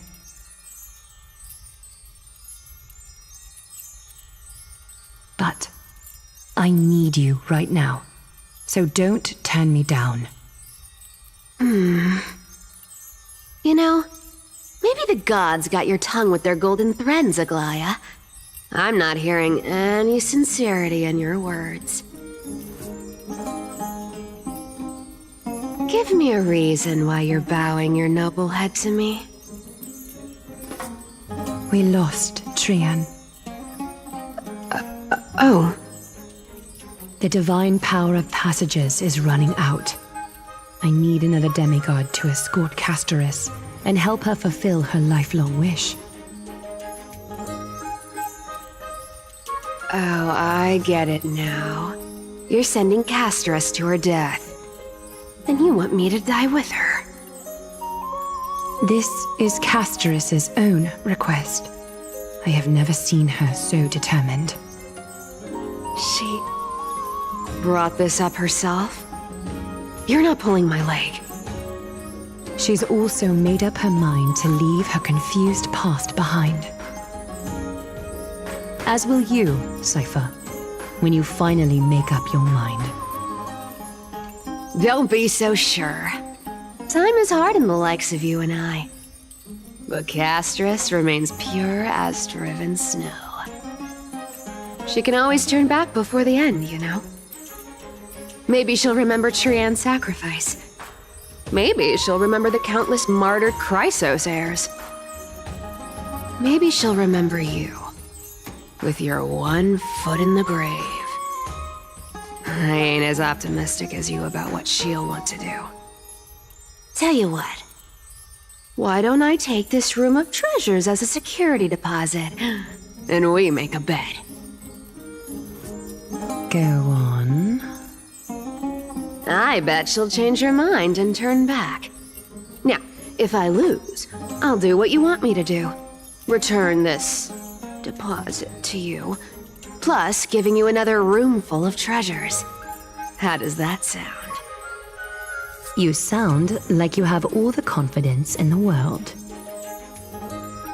In that case, let's make a pact with those conditions. I hope you're prepared to lose it all. In conclusion, I want to win. So I hope you two can give up on going to Stixia. I'll give all the treasures in that room to you. And you can split it between yourselves, however you want. What do you think? Tempting, right?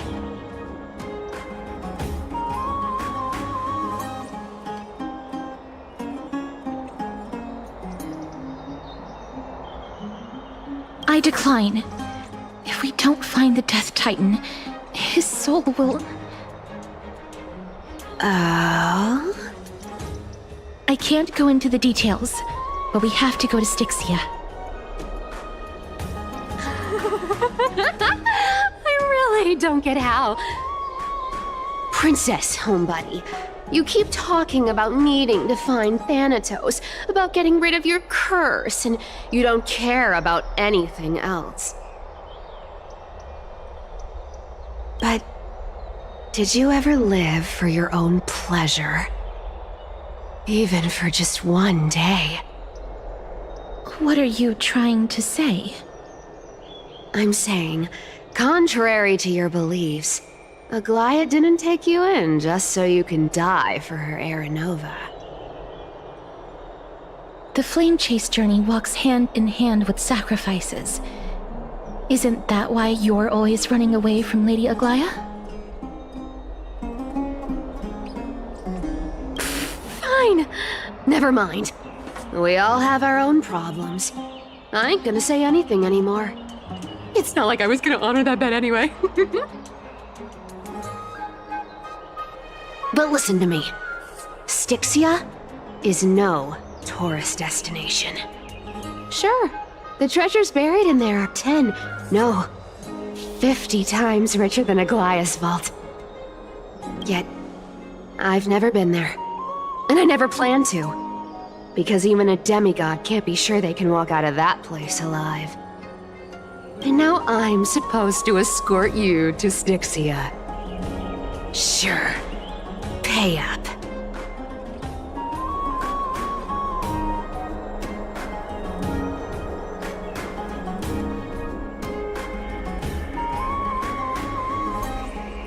Me too.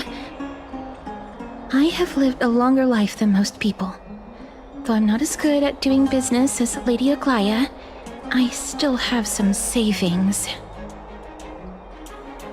I can give them all to you. Then how are you going to live the rest of your life? Then I'll give you 90. No, 80%. Well, don't mind if I do. 80% of Castrus's savings and a bottle of dew of divine blood. Not a bad trade.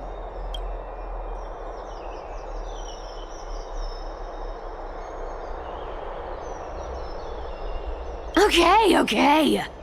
I didn't know you hold grudges. Gray mystery. Here! Catch. Be careful with that! A minor change in plans, though. Don't go to the bath tomorrow. Come look for me at Akima's city gates instead. So, why are you changing the meeting place? Oh, nothing really. Just a bit scared of the seamstress's frosty face. I wouldn't stay a second longer in Akima if it were up to me. Well, now that we've struck a deal, why don't I give you guys a lift back? It's gonna be a long ride, so have a good rest.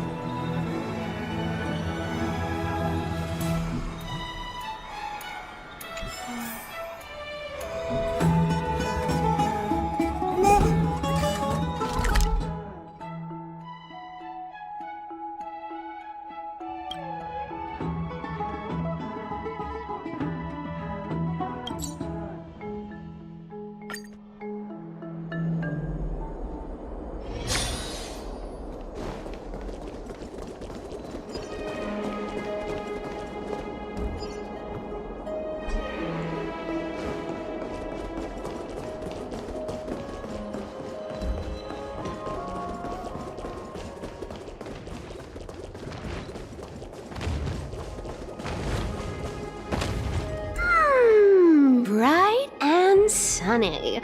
Just the weather for farewells. You're here.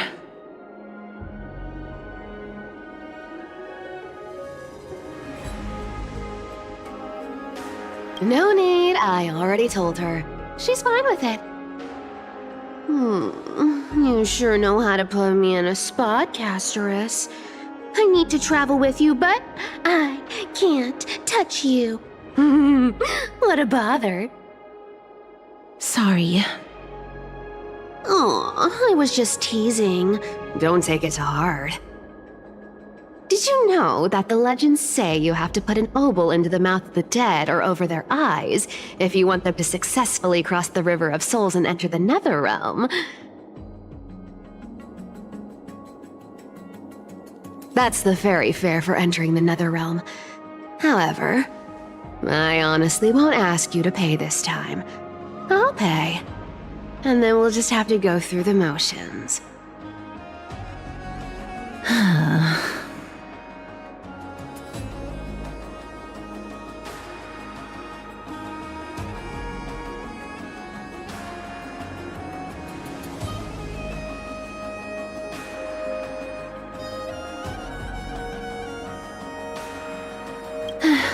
Don't worry. It's not a lot. All right, pass me the coin. It's time to get the gods' powers going. A fleet-footed trip to the Nether realm. Here we come. Oh, one last thing before we go. I gotta give you this piece of advice, especially to you, Princess Homebody. You can't catch the wind by waiting. You only live once, so make the most of every moment you have. Get ready. Be steady. Hi, your turn. Don't be nervous. After all, it'll be gone in the blink of an eye.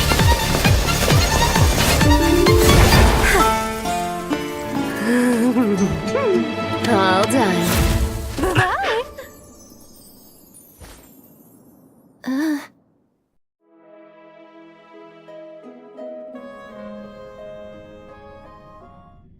Are you feeling all right?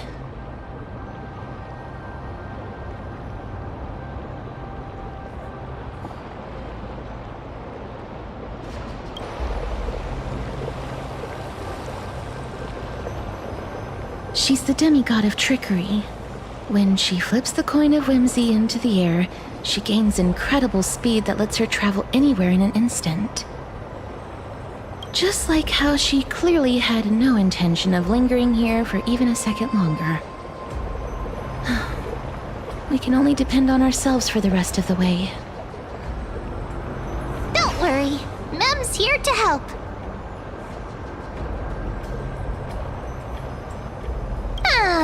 I don't think I even meet the height requirement for the ticket, so I won't need one, right? This is Stixia, the city of dragons and waves. Anaxa hypothesizes that the missing Thanatos is somewhere in these ruins. This is the land of their birth. Or perhaps of their death.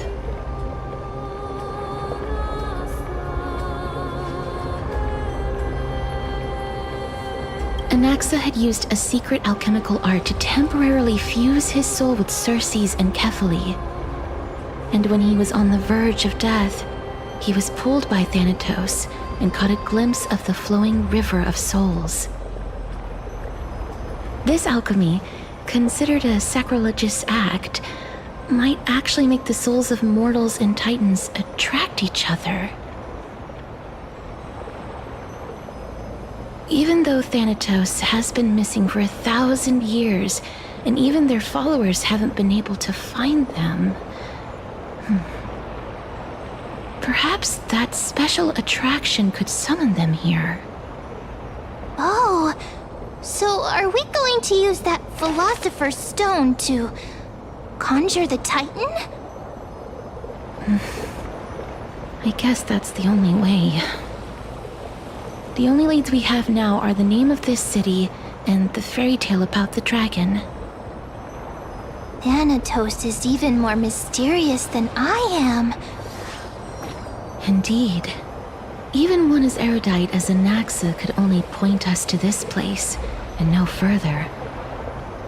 We will be entering the unknown as soon as we take our first steps.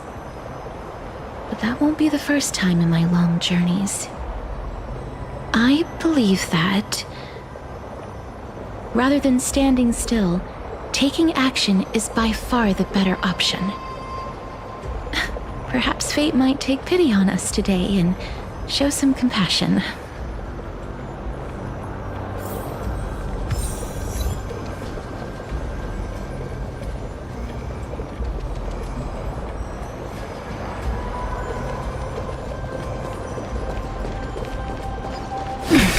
Go back whence you came. Go back. Ahead. What a beautiful butterfly. Is it talking to us? This is a eulogistic butterfly. They are found in places where many have met their demise. In Idonia, Some think of them as manifestations of Thanatos' benevolence. By turning the lingering obsessions of the deceased into these creatures, it is as if the Titan has made life into a specimen. Others think of them as Thanatos' messengers that guide the departed to the Nether realm. The second theory sounds more believable. After all, the things they're saying are rather, direct. Perhaps. But the fact that we're able to hear their whispers proves that we're fast approaching the realm of the dead.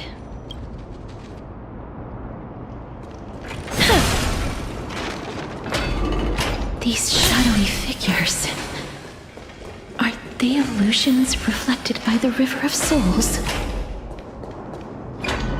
Do you want to buy any fish? Huh? He can see us? Wait. More living people. I'm not selling my fish to living people. You lot are too shameless. Buying fish without paying. If I ever see her again, I will... Could it be that... you're all dead souls that never achieved rest? The Nether realm. Titan rejects you. So, do you want to buy any fish? But there aren't any fish nearby. Other fish gone. The people are gone too. I can only keep selling fish. So, do you want to... Apologies. I don't have much in the way of savings, but perhaps there's another way for me to release you from your suffering. Please relax. May you fall asleep peacefully amid a gentle field of flowers. This... I knew it! These people aren't illusions. They're the souls of the deceased. They're supposed to reach the end of the west wind by floating down the River of Souls. Yet, they have floundered upon the shoals of the stream, unable to move forward. Did Thanatos reject them? Or perhaps they didn't really die at all? I have no idea. This circumstance is completely unprecedented. Hang on. Didn't he say more living people? So that means could it be that these souls are stuck here due to someone's deceit? If something is done out of goodwill, are you really gonna call it deceit? Goodwill? I can't see anything good out of... Wait a minute. Lady Cipher? That's me. I still belong to the land of the living as of now. Thank you very much. Could it be that you are the living being that those souls met? I couldn't take their behavior anymore. So I stole some things here and made up some lies there. Just trying to give them something to look forward to, you know? It's because of vile living creatures like you that we're being misunderstood by all of them. What else am I supposed to do? You can see the mess this place is in. These poor souls are denied by the Nether realm. So now they're stuck in a few brief moments of their life. Unable to... Did you see those two blacksmiths on the way? They've been here for as long as the sun's been around, wailing over and over about casting a shield. Stixia is so freaky.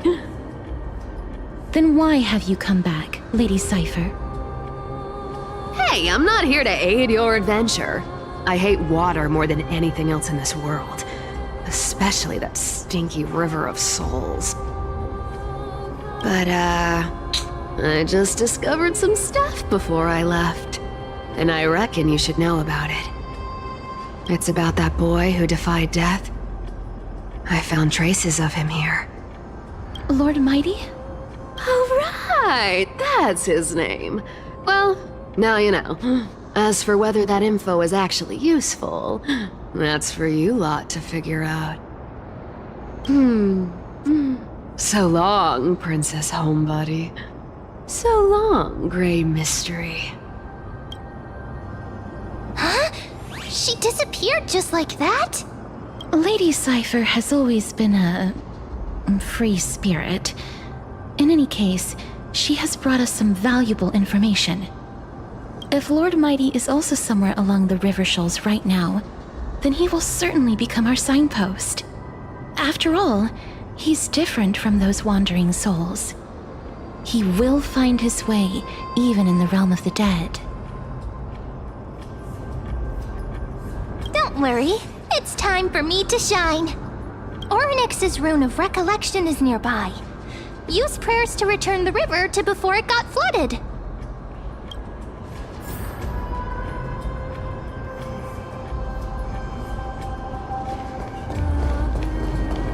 Hey, over here!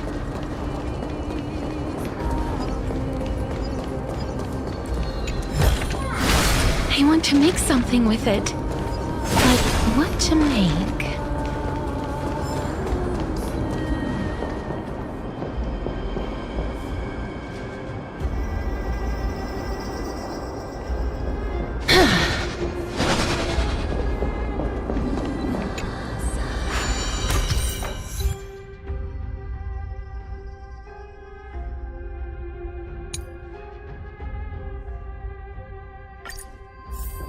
Ornyx's miracle has appeared. Amazing! It's like we're inside a giant bubble. Even the river got parted.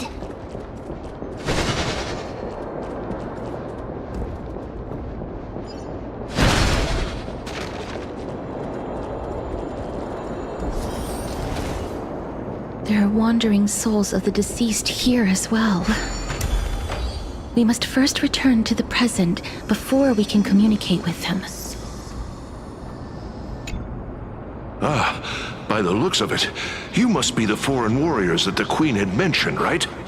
Since the current campaign requires the utmost care, I wasn't able to make time to welcome all of you. Please, forgive me. Foreign warriors? A priestess, a warrior, and a divine beast. You look identical to the blessed saviors that the Queen described.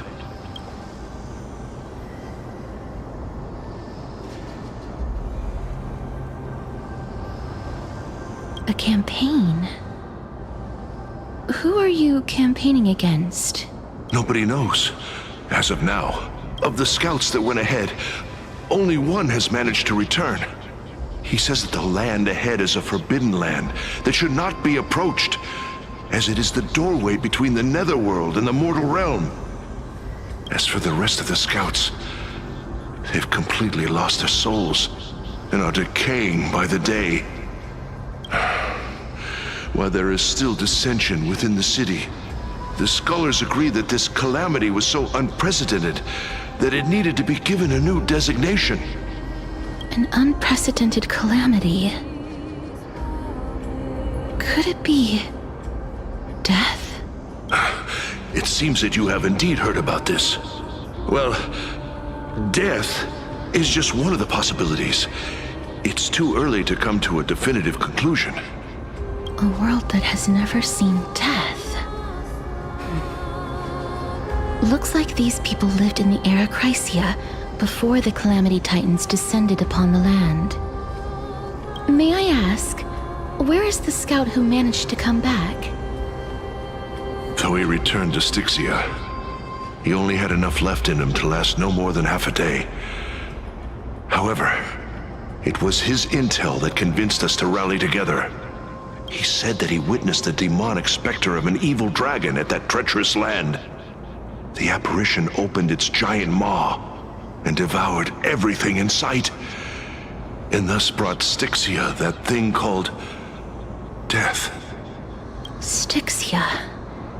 An evil dragon that brings death. It all sounds rather familiar. Wait, wasn't this part of that fable? Sir, could I ask how the Queen and Princess are doing? The Queen?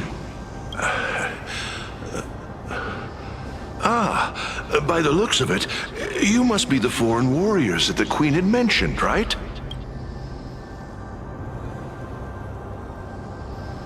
Oh, it's the same lines. Looks like he's still trapped in the moments before his death. Leave it to me. Sir, the war ended long ago. Stixia no longer exists. Stixia is no more? This cannot stand! Newcomers, hurry up and go take your positions! Oh, looks like it's difficult for this gentleman to accept reality. Sir, I am the Maiden of War, sent here by the Queen herself. If you accept my blessing, then today's battle will be smooth sailing.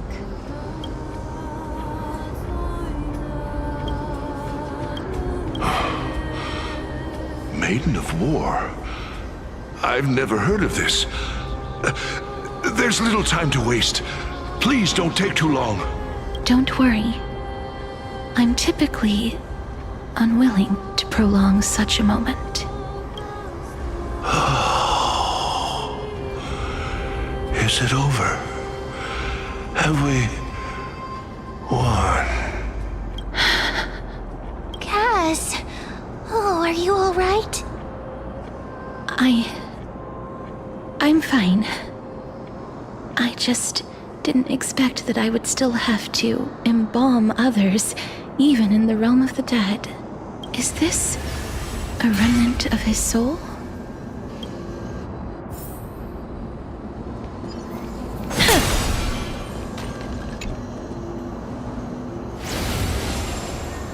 Well then, why should I place my trust in you, holy maiden from afar? Wait, this is... I don't quite understand what you're trying to say. Since the prophecy has already pronounced your name as Chrysos, heir of death, Akima ought to treat you as an esteemed guest.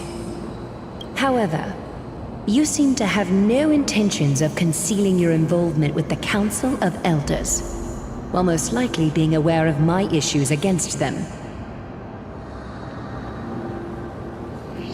I cannot deny your claim. It was the Council that offered this room to me, and they had only one request. They want the curse of death to be completely subjugated to your will. I was agreeable to that request. But why? I am unable to rid myself of this innate curse. However, from this day onward, I shall use it according to your will. I see. So that is how they plan to control the Flame Chase journey. They have shifted the heavy responsibility of granting death over to me. If I ever become obsessed with executing people, they will then have ample reason to terminate the Chrysos heir's journey. And yet, you seem to not mind. This is quite surprising to me. That's because the fate that we were born with is a burden far heavier than that of an individual's life. I've woven many unforeseen events into the tapestry of fate. This is but one instance. Tidy up your precious garments and come with me. Akima welcomes you, Casterus.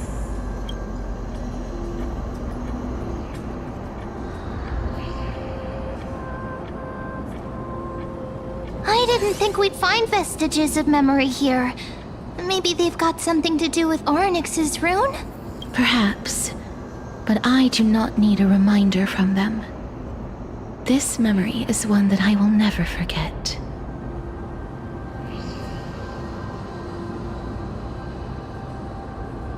I really want to repay her for that trust.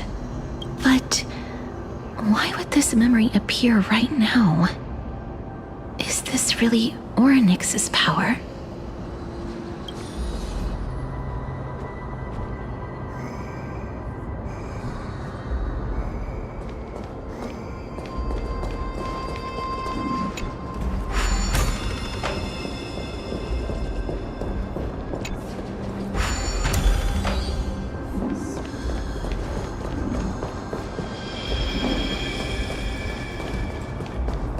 Could these dead monsters actually be... If Lady Cipher is to be believed, this could be the handiwork of Lord Might. Why are the Black Tide monsters here too? Can they swim in the River of Souls? Even Thanatos wouldn't be able to accept Black Tide monsters into their realm. These traces seem to suggest that anybody who trespasses upon death will pay a heavy price. Since the realm of the dead must remain peaceful, it's imperative that we rid the place of such discordant noise. Please stay back. Let me deal with these enemies.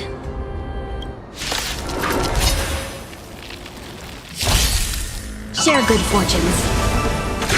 Detonate! Until everything burns to ashes! Set the seas ablaze! Everyone, Let us dance once more.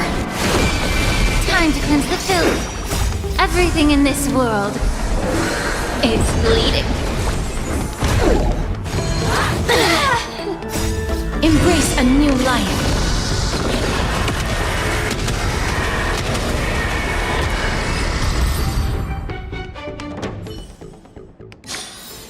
May wandering souls find their own way out.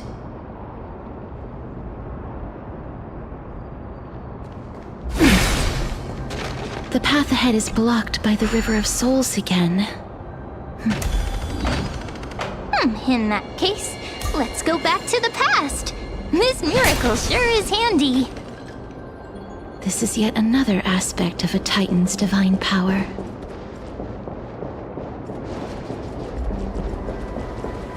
If Dan Heng was around, he'd definitely be able to raise the waters of the River of Souls into the sky. If Lady Hycelens was still alive, I think she might be able to do that too.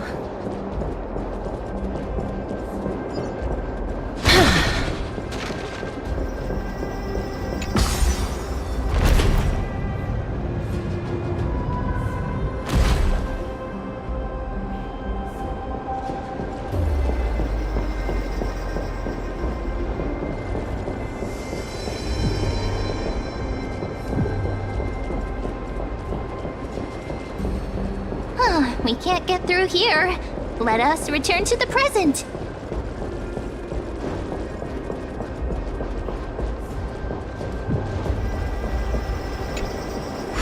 You seem to be able to discern both the past and the future.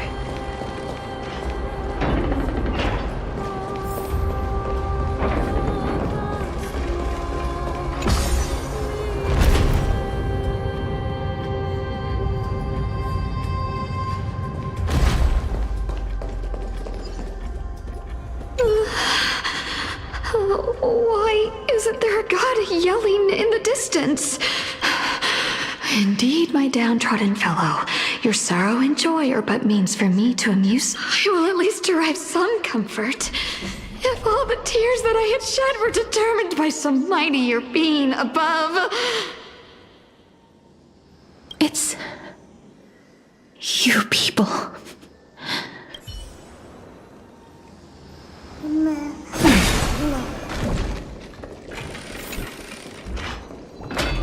Oh, this place must have been a beautiful courtyard in the past.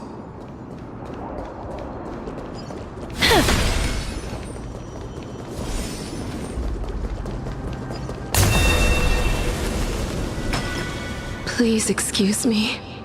I am but a scholar from a distant land who had the misfortune of falling into the River of Souls and turned into a member of the dead. Huh? This one seems to know that she's already dead.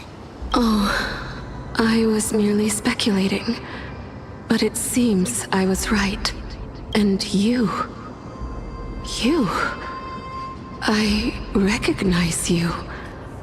You're the Holy Maiden of Death from Idonia, right? I'm sorry. I cannot bring you back to life. However, should you desire it, I can end your prolonged limbo. I'm well aware of that. Even if you were able to revive me, I would never choose that option. That's because I didn't fall into the River of Souls by accident. Instead, I leaped into it to seek my death. Why? If you could see the life I've led, then you would not reproach me so. My life was far too miserable. But I did not expect things to stay the same even in death. What a joke. In escaping my mortal life, I've entered a millennium of pain instead. Circe's above. What cowards humans are. For we fear both life and death simultaneously. I'm sorry. I am also powerless to answer that question. That's all right, Holy Maiden. At least you are able to respond to me. Please, grant me death. Circe's above. Does this count as thinking till the moment I die?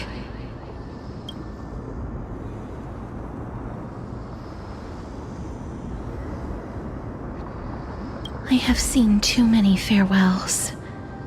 Her distress is quite commonplace.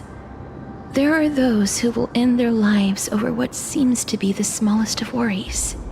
For some people, this power that I possess is a blessing rather than a curse.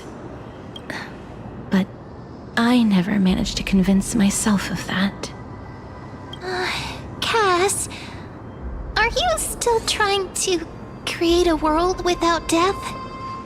Yes, because when placed under time's vast scales, there is no worry in this world that cannot be solved.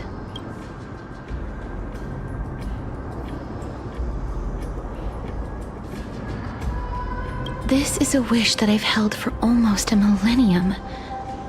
My mind might have changed once upon a time if people managed to strike up a friendship with me, but I've never been more firm in my conviction. Now that I've learned about your near-death state, it is my duty to wipe death from the face of this world.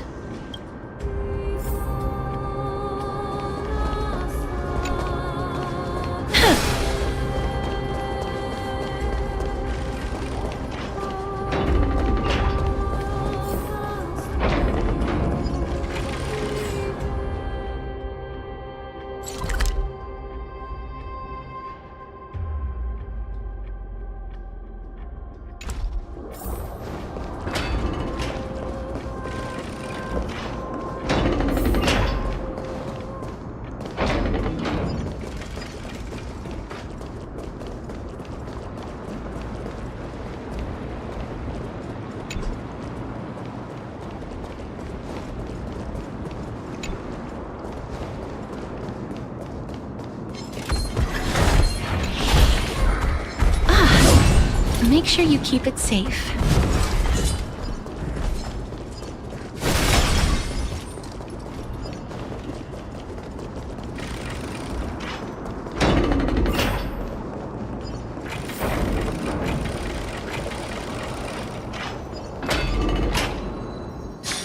Wow! This place is so spacious. Is this the kingdom's vault?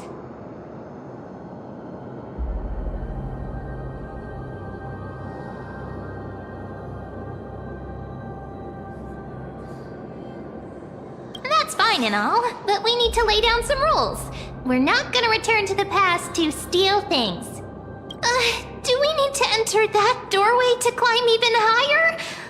There seems to be a person. Oh, more like a soul guarding it. But how should we get up there?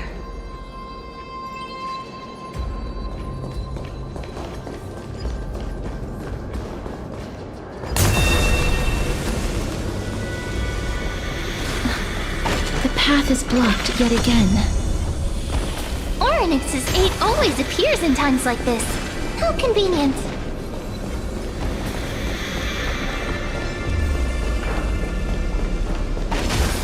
Look, there's even a platform lift over there.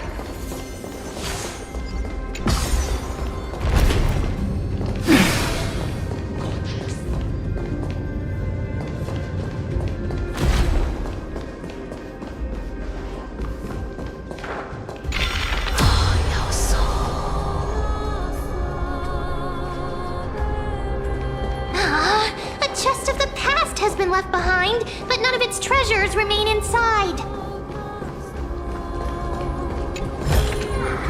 I want to make something with it, but what to make?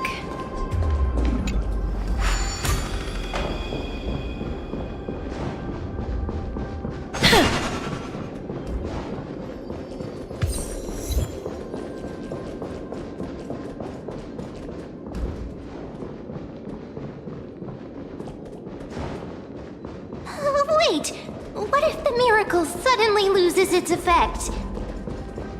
Mem, do you really want me to answer that?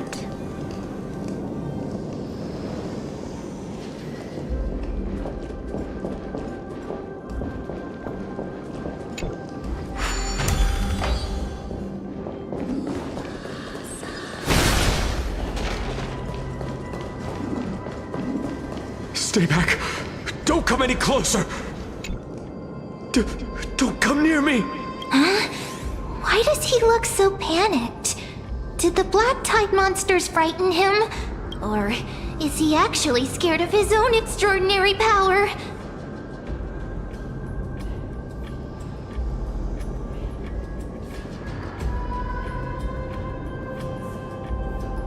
There's no need to be alarmed. We're just passing by the area. See? None of us look threatening. You have a point. While this might once have been the royal vault, it's since been plundered empty. So please go away right this instant.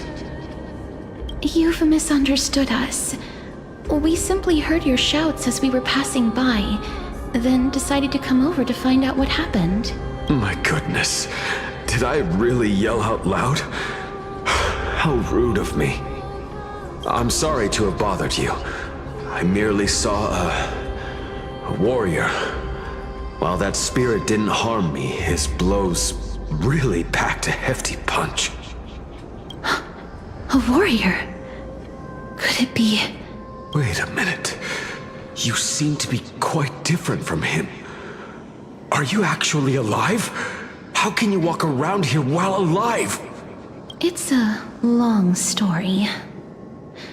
We're here to seek an audience with Thanatos. Thanatos?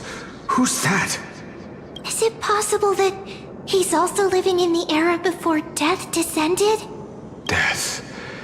Could it be that you are here to defeat the evil dragon Pollux? Pollux? Is that the embodiment of No. Death? According to the warriors under the Centurion's command, that evil dragon has been dead for quite a while. The curse that condemns people to death didn't originate from it, but they saw a girl within the dragon's embrace, and she is the true Reaper. Pray tell, where is that girl right now? I've heard that the Queen spared no effort in bringing her back to the castle. Her Majesty intends to control all of Amphoreus with this unprecedented power.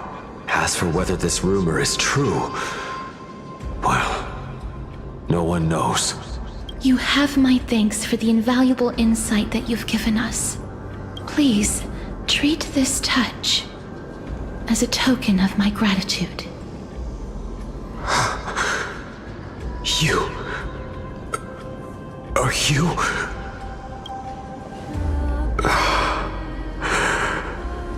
Thank you. This is his...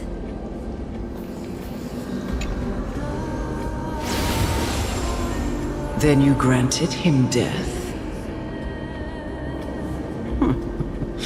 That isn't like you. You would have refused even if I commanded you to do so. I don't know. I did it out of sympathy, believing that I wouldn't be racked with agony, but... I am still in a state of turmoil. Sympathy? Sympathy for that youth who triumphed in every battle? That young man was favored by Talantin, who taught him a move that will defeat any mortal enemy with a single blow and emerge victorious every time. He could rely on that move to always achieve victory during Era Chrysia. However, now that death has descended upon the mortal realm, that divine swordplay also means he can send others to death at will. In other words... You feel that he's similar to you? Yes. Since he can never be inferior to others in martial combat, death would be the inevitable outcome every time he strikes. That's why he approached me and pleaded. Pleaded for me to put an end to all of this. You are perhaps feeling lost from making your peace with death in so abrupt a manner. I have not made peace with death. I've seen the people of Idonia stand tall and proud in the face of death. Even before the fated finale arrived, they were already content with the lives that they'd lived. They had such proud expressions. Expressions that made me believe death would be an insult to these mortals. If the concept is truly a power that a god had carelessly cast, perhaps death's authority was never meant to exist in this world. Just like how I shouldn't exist. I won't refute your beliefs for now, but would you be interested in listening to a story of mine? It's a fairy tale from foreign lands, told by the person who brought you to me in that ice field long ago. A tale told by the Queen of Stixia. What? But wait a minute. That means the girl born in the dragon's embrace, the personification of death these souls talked about. That's you, Cass? I've already had an inkling for a while now. But I honestly have no memories of Stixia. My memories only begin after Amunet brought me to Idonia.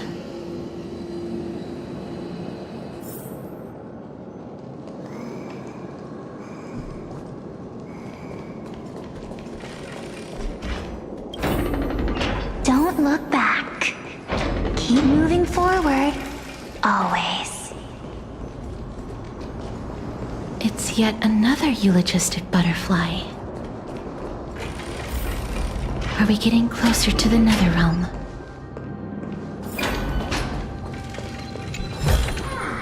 I want to make something with it. But what? Oh, This is...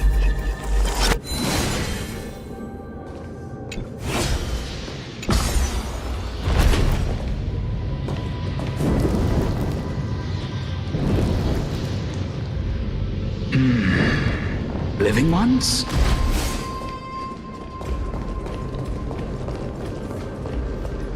Oh, could you be the scions of Stixia? Did you hear about the great work that I'm doing here, and have thus arrived to give me the last material that I need for transmutation? great work? Have you heard of the great name of Pollux, perchance?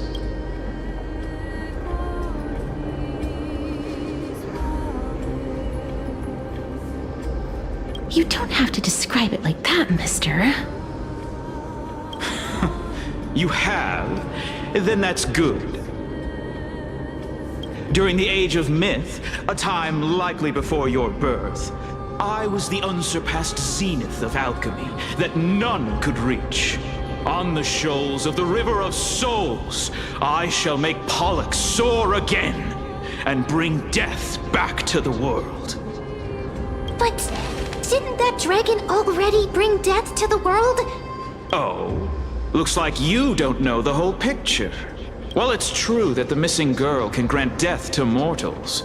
Pollux, the one who delivered her onto this world, makes it so that humankind cannot die. So, it's just as I feared. This is my guess. The deceased are supposed to drift down the River of Souls until they reach the end of the West Winds.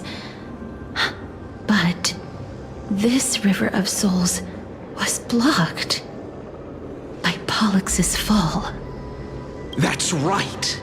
That's why it's imperative that I bring the dragon back to the mortal realm and make it soar the skies again. I have long since prepared my alchemical matrix in the tower. Although, I am still missing the most crucial material of all. That final ingredient, the final sacrifice, is none other than the girl who lives out her days with death. Huh? What's going on? You didn't touch him, did you? I know that I am no longer capable of carrying out that task. Take this, all of you, and please fulfill that great undertaking on my behalf. This... We had been inebriated in Fagusa's feast for too long before we began to seek divine bestowed death, so that we could be freed from the whims of fate. However, that brought doom upon us. Instead of summoning a supreme god, we encountered a monster that cut off the River of Souls. That detestable dragon Pollux denied all the dead from the gates of the Nether realm. Unable to rest in peace, these departed spirits engulfed Stixia like a roaring tide. As a result, my city and its people no longer exist.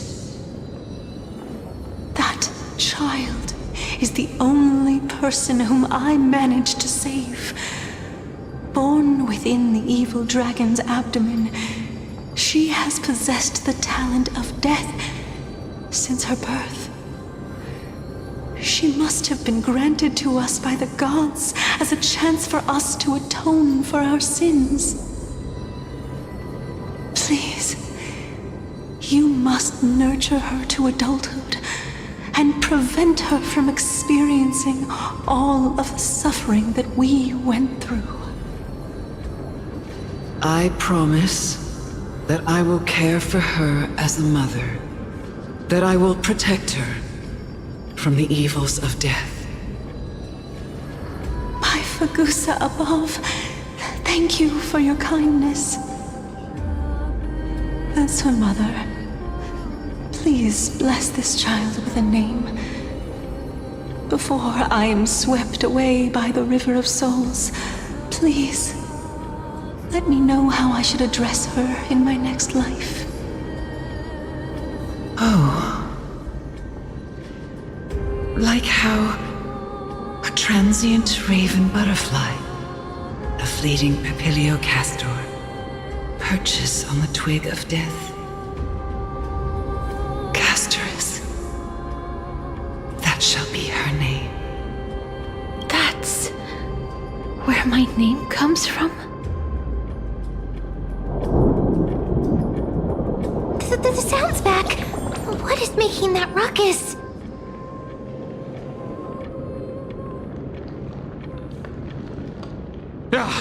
Living ones, don't waste your time bickering.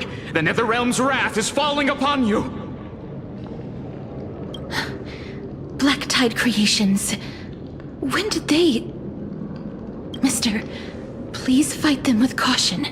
Be careful not to suffer the same fate as those Black Tide creatures! Everyone, hide behind me! Detonate! Until everything burns to ashes! Setting the seas ablaze! Recalibrating up your body and mind.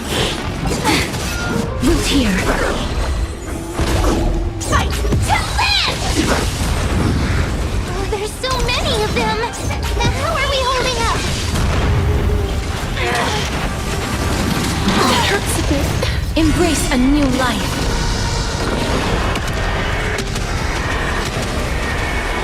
May death protect us!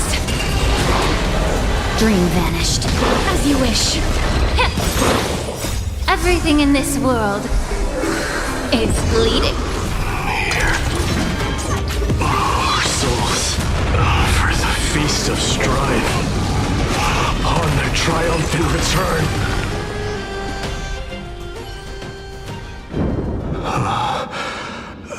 You?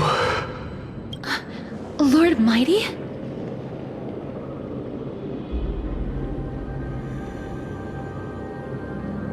Lord Mighty, you've been through some tough battles once again.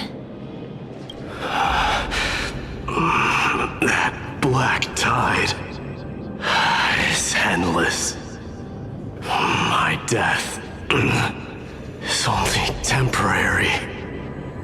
I will find my path of return and go back to the world of the living and continue my protection. Lord Mighty, I have always wanted to. Why does death reject you? I'm the one resisting it. I must resist the temptation to go with the flow.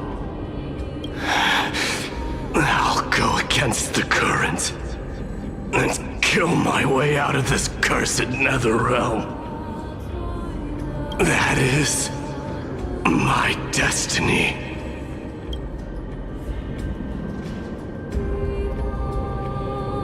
It seems like he's completely focused on resisting the temptation of the dead's whispers. He's working hard every minute to deny death. It seems his battlefield is not limited to the world of the living. Lord Mighty, are you willing to travel with us? We're headed for the Matrix inside that tower, to summon Thanatos from their prolonged concealment. Thanatos. Challenge. Death. That's right. If we can work together and defeat them, you won't have to be troubled by the curse of immortality any longer. Let's go together, Casteress. Let the person who has brushed against death countless times guide your way. Cass, are you sure you want to do this? The alchemist said he wanted you to be a sacrifice. I'm not afraid. There's no reason for us to turn back anymore. Rather than standing still, taking action is by far the better option. Perhaps fate might take pity on us today and show some compassion.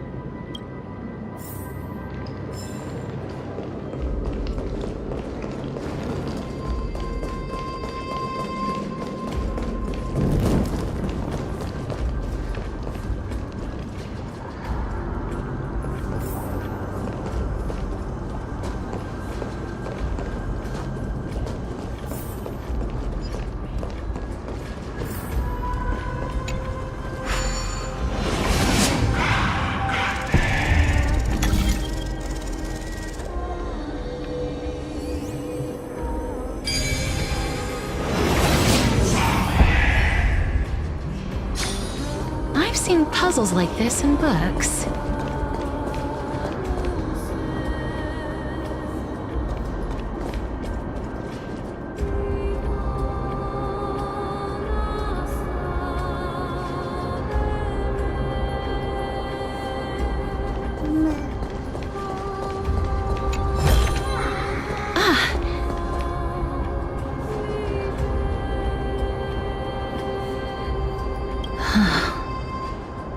This is going to be difficult.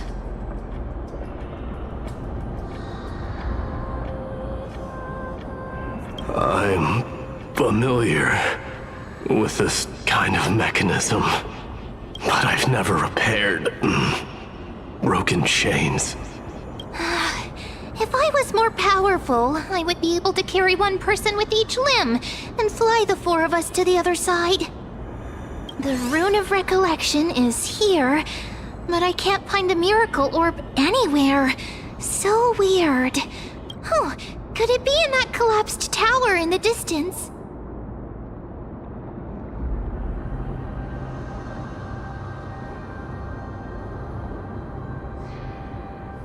That sounds so weird. Forget it. Just leave it to me.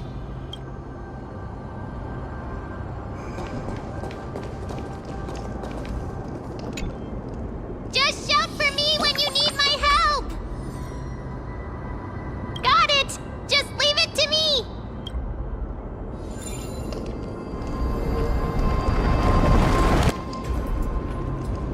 Mem did it! The pink squirrel is... The miracle's range is limited. Please come a little closer. Aren't I a good fit for Ornyx's priest? Of course. You're the most competent priest ever.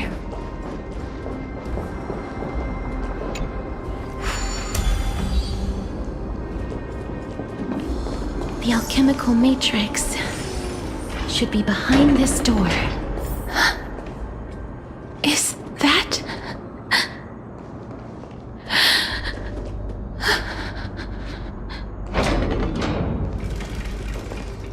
Wow, there are so many of you! It's little Cass and little Gray. Oh, there's also little D and the pink puppy! Trian? Aren't you... Get what? I'm getting even more confused. This is the first time I've encountered a deceased friend while going upstream in the River of Souls. It really works like this.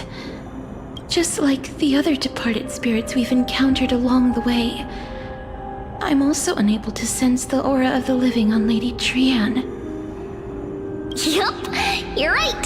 Trian already knows that she'll not be able to return to everyone's side. But Trian believed that little Cass would eventually return to the Nether realm. So, Trian has been standing here, at this spot closest to the world of the living, and waiting for little Cass. Oh. It must have been very tough for you. But according to what Trian said, we're almost at the entrance of the Nether realm. Trian promised Trevi and Trinan that when little Cass got here, Trian would get the gift ready and be the first person to run over and welcome you. So, little Cass, don't cry. Please, accept this. We finally finished it! This is what Lady Trevi once mentioned.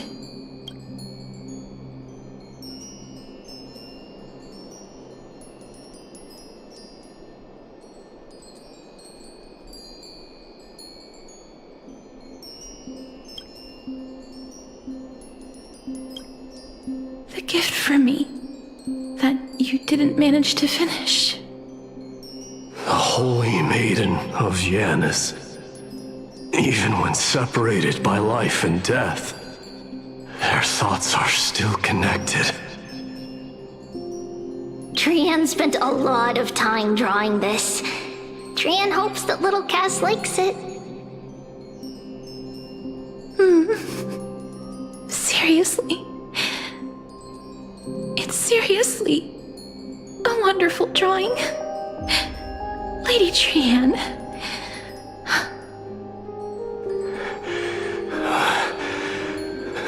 This is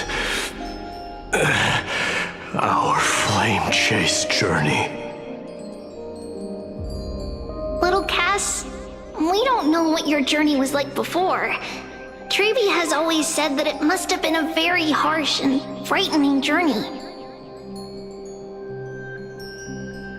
But little Cass no longer has anything to fear now, because everyone is here with you in this flame chase journey!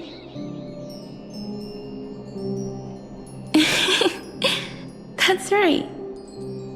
Only now, when I see Lady Trian's gift, do I realize that I've already obtained so many things I would never have dared to dream of since I embarked on the flame chase journey. It's the first time I've gained so many companions. The first time I picked up the hobbies of crafting and photography. The first time I had dinner with someone else. The first time I went to the market to buy the Chimera doll I'd liked for a very long time and hugged it to sleep. The first time I wore a dress personally made by Lady Aglaya. The first time I went for a walk with Lady Treeby, Lady Trian, and Lady Trinan. The first time I enjoyed the night breeze and looked up at the stars with Miss Hyacin. The first time I took care of Dromesis with the Trailblazer. Looking back at all these experiences I never thought were possible, it feels as though the scales of my life had shrunk from centuries and decades down to minutes and seconds. And all of them are so precious. I took countless photos in the past, but they're all black and white landscapes. I don't have a single one with friends. If I had known, I would have taken more pictures.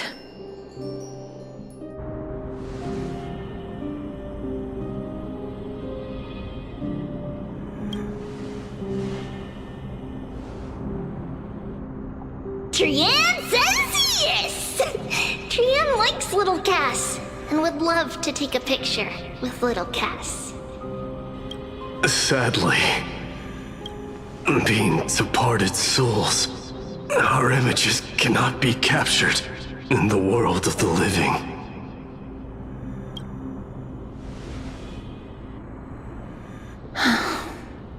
I thought so too. What?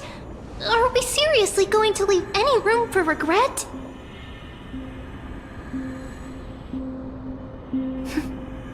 There won't be any regrets. This vivid drawing surpasses any photograph from the world of the living. Little Cass smiled. Treeby, Trinan, and Trian's wishes finally come true! I remember you once said that fate is not the flowers that bloom at the end of the road, but where people tread beyond the gate. Now, the path that belongs to me is about to reach the end. Thank you for bringing me the final key. Key? Little Cass, why are you talking in riddles all of a sudden? I have a feeling that soon, this gift of yours will become the key to saving Mister's life. Wow, that's amazing! Then keep smiling and carry on bravely! Little Cass, Little Gray, everyone, see you tomorrow!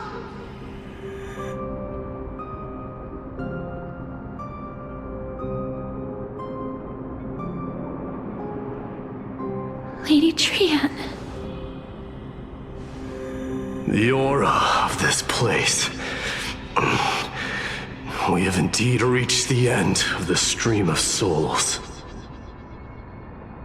If I go any further, I might lose myself.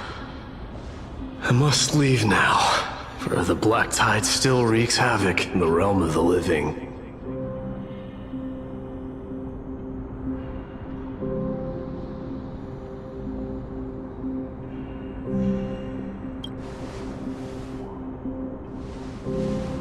I have broken free from the chains of death countless times.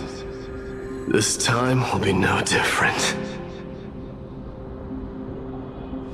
Castorus, will you fulfill your duty for the flame chase?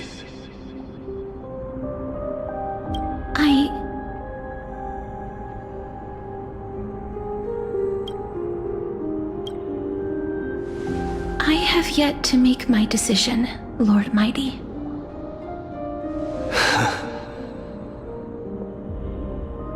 No matter. Make the choice your heart desires. Even if it takes 1,000 years of waiting. I will continue to fight till I die. Then rise from death till the miracle descends.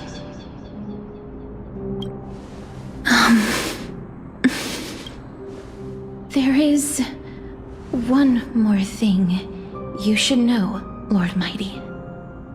What is it? Professor Anaxa may have deduced the principles behind the Era Nova. You and I may be reincarnated as strife and death in the next cycle, becoming calamities wreaking havoc upon the world. I see.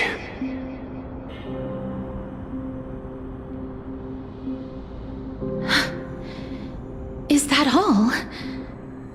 Are you going to accept such a fate without complaints?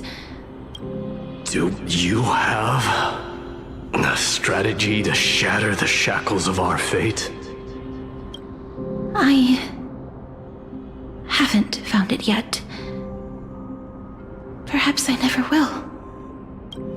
Then, cease wasting your thoughts on futile matters. Control what little you can. And when fate's inescapable grasp comes, resist it with the strength of your mighty will.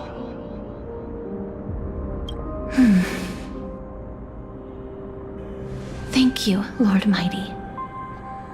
I will find the right decision.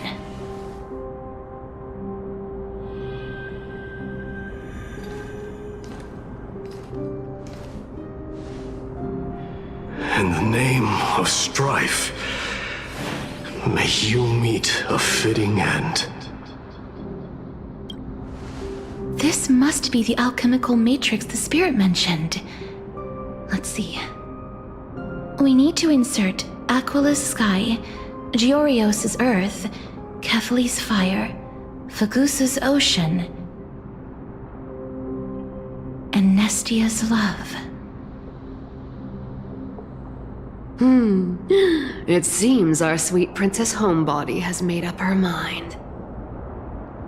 In that case, seamstress, I suppose I no longer need to deliver your message. My time is rather precious after all. Whether you wish to break free from death or not, please, follow your heart. By the promise you once made, I ask that you fulfill your duty one final time. Castorus, please, live as a human, and die as one. According to that alchemist, the final piece is supposed to be me. However, he is not privy to the past, and therefore cannot see the full picture. The past? saw the twins of death in Kethely's memory, and now I am certain that I was one of them. The trial of the Hand of Shadow demanded taking the life of your family. I died during that trial, falling before the gate to the new world. And my sister, whom I never met, became the Titan Thanatos of this cycle. She was consumed with regret over my death, so she used the Titan's authority to reforge my soul. Yet, it also means she has never revealed herself to anyone, hidden away from the entire world. That's because the Titan she became already fell at the start of everything. They died for me, and now lie in slumber in the River of Souls. You mean Pollux? That's right. The River of Souls is no material river. It cannot be blocked by ordinary means. Only a divine corpse can prevent the dead from reaching the next world. And that's why we have to awaken Pollux from death before we can retrieve the core flame of death. We have to reforge its body with the power of alchemy. But Cass, if that alchemist speaks the truth, does that mean you're also part of the dragon body? According to those departed spirits, I was indeed born as the dragon's twin. But before we talk about that, have you heard the sighs?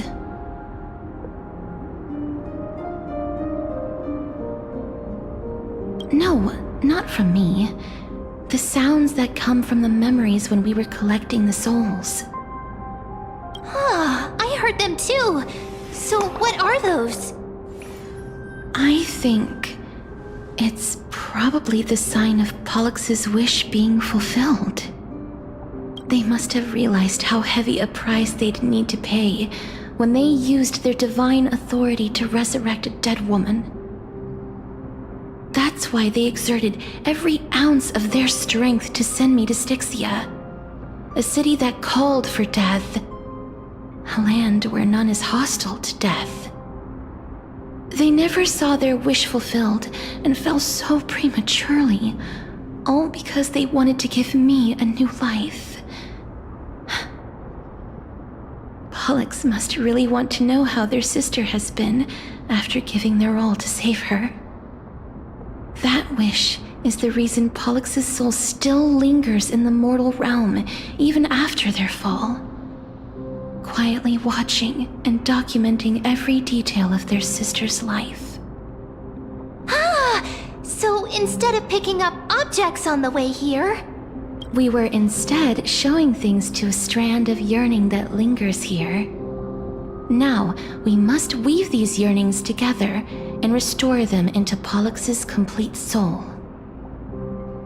But all of this is just a hypothesis, right? What if we go through with the ritual and it turns out totally different? That's fine. As Professor Anaxa often reminds us, such is the nature of alchemy. The true outcome can only be known once the process is complete. This is why alchemy is also known as the miracle of creation.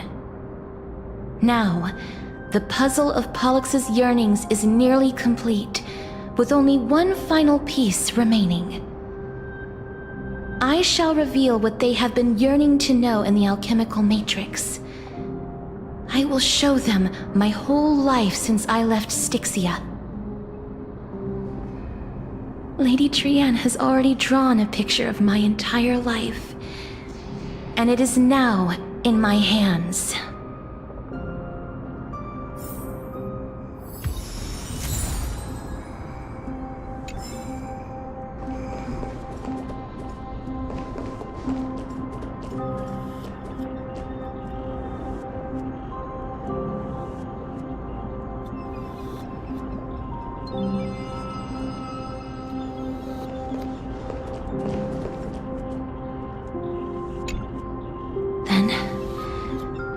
Let the ritual begin.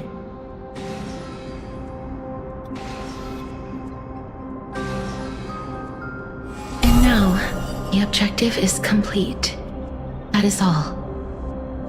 Such is what Professor Anaxa always says after preparing for an alchemical ritual. And now, Pollux, I shall lift you from the river of souls and reforge your soul. Perhaps you will be disturbed by this, and your body may become horrifying to behold.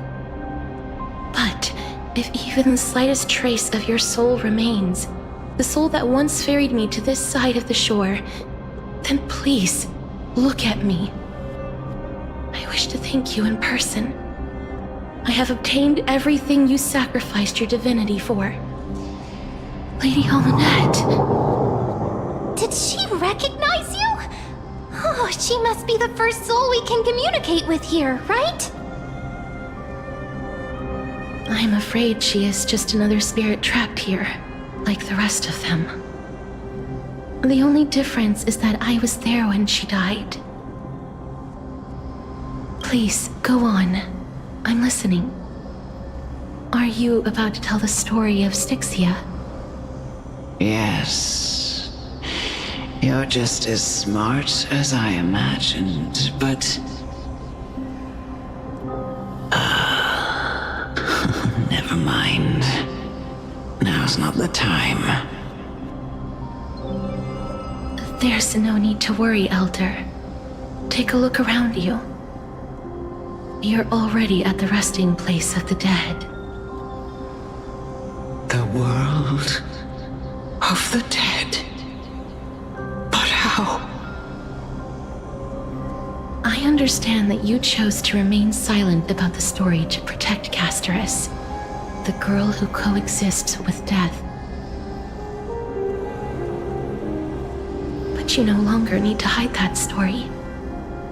I can assure you that you have protected that girl's life well.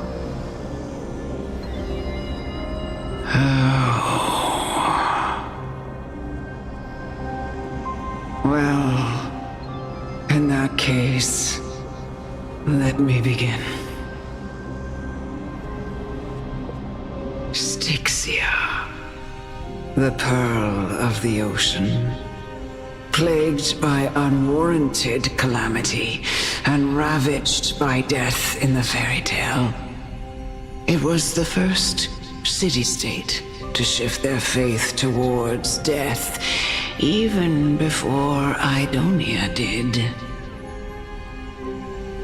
From where you stand now, I suppose that's a bit hard to believe. Right? Indeed. I cannot imagine that those from the era Chrysia, blessed with eternal life, could ever yearn for death. I have pondered the same question, child. But I am afraid there is no clear answer to it. Journeys and epics are only glorious and magnificent because all things eventually fade to dust. That's how someone once explained to me why death isn't necessary to the world. But I still can't take that as the final answer. Would a world without journeys and epics be worse off?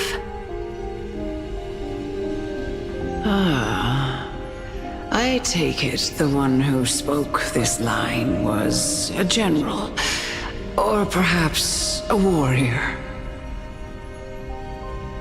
I, however, did find some inspiration in these words. Would you like to hear my thoughts, Casterus? Please enlighten me, Lady Almanette. Though I have already made up my mind on how to handle the authority and core flame of death. Your words might truly guide me toward the path forward. You and I are neither warriors nor generals.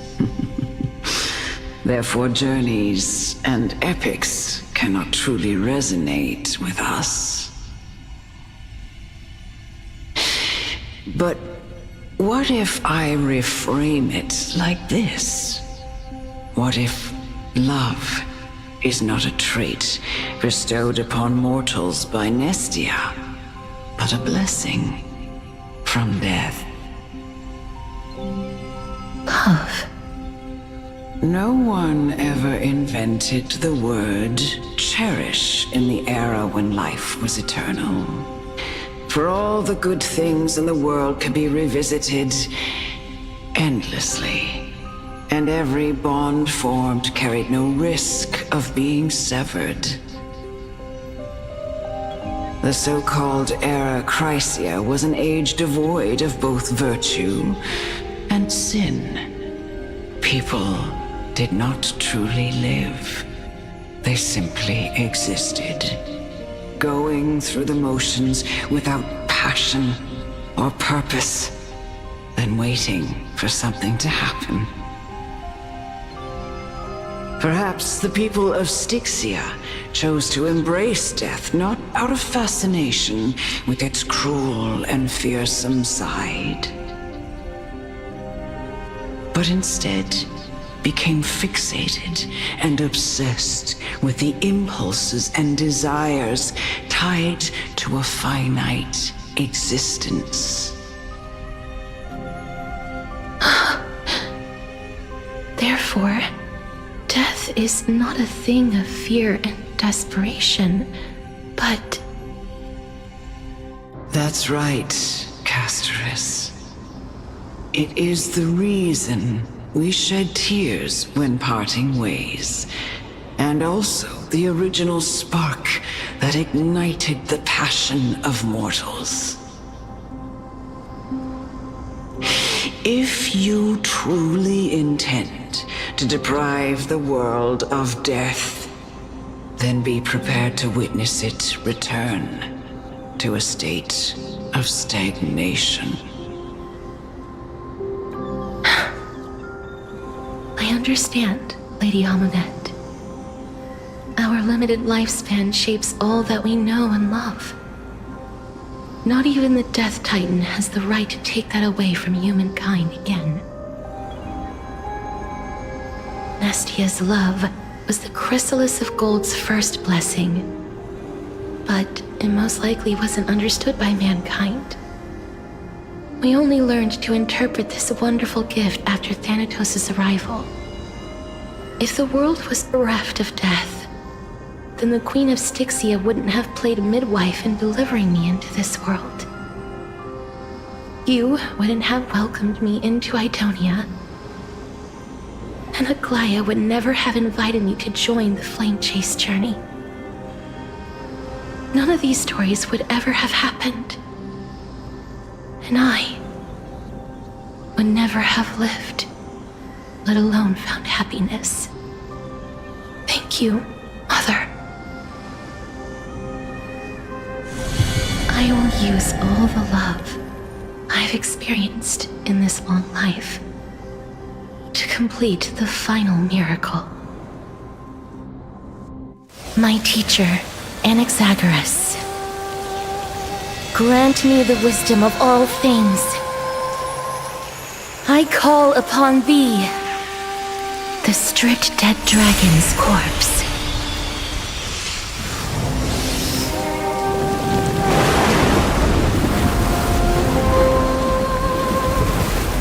Rises from the earth, falls from the sky.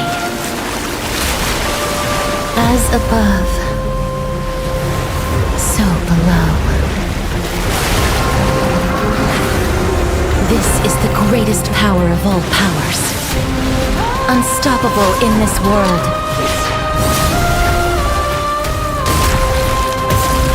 The great work that commands all death. I shall grant you embrace.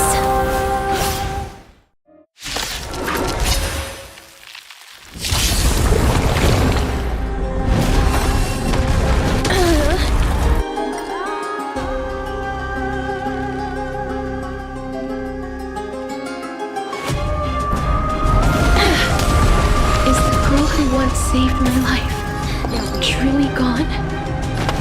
Or will you show yourself again, once we eradicate this hatred and regret?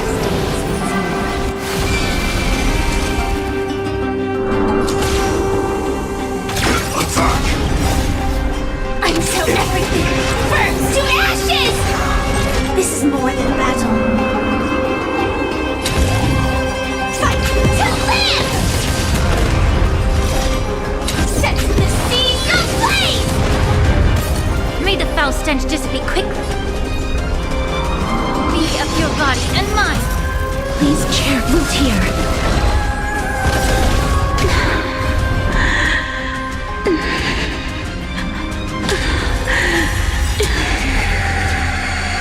And I know you're anxious. Shh. Don't be afraid.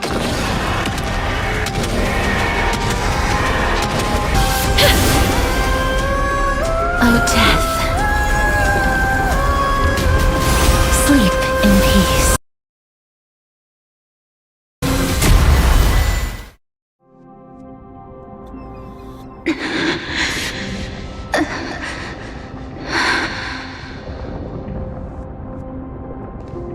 I'm sorry I have to wake you up from ancient death. And I know you're anxious. Shh. Don't be afraid.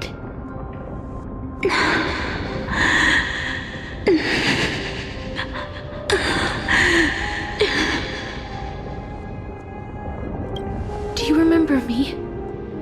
I'm the girl you once carried across the Sea of Souls. I'm sorry I wasn't able to remember you, but with the help of many people, I was finally able to pick up these broken fragments of my past. I'm back, Pollux.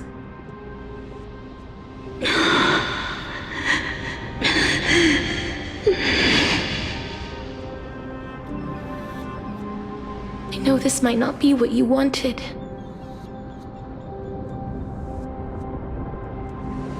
But I have to do this.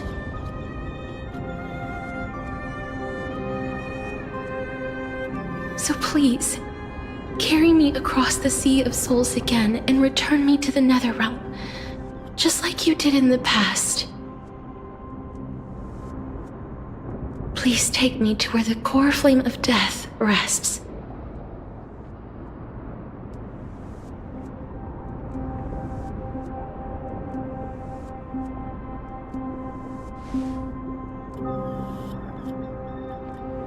I'll be going now.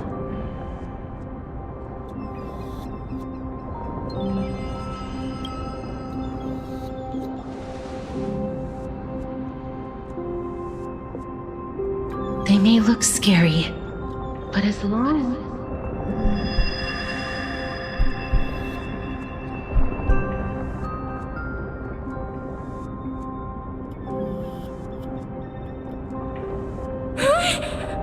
What's wrong?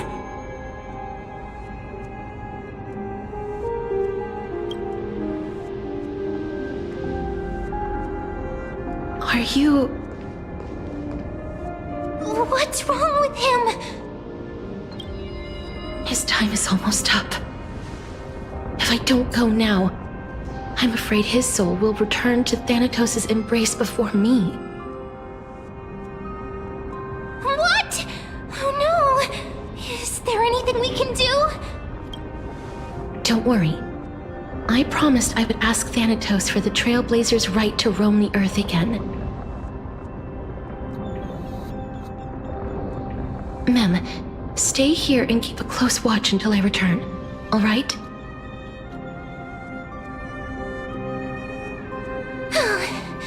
All right. I'm the best at taking care of others. Go on, Cass. Make sure not to leave yourself with any regrets.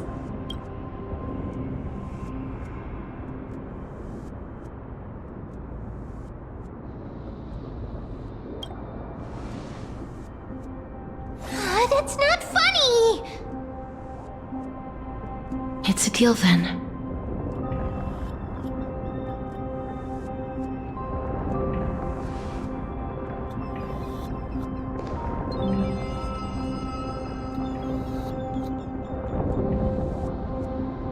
Please.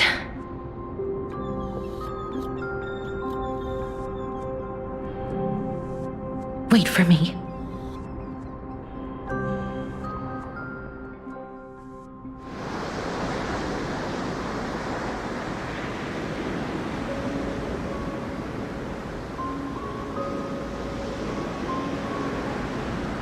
After all that, you still ended up back here.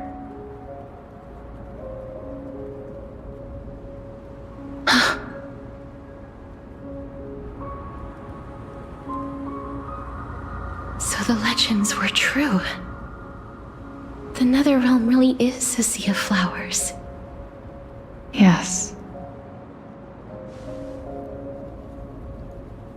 Just like the flower fields we tended to back then. Is that you, Plixia? Do you remember me?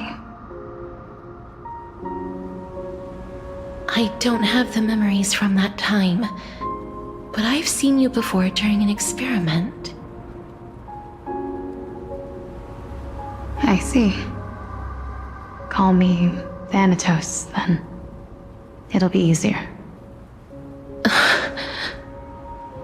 However, since you recognize the name, you must already know everything about Thanatos, right? Yes. I'm here to reforge the order of life and death in Amphoreus.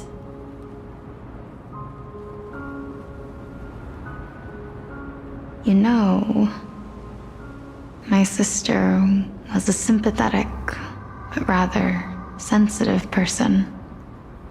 Whenever she didn't want to say what was on her mind, she would avoid eye contact and look off into the distance.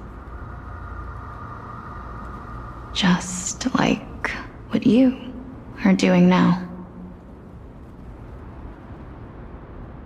Can you tell me about the last Era Nova?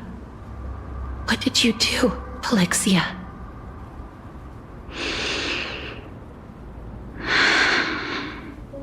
Where should I begin?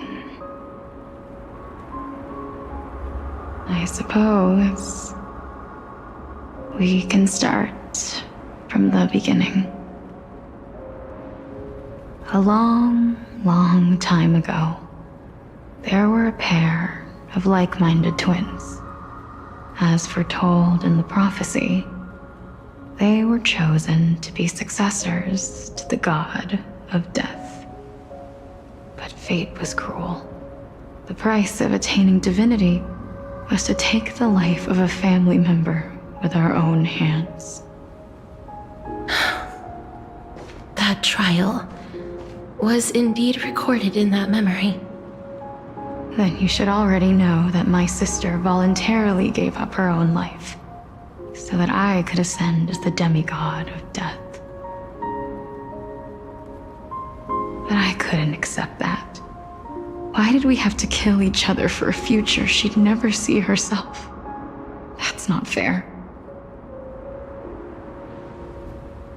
So, while weaving the laws of the new world, I shattered the forbidden bottom line for life and death. I reshaped my sister's soul and took the form of the great dragon Pollux to carry her up the River of Souls and back into the mortal realm.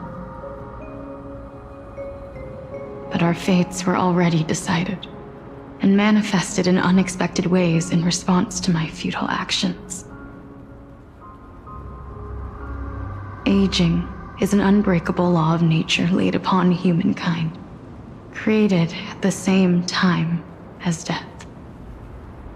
When the living die, their souls will meet Thanatos, who would determine where every soul goes. If the Reaper raises their left hand, The soul is granted death and allowed to enter the Nether realm to await reincarnation.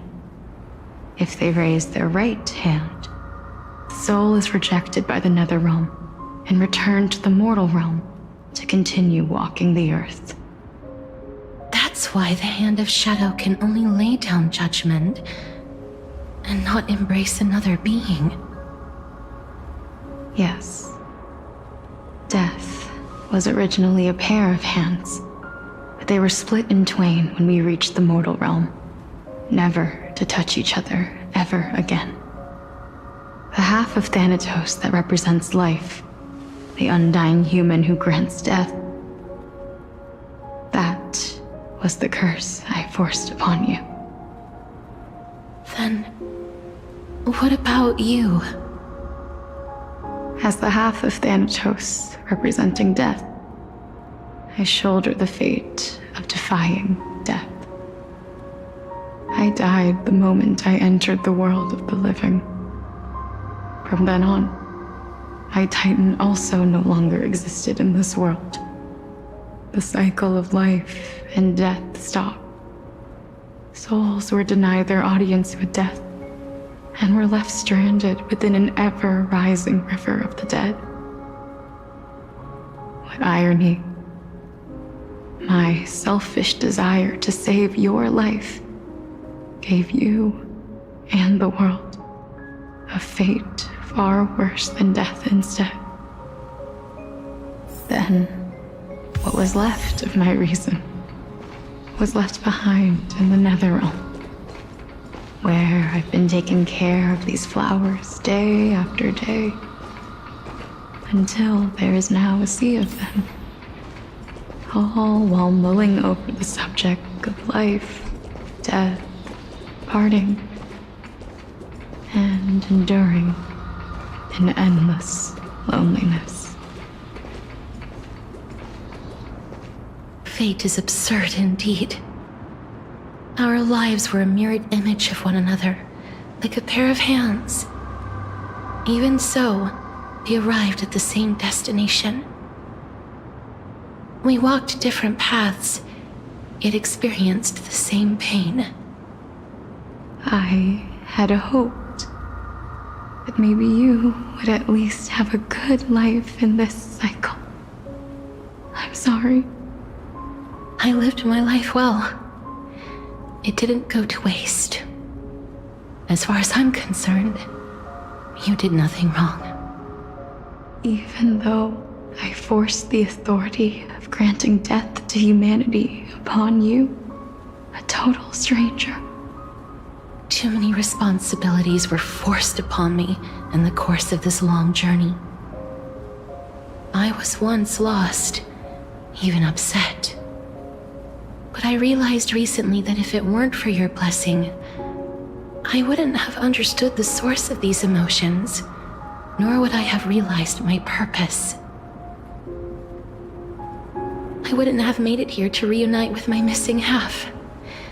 And we wouldn't be discussing our past while sharing the same view of this landscape. I wouldn't have understood the meaning of our existence. The meaning of our existence. This sea of flowers blooms on dead land because we sowed it with the seeds of our separation and watered it with our tears of loneliness. Yes, the only thing death is allowed to create are flowers that bloom from blood and tears. That's why Thanatos cannot create living beings at will. Nor can the Hand of Shadow determine a person's remaining days. Because the life and death of mortals should never be dictated by another's will. Are you saying there's no point in Thanatos' existence? No. No single being can bear the scales of life and death on their own, not even a god. Life and death weigh equally heavy. We both know that now, don't we? You too, must have had a difficult life. We've taken quite the ridiculous journey together, haven't we?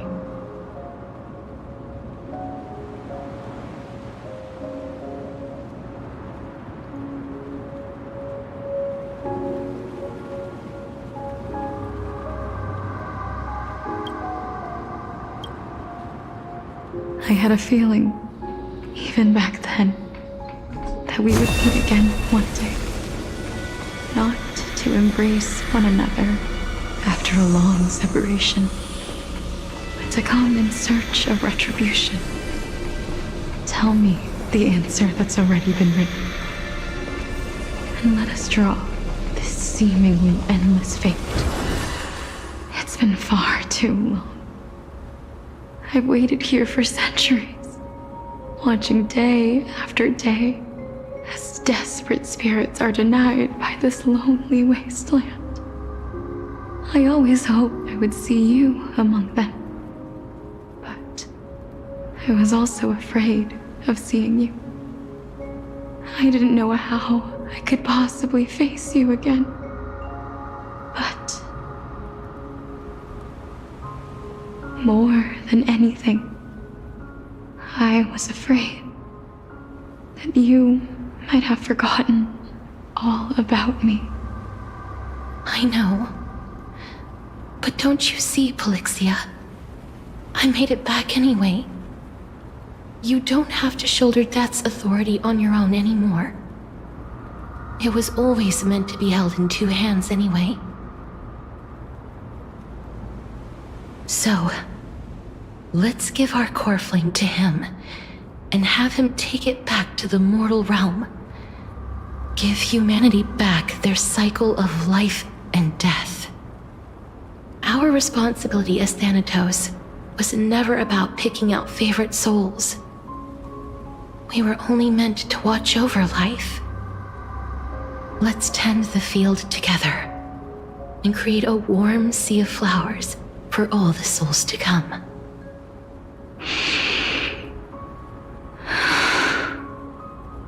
What do you think, Polixia? Yes, just one last step. You shall wither, and through that, the dead will sprout again from the remains, and be reborn with the dead flame. As foretold by the prophecy, Thanatos' authority is only destined for only one person to wield. As the Chrysos heir of death, as their demigod, as a titan, our fated moment has arrived once again. Just like before. Yes, just like before. But unlike that time, the ones undergoing the trial this time are prepared. You've made up your mind? Yes, as dictated by fate. But I won't be afraid, as long as you're here with me. Complete your trial in this life. Grant me the embrace of death, and light the spark of life ablaze. You've been tempered by life and death. I know you'll be able to give this wasteland its first breath of life. Like a raven butterfly, flying swiftly into the Nether realm, perching on the twig of death.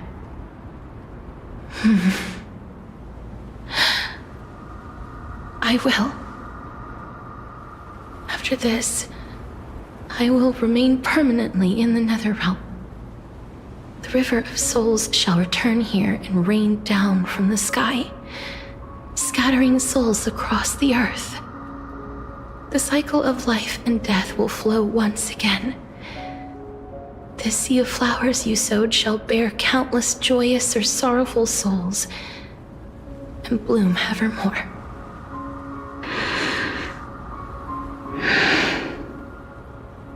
Thank you.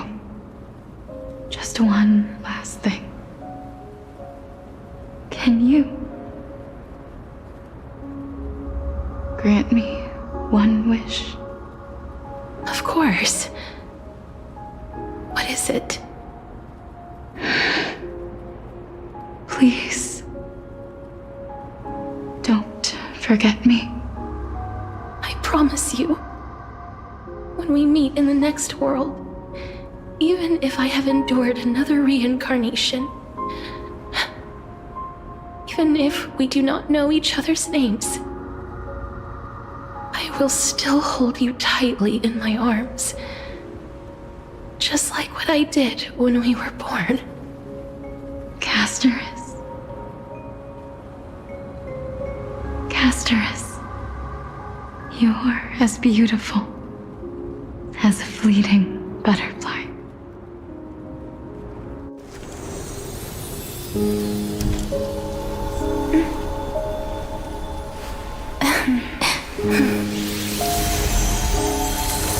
I will bring rest to death.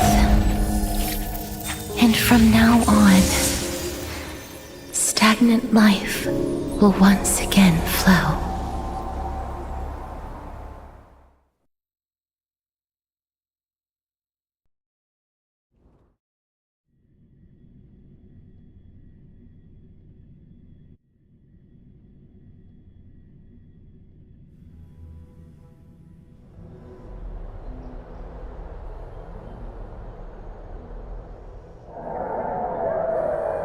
Time flies. In the blink of an eye, the 15th entry hour is already at hand. When this farce is over, your soul will be placed on the scales of life and death. Are you ready? No need to ask so many times. Of course I am. Then why do you drag your feet? Is your fear of crowds holding you back again? I simply find them too noisy. Paying attention to conceited fools like them would be an utter waste of my time. Such harsh words. As I see it, you are no less arrogant than they are. I couldn't agree more. Oh. I did not expect to hear that from you. Are you not going to refute me? I know myself better than you think I do. At the very least, better than a stowaway like you. And they say men whose ends are nigh have but kind words. Well, that is exactly why I chose you. Should I thank you for the compliment? The hour of the trial has come. Do you have an answer for me? And how will you prove the veracity of your argument? I suppose there is no point in putting this off any longer. Do you recall where we stopped the last time? You were saying that Amphoreus' history is cyclical. Indeed. The demigods that bear the core flames eventually become the new titans at the world's end. Remember what happened on the Holy Mountain? Calypso, Naias. As their destined ends approached, one by one they left this world, leaving only the twins, who are fated to succeed death. Unfortunately, while their journey is consistent with ours, you and Calypso, as well as Nicodor and Naias, act as supporting evidence. I can only come up with a rough sketch for my theory of a cyclical history. For all the pains I took to reach this point, I had already lost hope of ever obtaining definitive proof. After all, the past is in the past. Proving that we are the legacies of heroes of the past is a hopeless endeavor. That is, until I met a girl named Polixia and her sister. If Castorus was truly sent from the past to the present for the Titan's self-serving reasons, then having lived through 2 cycles, and with Stixia as the pivot, she will no doubt be the link to connect all of this together. If the Twins of Death can bridge 2 cycles to reunite at the shores of the Sea of Souls, then my hypothesis will no longer be just a hypothesis. And you too will get the answer to your question. Well, that is all well and good, but how can you be so sure? If there is even the slightest error in your hypothesis, the girl will be shattered. It matters not. The most important quality a scholar must possess is foolhardiness. If you are overly cautious, then you'll never have the gumption to make the first step, and change will never come. Besides, I, Anaxagoras, am destined to overturn this farcical world. Come, let us go and teach those pathetic worms one final lesson.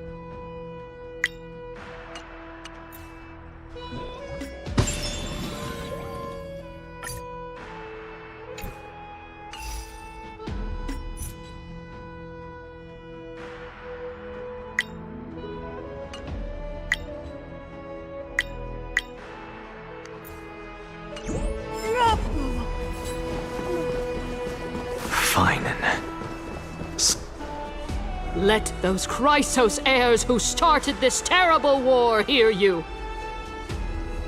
Let them hear the voices of the people!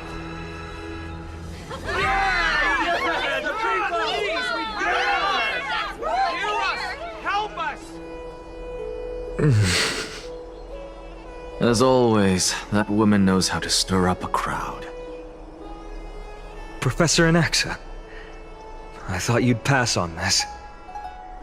Everyone must cast their vote, or this assembly would serve no purpose.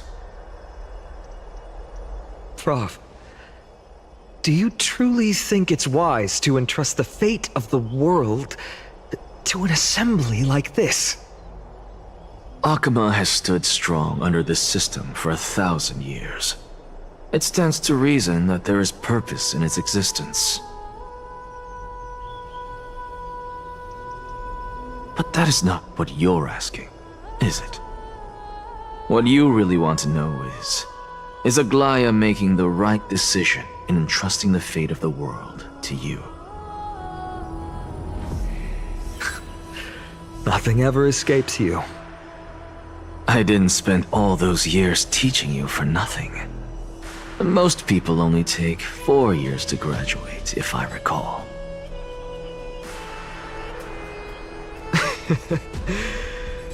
To tell the truth, I feel like I'm on my way to an execution chamber instead of a podium. So, do you have an answer to that question? No, I don't. I thought so. Because that question is not yours to ask in the first place. Is Aglaya entrusting the world to you the right decision? Don't make me laugh. That is a question that woman must answer herself. Why are you fretting about this on her behalf? Or have you been seeing yourself as her pawn all this time? Listen up. I'll say this only once. Flip your perspective around and ask yourself this instead. What should I do to ensure that the world doesn't stray from the correct path? That is what you should be thinking about. You still have time, so give it some thought. Oh, and don't bother telling me the answer. Tell it to those begging for salvation from the gods. Got it. Thank you, Professor Anaxa. That's Anaxagoras to you. Who will you be voting for? That'll depend on how well you perform. May Circe safeguard your thoughts.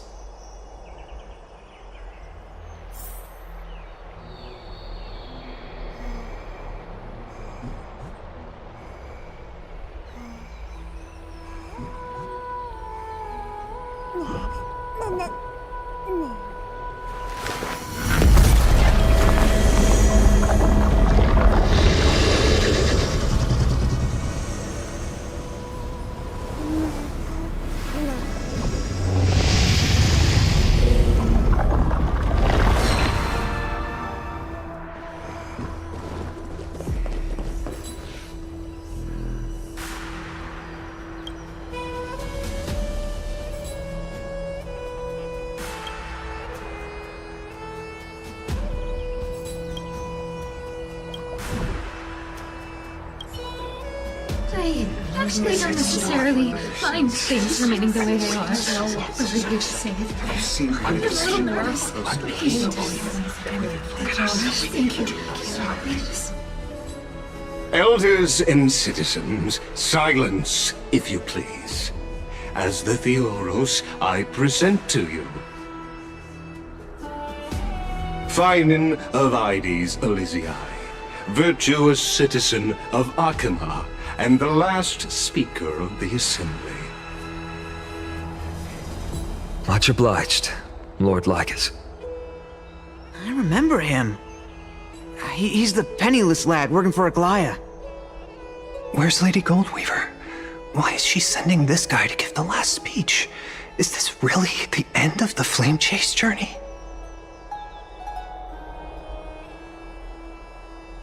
Can this dude really face down kindness? I actually don't necessarily mind things remaining the way they are. For your sake. By Kefali above, dear citizens of Akima, as you look upon me, so too do I see you. I see your fear and misgivings, your apprehension about the discord between the Chrysos heirs and the Council of Elders, and your uneasiness about the future of the Holy City. Yet, before you contemplate something as grand as the fate of the world, I ask that you look closer. Look beyond the horizon illuminated by Kefali, at the crisis threatening to overwhelm us. What? Aedes Elysiae, my beloved hometown, is a village forgotten by time. It is a place with the most invigorating breeze and wheat fields that spread all the way to the sea. I once thought that there I would enjoy a lifetime of peace and quiet with my friends and family. How I wish I could invite all of you to that paradise, far from the noise and chatter of the world. Alas, I can't. Because she, and all that she nurtured, all that I loved, they have long been devoured by the black tide. My beloved home is no more.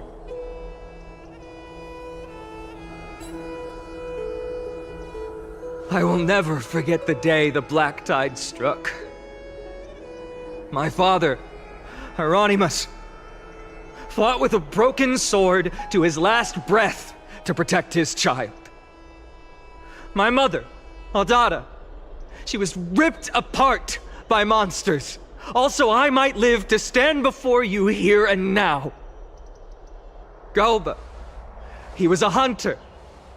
But in the end, those arms that once drew a bow instead embraced Piso, his beloved son, as they both breathed their last.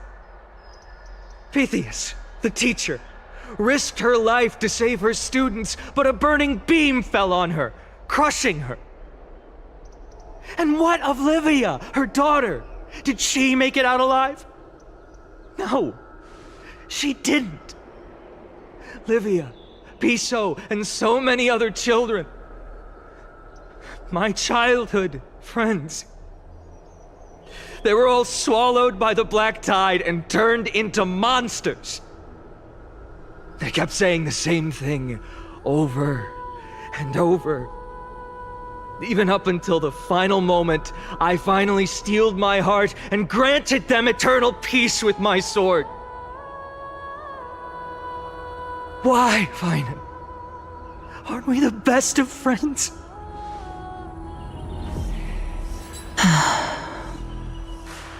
That is the black tide. A looming threat that can bring Akima to its knees any time. Kindness may have promised that with the 3 Titans of Calamity gone, Akima will return to an era Chrysia once more, but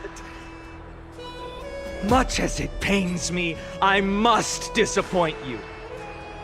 While the demigod of strife has done everything in his power to hold them back, they are still coming. By now, the name of that black-robed swordmaster, the Flame Reaper, has likely echoed throughout the city already. The roaring thunder is a message from the strife demigod. The Flame Reaper has risen from death, and they hunger for the core flames of the gods.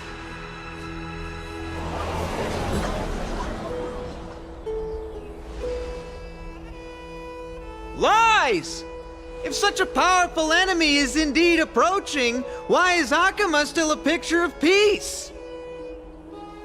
Exactly! The city of Akima shows no signs of pandemonium or chaos. And why is that? I beg you, spare a moment to think about this. Are we able to stand here and hold this assembly in peace today because the danger has passed? No! This peace we enjoy is no gift of fate. We are able to stand here today only because the Chrysos heirs have stepped up and shielded Akama from calamity. With her golden threads, Aglaya has preserved and continues to preserve these idyllic days that all of you hold dear. The Council of Elders claims that Aglaya will one day forsake the people because her divinity is eroding her body and soul. But ask yourselves this. Rather than offering her aid and support, why do they choose to watch and push Akama away from the Flame Chase journey? The answer that no one can bring themselves to speak of. A truth stained in blood and buried in greed, fear, and vanity. Allow me to lay it bare before you. It is because the Council of Elders, which bears Akima's history and honor, along with this citizens' assembly we once took so much pride in, are now infested with vermin.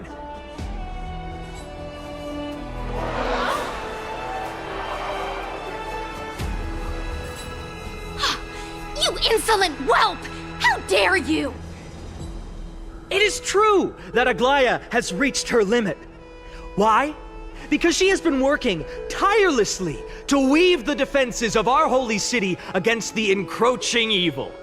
All while these vermin are making up baseless accusations about her and scheming in the shadows.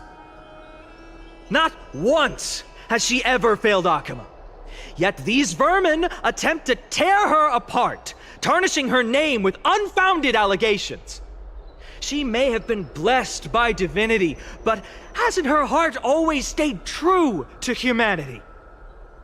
They attempt to mislead you and reduce this assembly to a crude standoff between gods and humans, but citizens of Akama. Once more, I implore you to open your eyes and look at those around you. Examine them closely. Beneath all that finery, do you see the good heart of a human or the poisonous glands of a pest? Make your judgment, then turn your gaze to the demigods whom so many of you regard as cold and merciless. Do you not see the light of humanity in them? And those who wear the mask of humanity yet utter only hurtful, slanderous words. Can you not see that their souls have been corrupted by power?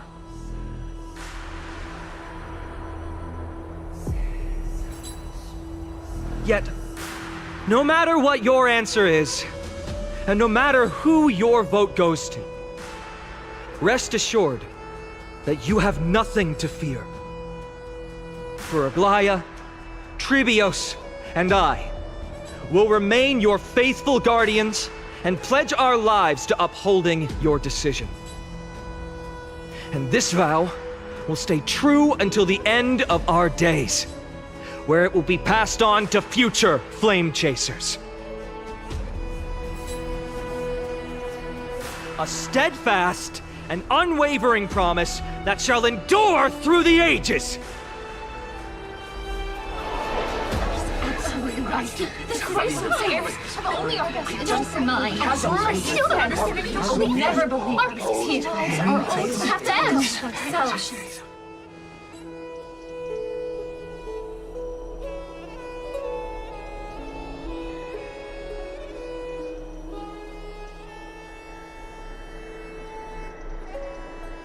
At the present time, on the scales of Talenton, those who call for the continuation of the Flame Chase journey, and those who demand its suspension.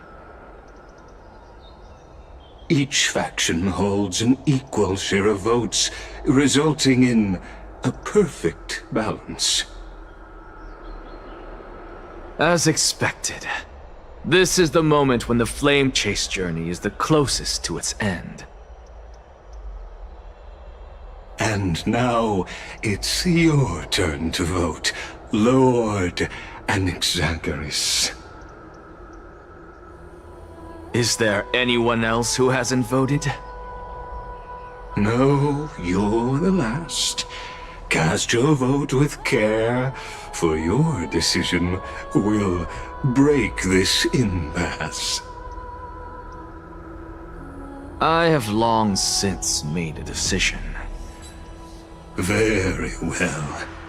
May you bring much needed change to this farcical world.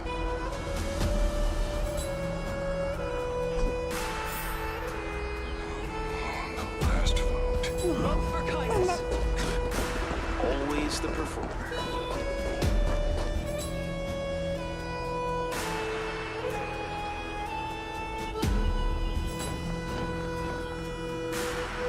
You've done well, Finan. Given the circumstances, delivering a rousing speech to stir up emotions was a prudent move.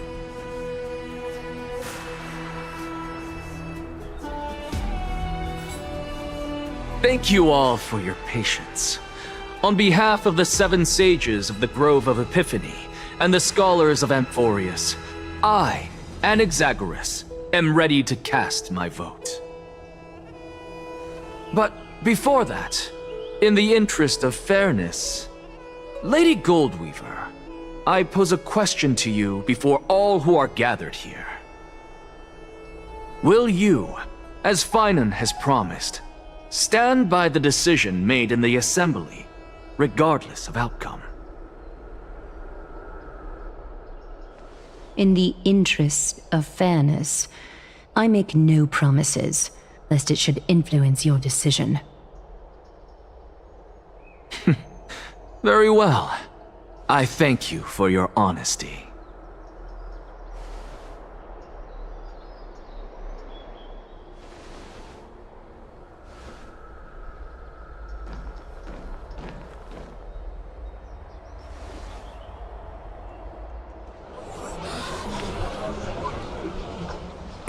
What's he doing? The stakes are high. Let's be patient. Cut the act! Who do you think you are wasting our time like this? Lord Anaxa, please do not forget that I... Rule number 1, do not call me Anaxa. Rule number 2, never interrupt me. Silence is golden.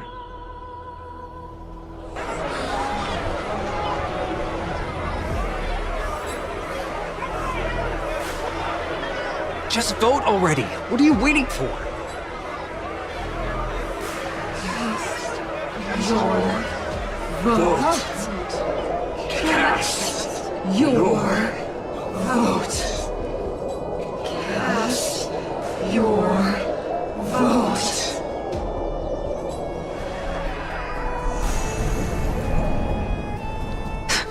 I cannot help but wonder, is every hardship in the world something you will exploit and use to your advantage? How else am I supposed to make use of this situation where my body and soul are separated?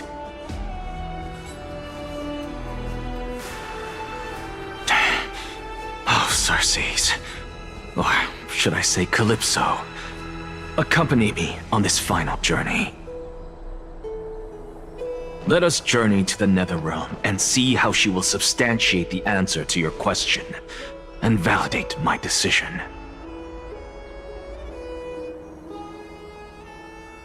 We need only to follow the sound of the tides.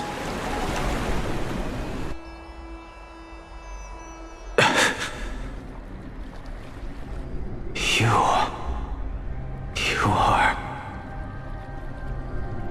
Well done, child.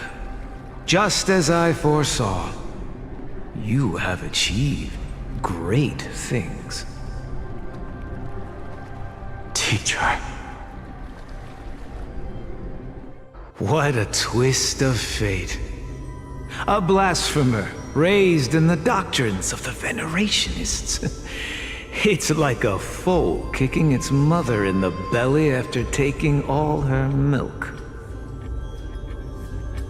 I respect you immensely, sir, but... You cherish the truth even more. So, child, do not be troubled by the criticisms I have borne. Do not let those voices hinder you as you forge ahead. As the sage of the Venerationists, I am duty-bound to oppose you. But, as your friend and mentor, Anaxagoras, I say, go forth, for the truth is already in your hands. I will keep that in mind. Go now, child. Your lonely pursuit is about to welcome a new chapter. And when you reach the end of this journey, may we meet again with the truth before us. You have my word, sir. May Circes safeguard your thoughts. May Circe safeguard your thoughts.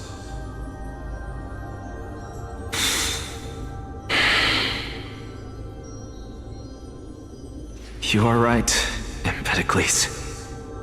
My lonely pursuit is about to welcome a new chapter. I must be on my way. May we meet again with the truth before us, Empedocles.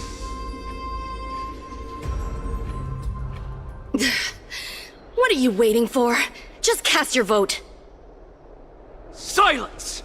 Silence, everyone! Behold, Circes, here at the center of the world, I shall write the final step of my proof. For this place is but one step away from the truth.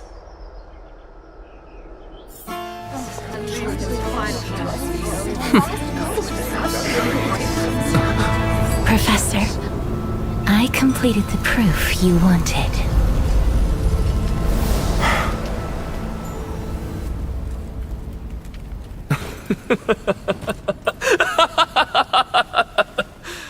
Thank you, Castorus. The answer is plain as day. My vote goes to the Flame Chase journey and nothing else!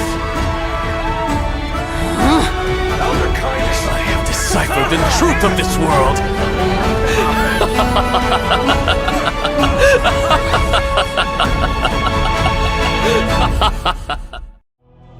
With the balance shattered, the result is clear. By carefully enter Lenten above, as the Theoros I have observed. No! Ligus, you can't! Anaxa, what have you done? Have you lost your mind? I hope you are prepared for the harsh punishment awaiting you. Mark my words, I will make sure that clever head of yours never forgets the price of betrayal. Have you forgotten? I told you that happens to be one of my rare talents. You put on such a grand performance, just to aid their preposterous flame chase journey? Performance? No, you are quite mistaken. I may be paranoid by nature, but I've always been known for my honesty. If you really understood me, Lady Kindness, you'd realize that I never had any interest in your pathetic little game of politics. Factions, standpoints, they are jokes in my eyes. I have never once switched sides. Because I, and I alone, am the truth. Lady Kindness, with all the citizens here as witnesses, we should honor the spirit of democracy and respect the decision of this assembly. I have observed that Akama has chosen her destiny.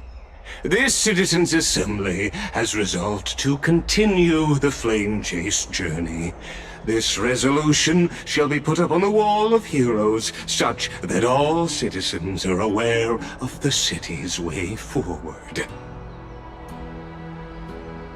You! It seems not everyone is ready for the assembly to end. Very well. Let me entertain you for a little longer. By your leave, Lord Lycus. Interesting. Elders and citizens, your attention, please.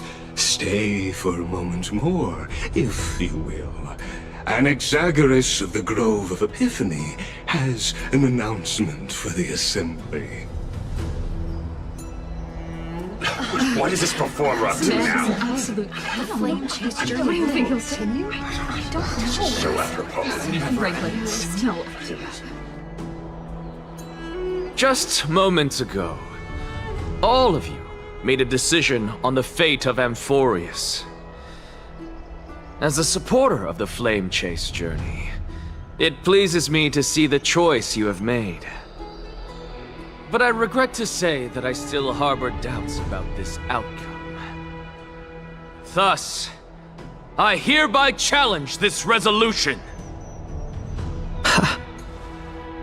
Tell me, who among you dare swear to Kefali's name that Era Nova will truly welcome the fairy tale ending that the Chrysos heirs have promised?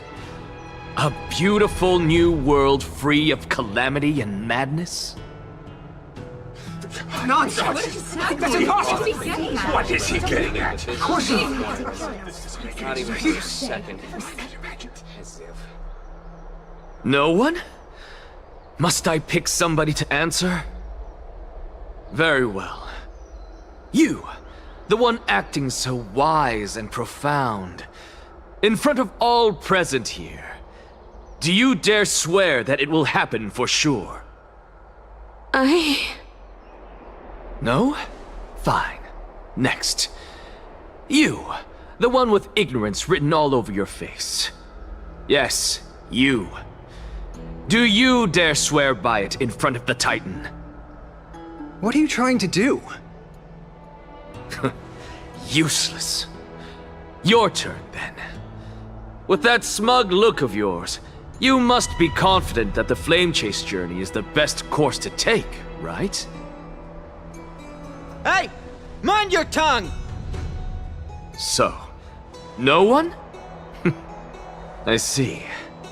In that case, Finan, answer me this.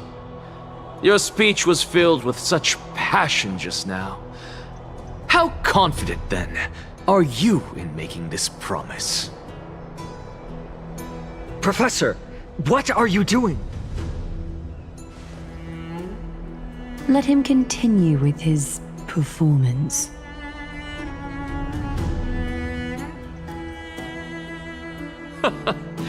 Will you look at that? Even Finan and Aglaya lack the courage to make such a promise.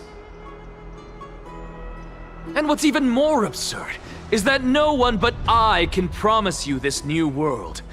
And yet, the Assembly passed the resolution anyway.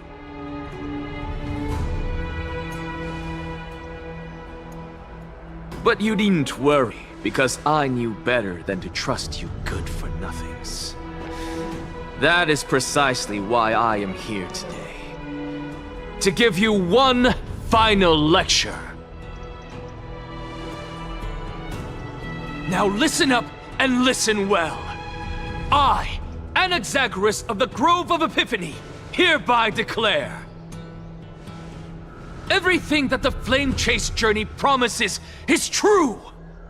Finan of Ides Elysiae, the prophesied demigod who shall succeed Kefali, will reforge each and every one of us in the new world with his complete, intact memories.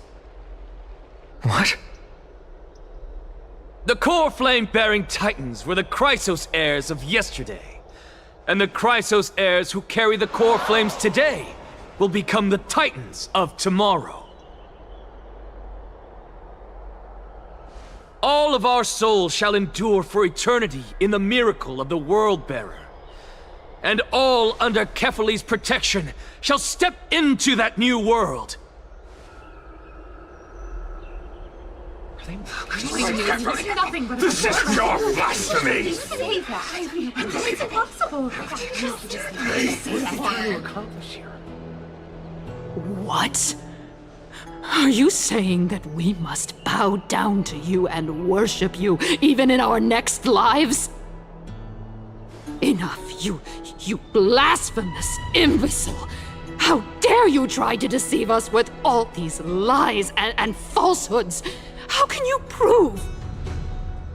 I told you, don't interrupt me. But since you've asked, I shall be kind and indulge you. My statements are based on my experiments on the divine body of Kefali themselves. You heard me correctly, everyone. With the tacit approval of kindness and the Council of Elders, I fused my soul with a god through alchemy and learned the truth behind Era Nova. What is he talking about? Isn't that pure blasphemy? I, the vile, wretched blasphemer, deserve nothing less than death for my sins. And the Council of Elders, which granted me consent and aided in committing this atrocity, should face punishment alongside me. By the gods, even kindness has betrayed Akama. The catalyst. We're carefully evolved.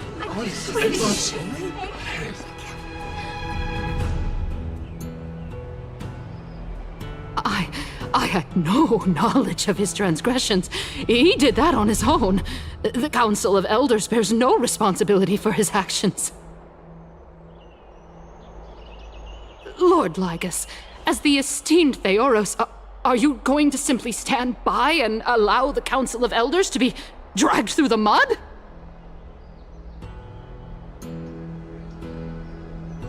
If the accusation is true, I will acknowledge it. If not, my conscience stands unburdened. Lady Kindness, the reputation of the Council of Elders was not built in a day, nor will it be shattered overnight. Repercussions await those who fool the people, and punishment must be meted out on those who abandon their vows. We should respect this beautiful city and her people. You...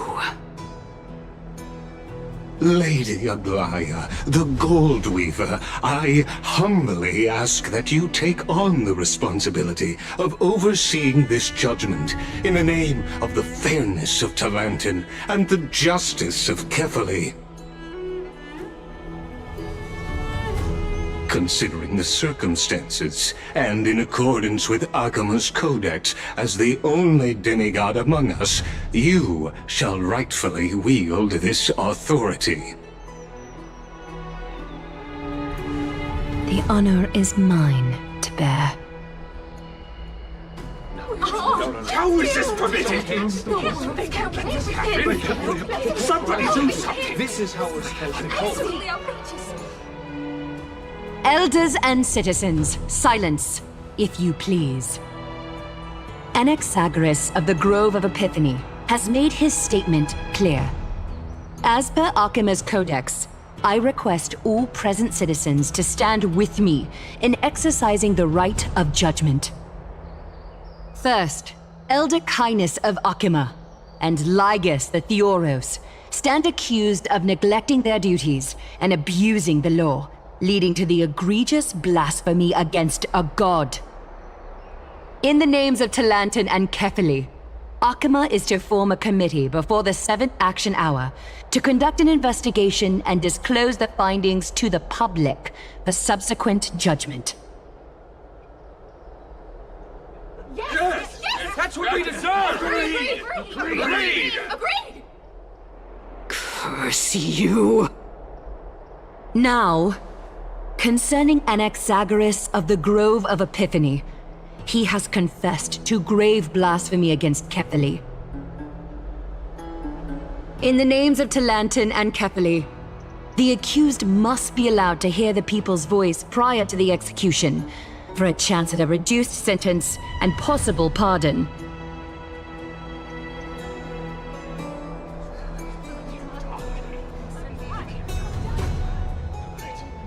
Die! Let him die! Let him die! Let him die! Let him die! Let him die! Let him die! Let him die! Let him die! Professor. Let him die!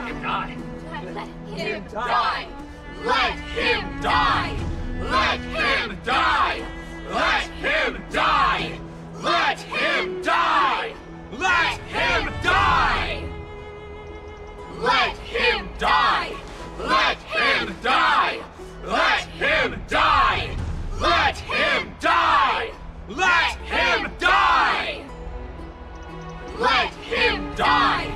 Let him die! Let him die! Let him die! Let him die! Let him die!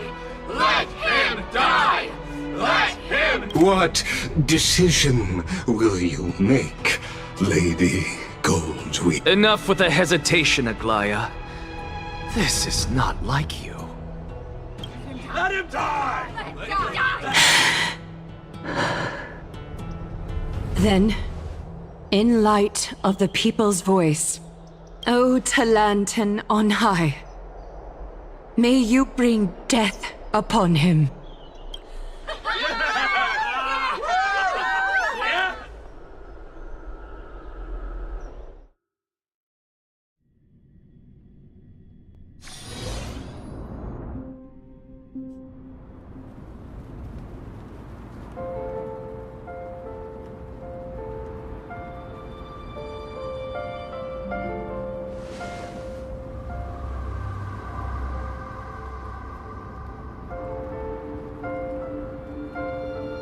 Allow me to reintroduce myself. I bore the name of Castrus while walking among the mortals. And now, I stand as the demigod of death, the living side of Thanatos. Welcome to my realm, where the west wind ends.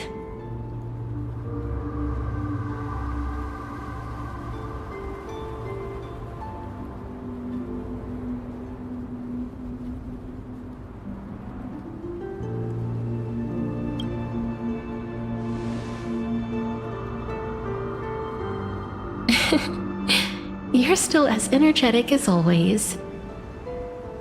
Did you know? Every flower here was planted by Thanatos himself. These flowers were originally both lifeless and immortal, but in the first rain brought by the River of Souls, they were given new life, flourishing as the bearers of countless souls. And it is my duty as the Master of Death to tend to their well-being and foster their growth in this serene haven. Similar to the structured cycle of life and death in the mortal world, these flowers too shall wither and fade, returning to the earth and then ascending to the sky with mist and tides. Eventually, they will descend to the mortal land as gentle rain. Every soul undergoes the perpetual cycle of reincarnation, albeit in varied forms, until the world meets its end. Yet, sadly, There's no time left for Amphoreus to wait for when the flowers bloom again. Now, death is the power at my fingertips. It once led the souls of the deceased here, but I shall open the gate of the Netherworld and return you to the realm of the living. In exchange, please, take the core flame of death with you and complete the flame chase journey. Do not let our work thus far be in vain.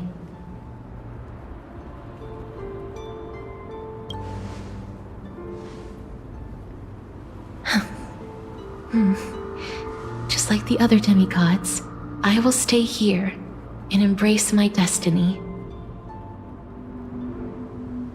That being said, it is not easy to guide a lost soul back to the mortal realm. The whispers of death are sweet and alluring. If your determination wavers, you will succumb and be forever ensnared by the Netherworld's grasp. Please consider this a one-time exception. I will do everything in my power for the flame chase journey. And for your life, the only life I can save.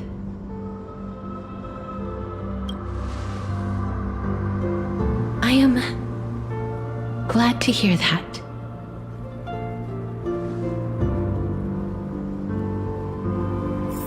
Over here!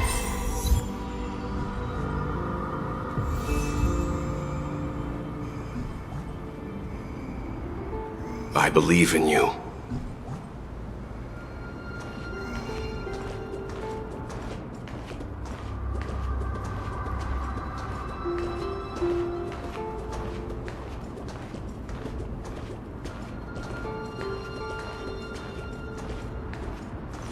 Just forget about all the hardships of the mortal realm. Your embrace awaits you. Lift your chin up high and step forward with us toward tomorrow! That's right. Keep your eyes on the dawn.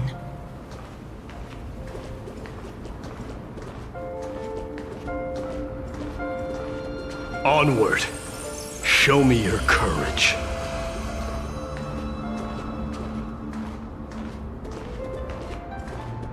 Partner, we shall become heroes together.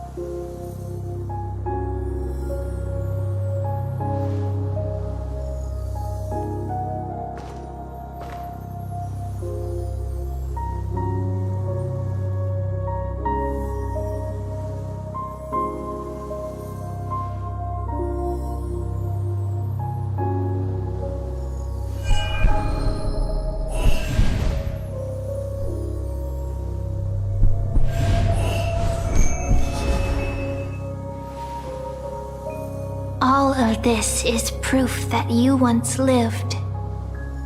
Your soul, your memories, the years you've journeyed through, and the path they revealed, leading you back home. So, continue onward. Do not stop moving forward, and do not let her sacrifice and the support of all who have stood by you be in vain. Over here, friend! Take my hand. Let's go home.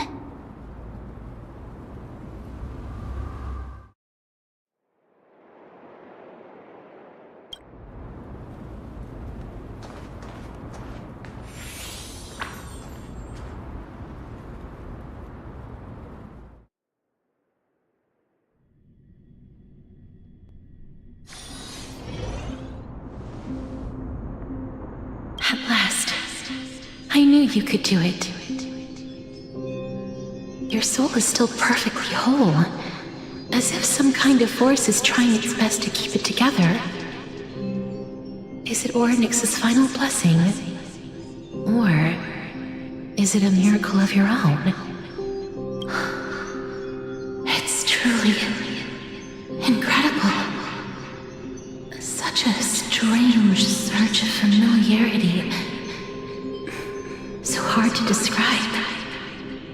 Perhaps it is fate, once again fulfilling its own design. Or perhaps it is the laws from beyond the sky, so familiar to you, that intertwined our fates long ago.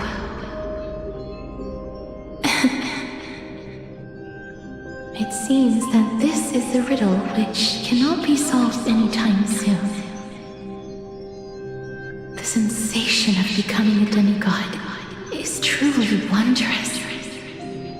It's as if the river of souls is winding its way through the depths of my spirit, transforming with each breath into a fine rain that nourishes the world. Do you recall that prophecy? At the end of the sea of flowers, the souls of the living shall warm thy fingertips, and after an embrace, there shall be eternal separation. I promised you that I would do everything in my power to give it another meaning. Now, as I stand as a demigod and destiny draws to a close, I can finally end it in a way that is as beautiful as it deserves. The wish I once sought but could never grasp is now within reach. In this brand new world, every blooming life will lift its arms in celebration and recount the profound meaning of this very instant. Every touch, every embrace we share will never again be an ice-cold loss. They will radiate with an intense warmth, sowing love far and wide throughout the land.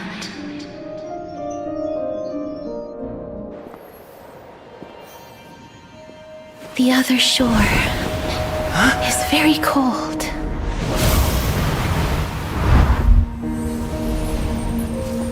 May I borrow your warmth one last time? Thank you for fulfilling this wish of mine. The place I'll be going to is what humans call the Land of Sorrows.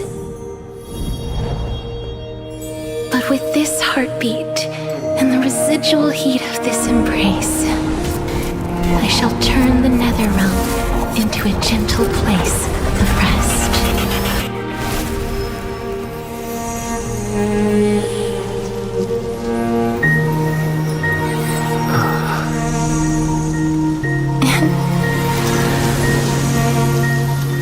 This embrace may be brief, but it's the proof that I once lived. Farewell, then. May we reunite in the new world.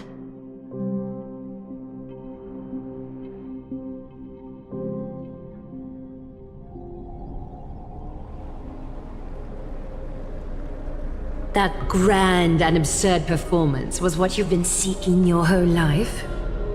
I gave up everything in search of truth, and it culminated in this very moment. You, on the other hand, performed as I expected. You did not hesitate when you saw the chance to attain power.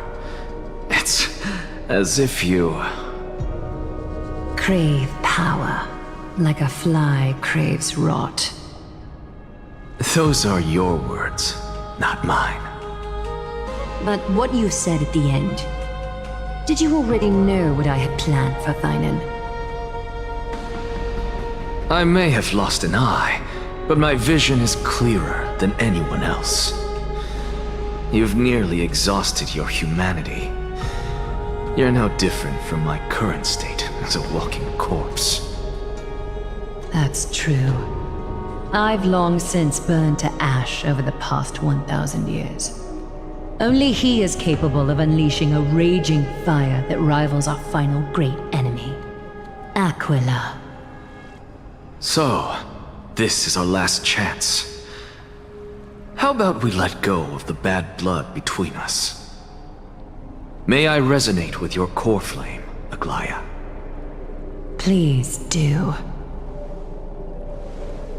That's impossible. To persist with your soul thinned to such an extent. You're insane. Just as you fight to lug your corpse onward to complete your unfinished goals, I have my own reasons for doing this. Until Finan grows into his position as the prophesied leader, I must continue to lead everyone on the flame chase journey. I must keep inching forward, even if only as an empty shell. I've long predicted this was the case, but I didn't think you'd already lost so much. How ironic. We would have avoided so many misunderstandings if you and I had just spoken this candidly before. But casting aside our ideological differences, there is one thing you and I agree on. Finan. Yes. He was born to be a hero. He understands the hearts of the people, and I can confidently say he is a far better leader than you. Only he is capable of fulfilling your mission. Sadly, he is a man cursed by Nestia. But by my estimates, his horribly elaborate sense of style should not impede Era Nova. Congratulations are in order. We found common ground at the very end of our destined paths. When you put it that way, it makes me want to take back what I said. Aglaya, we're back!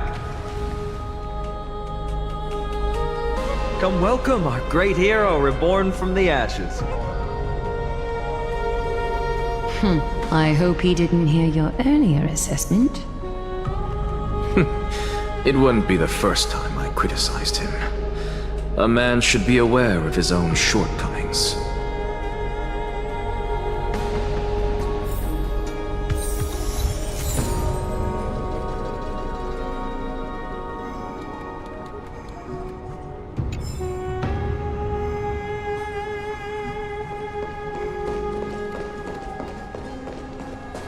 I'm gladdened by your triumphant return.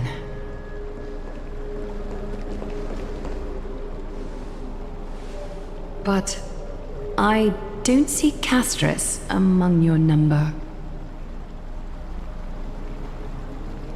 It looks like she not only helped me prove my theory, but helped you fulfill your mission as well.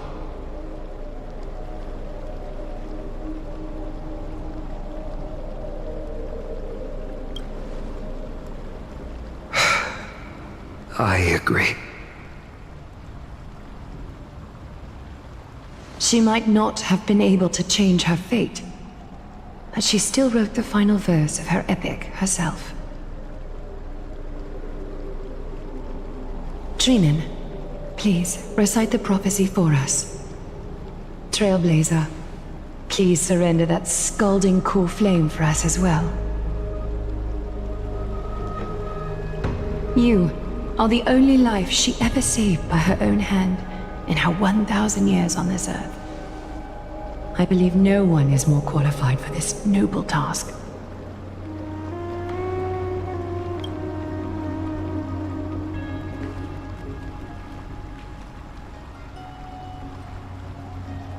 O gods who have returned, and gods who are still watching, today we bring you a soul laid bare.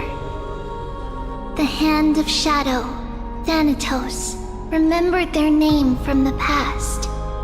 From daylight they came, and to their fragrant dwelling they return, to walk now among your ranks. And there was one who joined hands with the Titan, a traveler risen from the dead and reborn among mortal kind. He is the everlasting night, and shall now proclaim in his good name, O Majesty of the 12 Titans, pillars of the world, we seek your divinity to mend the rifts of the world. Fill our bodies with blood of gold till we wither in willing service to the prophecy. Step forward, trailblazer from beyond the sky, and together with us, surrender the core flame and carve their star into the sky.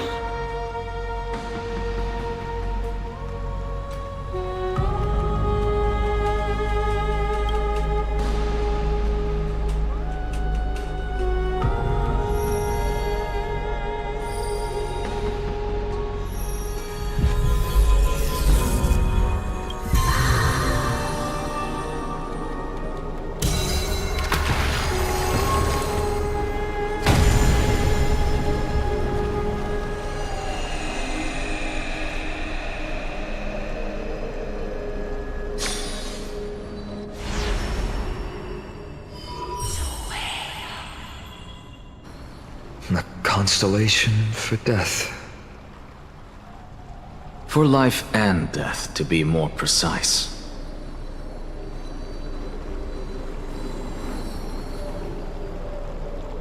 Look! It's...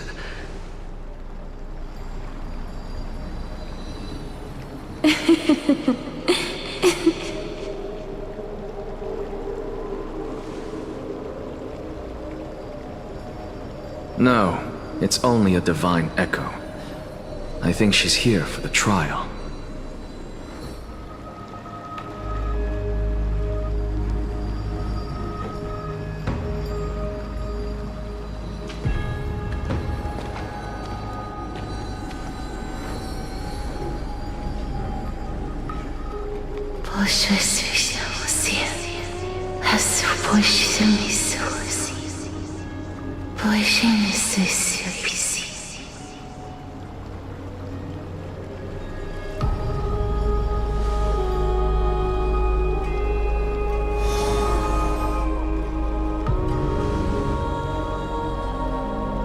What did she say? That's the language of the Titans. Castorus... No. The Titan. They said... I have illuminated the cold shadow of death. Onwards. For your path to the future is bright and its flame eternal.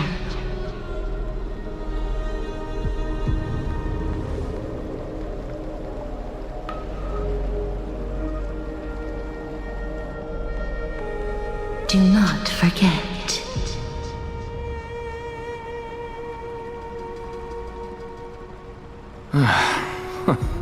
She made quite a scene. I suppose it's my turn now. I won't stop you. Professor, you... What's with that look? You were present. So, let's get this execution over with. We wouldn't want to bring shame to Akima's divine laws or keep me from creating a new world. You never change, do you, Professor? I don't understand. If your theory is correct, you'll lose all memories of your past life once you become a Titan. So what's the point of becoming a god? Of course there's a point. Even if I forget who I am, I'll still have my brilliant mind. It goes without saying, I'll find a way to retrieve memories of my past life. Besides, I still have you, don't I? I still don't really understand what you said during the assembly. Even if it were true, things reforged from memory could never be the same as the original anyway. Then allow me to tell you right now that you're wrong. What exactly are we? My answer is that the Chrysos heirs are the future Titans and vice versa. Of course, this answer only applies to us. So, what are we when it comes to regular mortals? The very essence of the world, our souls, are tiny invisible seeds that hold records of each person's memories of the world. And we are the buds that sprout from these seeds to grow into great trees. Is that what new sporism means? Correct. Once our physical bodies are born, we become new extensions of the world. From there, we plant our seeds into someone's memories, and then scatter them into the hearts of countless people in the future. Just as seeds are affected by their environment, so too will our appearances differ across memories. But the partial memories we carry will always be the same, because that is just how the world is. To destroy our very existence, one must destroy the world itself. But we have someone who will still live on with his perfect memory. That person is you, child of Kefali. This is what it means to be the world-bearing Titan. So, carry everything of this world and live on. Don't disappoint those most precious to you. Don't disappoint Lady Goldweaver. And especially, don't bring dishonor to my theory. Anaxa, I swear to you, I'll lead everyone to our reunion in the new world. Good. That is all I have to say. Farewell, everyone. May we meet again in the next life. Farewell, great performer. May Circes safeguard your thoughts.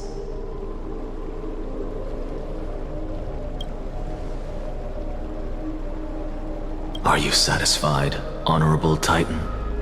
Very. I hereby swear I have borne witness. Anaxagoras of the New Sporists and the Grove of Epiphany has successfully overcome the trial of reason. Thus, I shall confer upon you these words. You shall transcend the peaks of purity and return to corruption and hardship. Oh, so that's a god's prophecy. It sounds like you just rephrased my past, present, and future. Oh, Circes. Is that all you've got? Well, you've already transcended the peaks of purity, and you were never the type to give me any leeway. That is true. But I do still have one question. I knew it. What is it? Maybe we're thinking of the same thing. As you've so boldly stated, we and the world itself live on through the memories of others.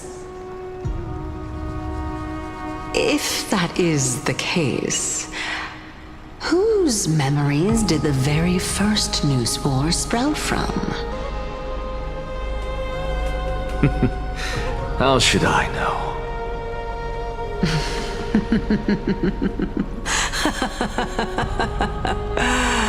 Oh my. But, since we are both equally curious, we should allow the children of humanity who come after us to to investigate in our stead.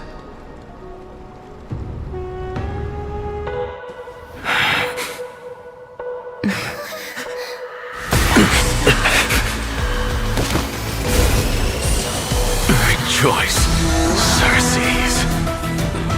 I sow the seeds of suspicion in the new world with your soul! And now, the objective is complete. That is all.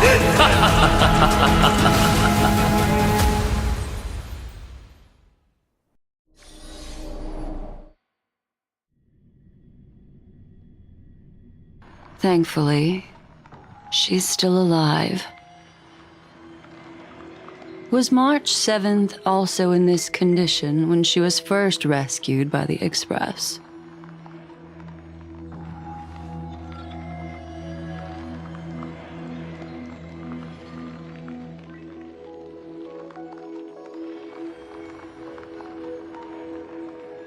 But she still woke up naturally. Looking on the bright side, that might happen this time as well.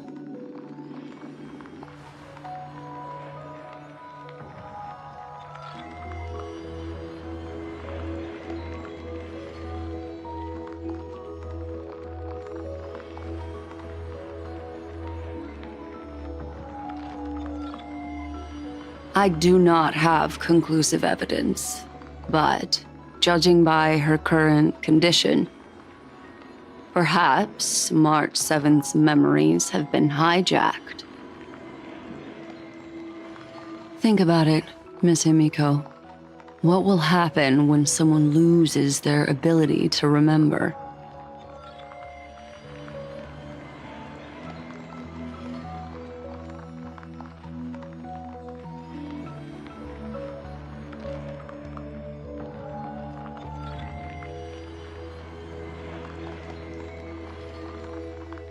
Unfortunately, short-term memory is an entirely different concept from the inability to remember. Perhaps it is difficult for you to imagine, but an individual who has lost their ability to remember turns into nothingness. The belief of the Garden is that everything in this universe can be interpreted through memories. This is the driving force behind the continuance of this path. The past is made up of memoria, while the future is a possibility that will eventually be converted to memoria. But the present, it doesn't really exist, and it's only an abstract expression. Therefore, when a person is affected by the path, and loses their ability to remember, their physical form will also be affected. These ice crystals are a manifestation of that.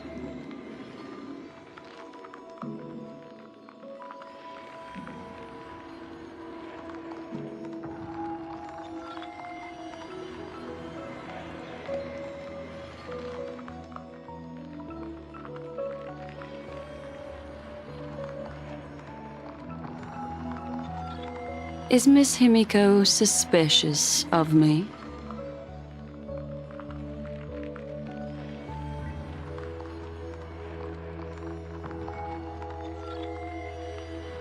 In other words, now is the time for me to prove my innocence. That's not a problem, of course. The true reason behind my intentions is that Amphoreus holds special significance. For some memo keepers of the Garden with extremist views, it is a perfect example. A world that can only be seen through the Garden's mirror means that memo keepers have the right to keep the world in their private collection. If those Pathstriders of Remembrance were to uncover the secrets of Amphoreus first, they might unleash their wild ambitions and remodel more worlds into a similar form.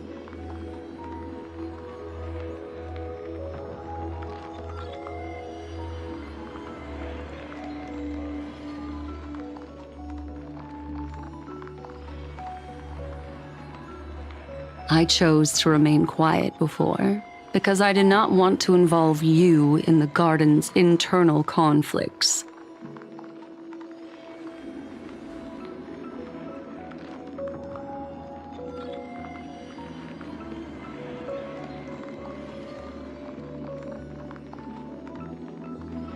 You can be even bolder with your guesses. The people that I'm talking about, they aren't just individuals. They are an organization that has already attached itself to the pinky finger of Fu Li.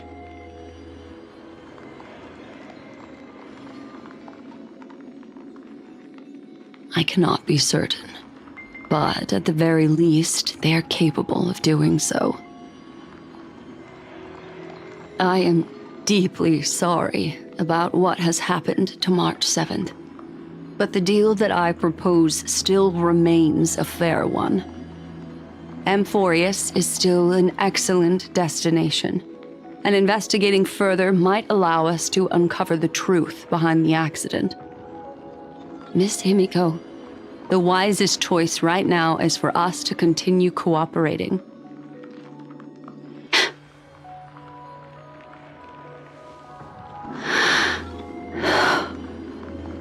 Let me take back a part of what I said just now, Miss Himiko.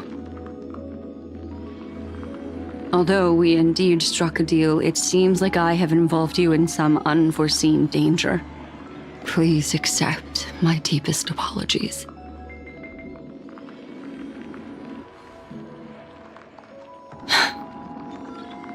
It's Fu Li. Their gaze has just swept across Amphoreus.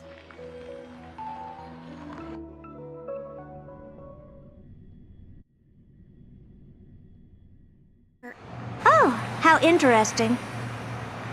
I never expected a mere memo snatcher to be actually hiding so much inside her head.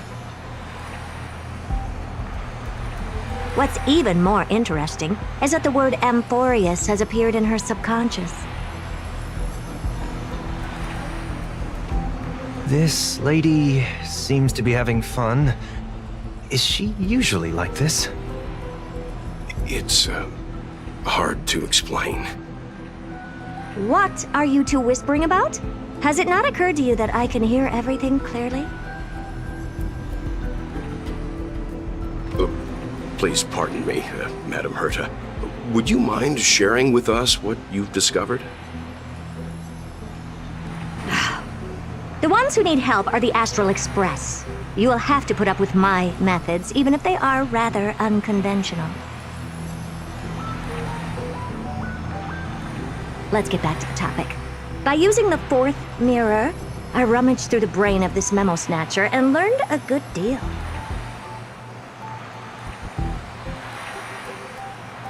Not only does this person know of Amphoreus, but there are also many memo keepers who are interested in the place. I searched through her consciousness and found the following terms: the Eternal Land, the Rejected Land, and the private collection of the Garden of Recollection.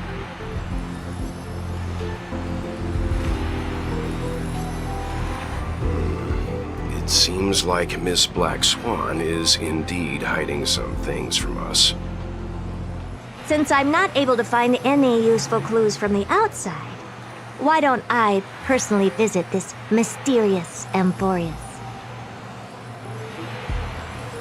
You're planning to head to Amphoreus yourself?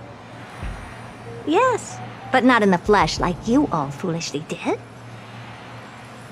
See these Herta mirrors? With them, I can project my data spirit entity to any corner of the cosmos through spatial warps, without even needing to leave my room. But of course, these corners of the cosmos must be within the coverage zone of inter-astral peace communications. After all, this is collaborative technology. I see. You do seem like the more indoor type. Although that star zone is not within the network of the IPC, the Express itself can serve as a signal station. Come, give me the astral chart coordinates.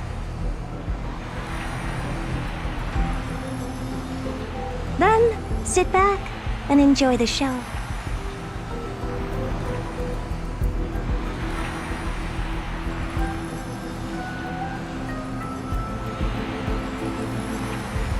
All right, now that everything is ready, mirrors, get to work.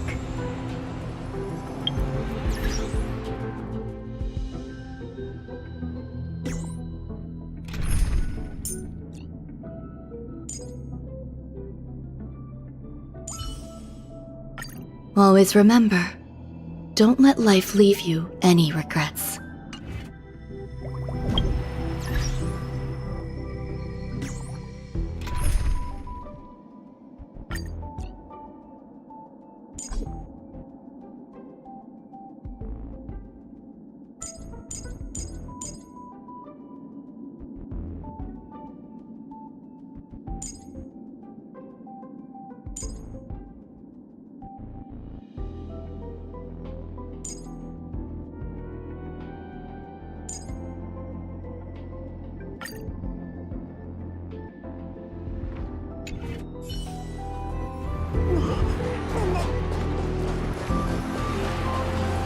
First mirror, input the coordinates. You'll be in charge of the spatial warp.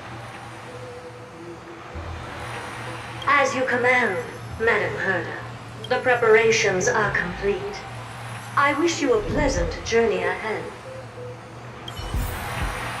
Second mirror, prepare for the thought refraction. There's still some distance from the Astral Express to the Amphoreus celestial body. You're in charge of sending me over. This time, raise the power to the maximum. Don't be stingy. Oh, okay. I won't fail the mission, Madam Herda. Third mirror, you're in charge of generating the data spirit entity. I'm happy to help, Madam Herda. What kind of appearance are you planning to use this time? Good question. Let me think. Forget it. Just use my own appearance.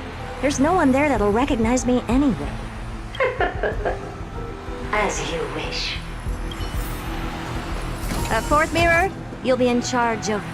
It seems like I have nothing for you. Just stand by and wait for orders. Ah, standing by again. That's so boring. Next time, can you count down from 4 instead?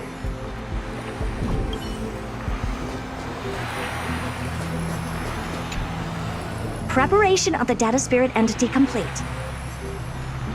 Thought refraction at max power. Excellent. First mirror, let's get going. Have a safe trip, Madam Herta. May your journey yield good results. Coordinates input complete. Preparing to activate spatial warp. Destination, unknown celestial body. Amphoreus. Spatial warp countdown.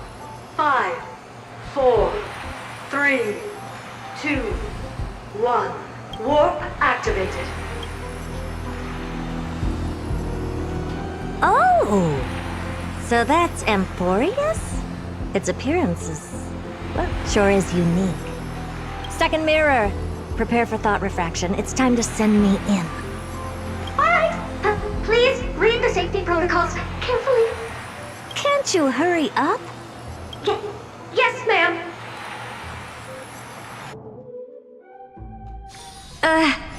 I didn't expect it to be so turbulent. I should have asked the second mirror to use slightly less power. Oh, what a magnificent sight! Is this the entrance to Amphoreus? Let's see. Perhaps I'll be able to find a way in.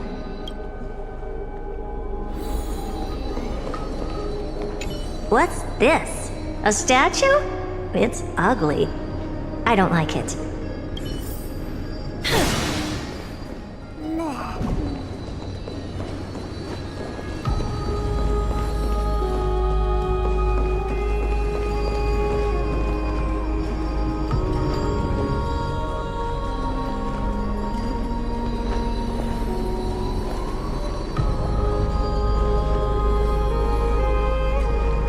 What's this? Oh, how creepy. Oh, it moves? Who are you trying to scare? Oh, I finally found your traces. How esteemed must you be for the great Herda to come out personally?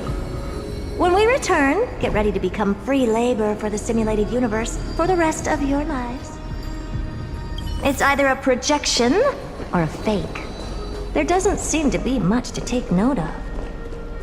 Now then, how am I going to get into Amphoreus?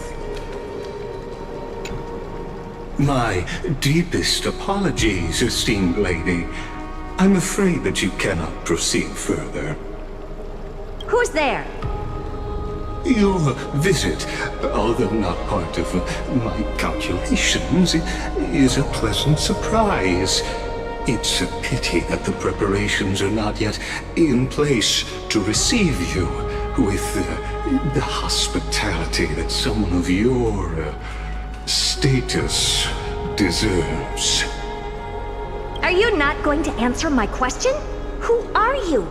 I have many identities, and I'm going to have even more in the future. But if you just need a form of address, you can use my common alias, Lycurgus. Lygus. All right, Lygus. But you can't possibly think that I'm just asking for a name, can you? Regrettably, I do not have the authority to share more information. However, standards are always flexible. While not violating the ultimate agreement, I'm able to disclose this piece of information. As you thought, this is the entrance to Amphoreus. Now, please, kindly turn back. Amphoreus is not a world that you should be involved with, regardless of what kind of magnificent achievements you have accomplished. This place will not open its doors so easily. You seem to understand me very well. Then you should know that I have no reason to listen to you.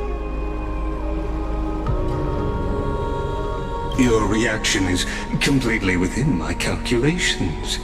Despite my long years as a watcher, it seems like my assessment of human nature still remains accurate. From you, I'm able to sense a beautiful desire for knowledge.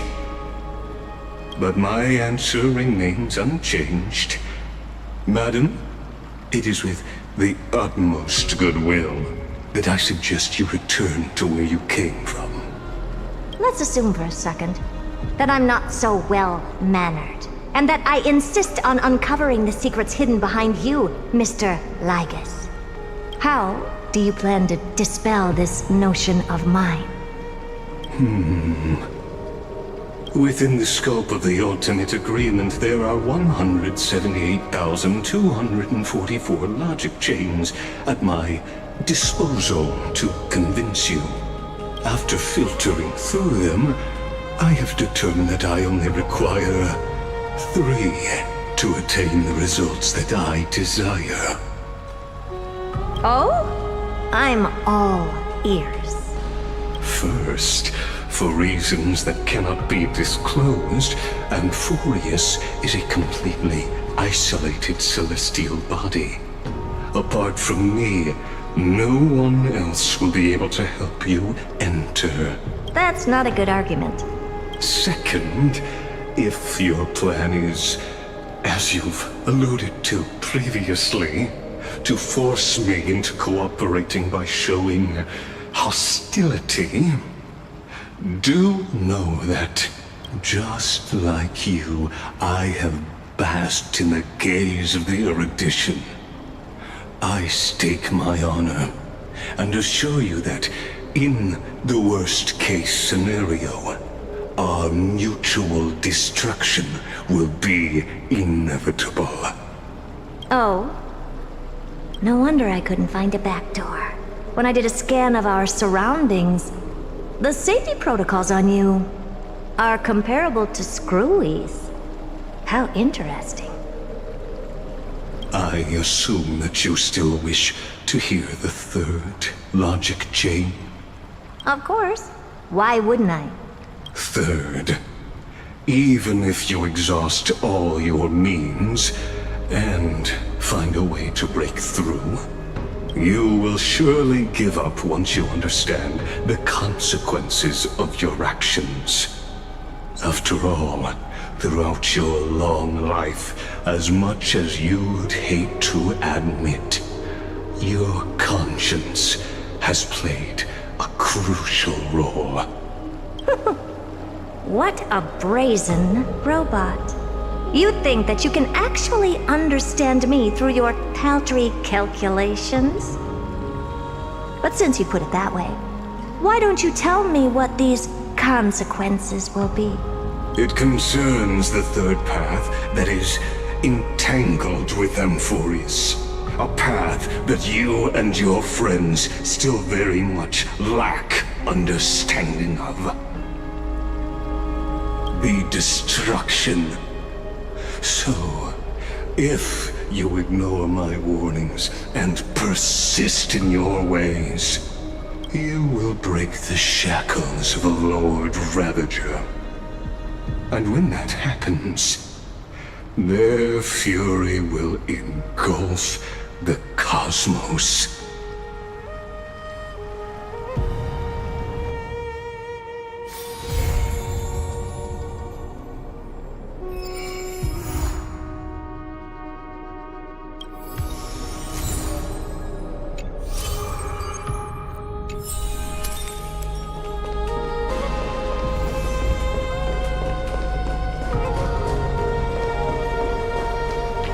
I'm so parched.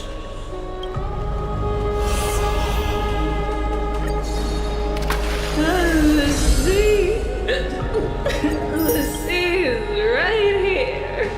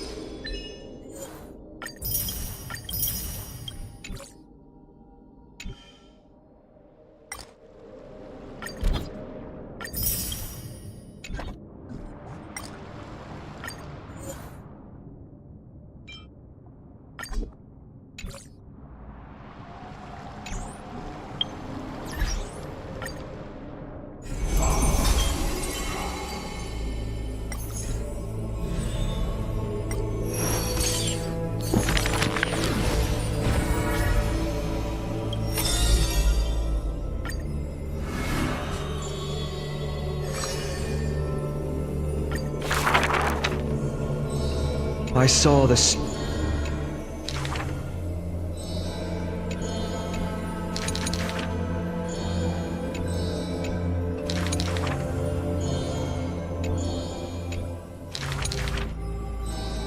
If it's just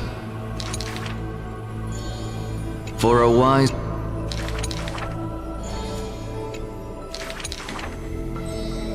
He is panicked.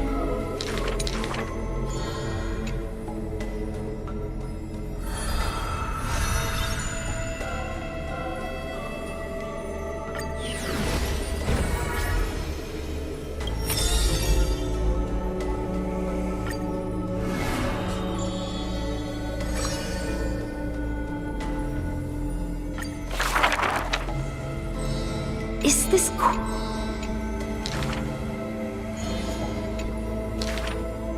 Welcome to the Twilight.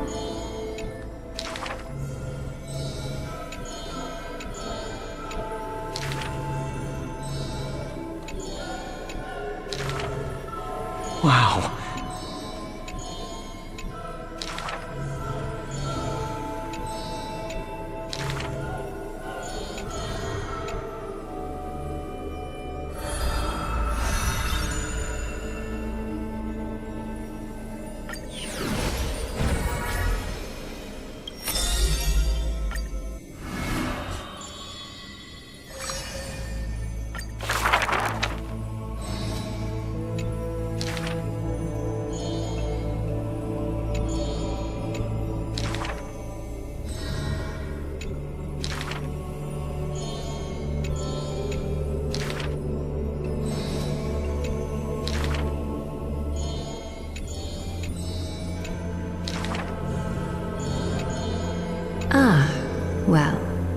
none can know.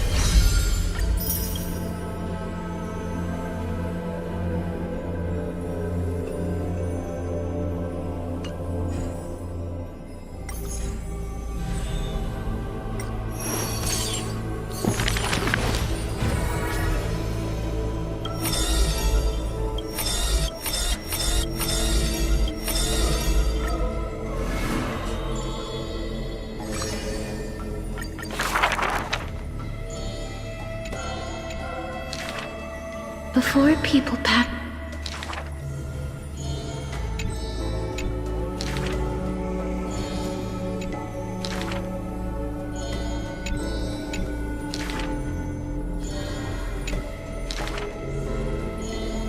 This is true.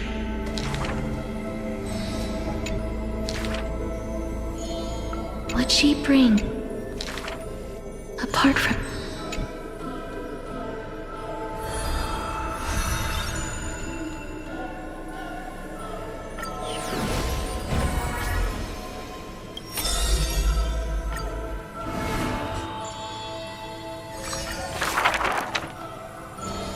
The first story.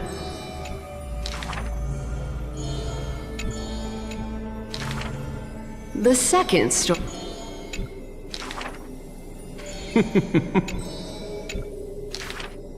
The third story. I think The fourth story.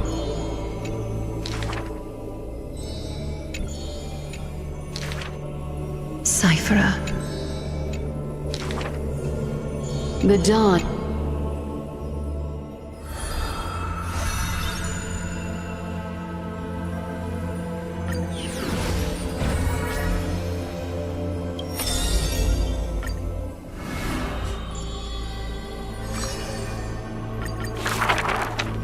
To dive, cowards.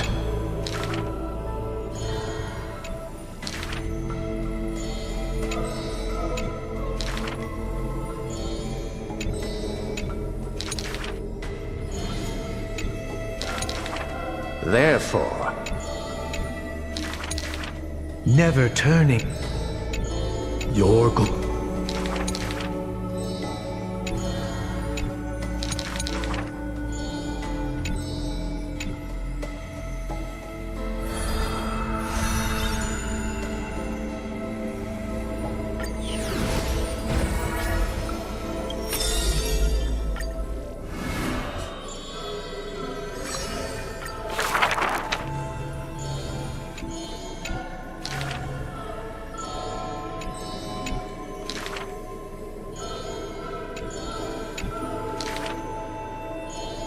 I can...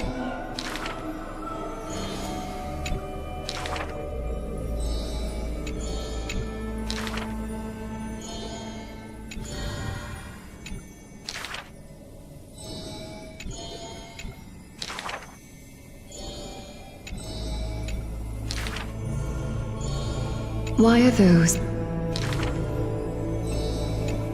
If you know...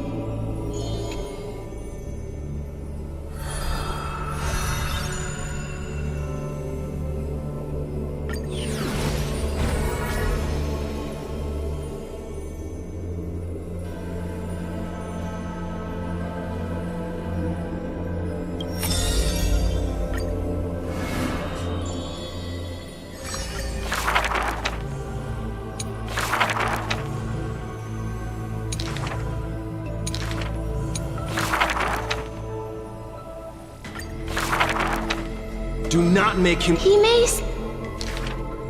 All is sight.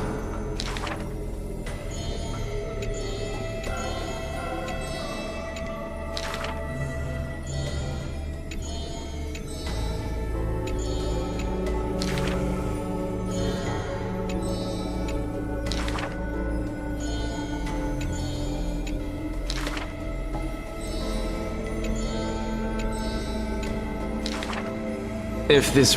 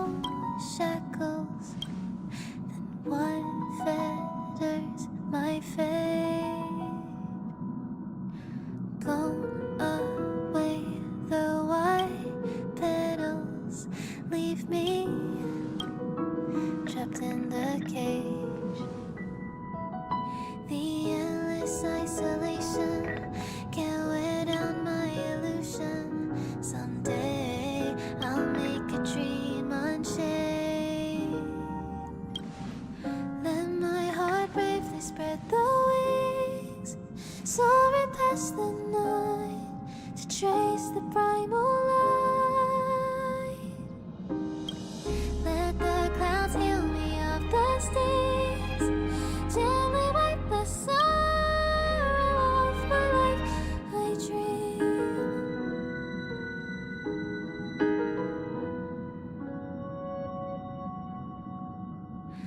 What is meant by me?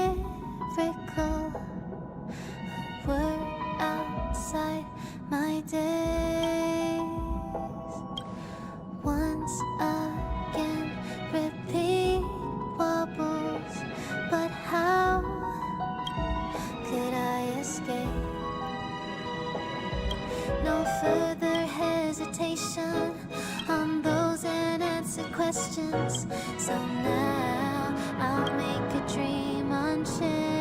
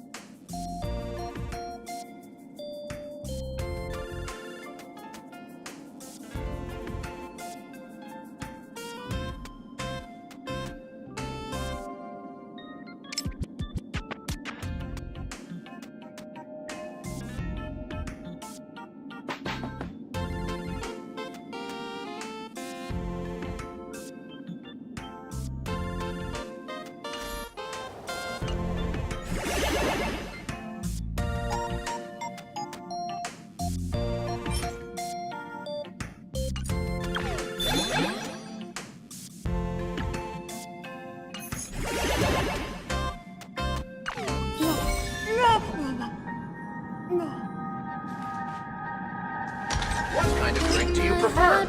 Straight.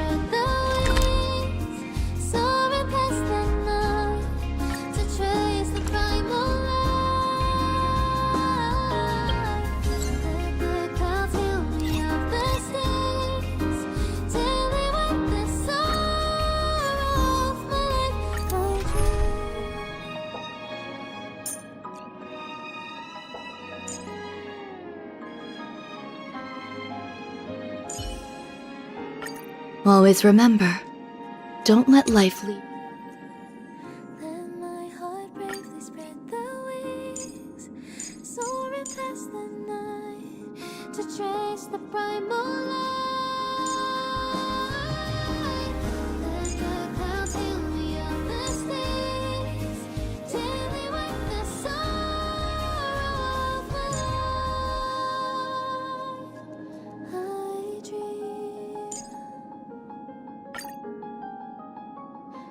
I dream.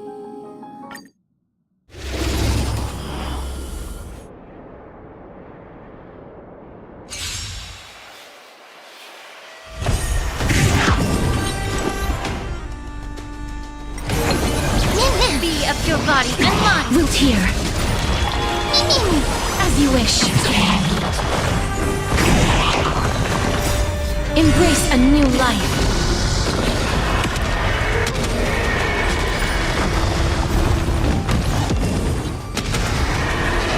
May death protect us! You're a stubborn one. Everything in this world is bleeding. Root here.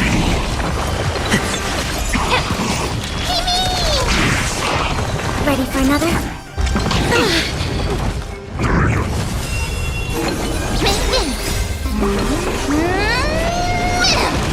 Yeah.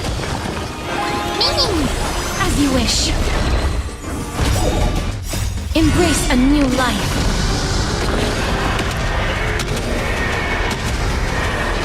May death protect us!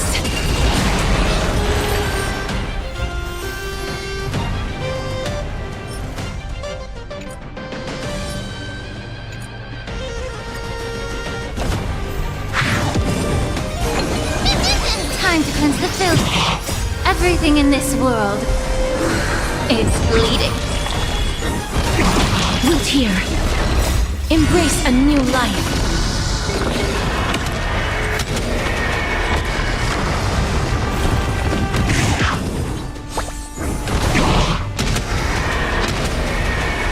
May death protect us! Net markers activated. Time for a good old counterattack. As you wish.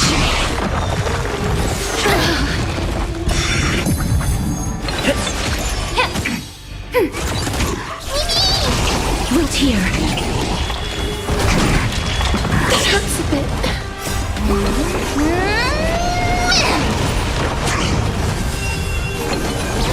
Be of your body and mind. Everything in this world is bleeding. Embrace a new life.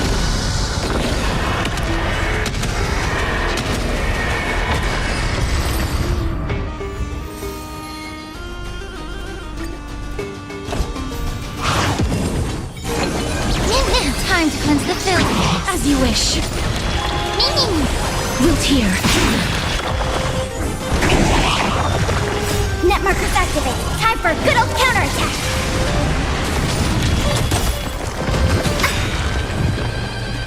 Embrace a new life.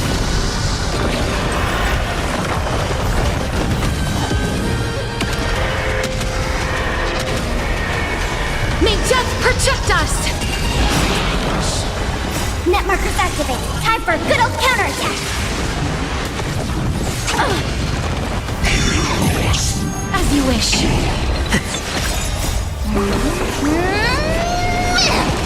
Be of your body and mind. Everything in this world is bleeding.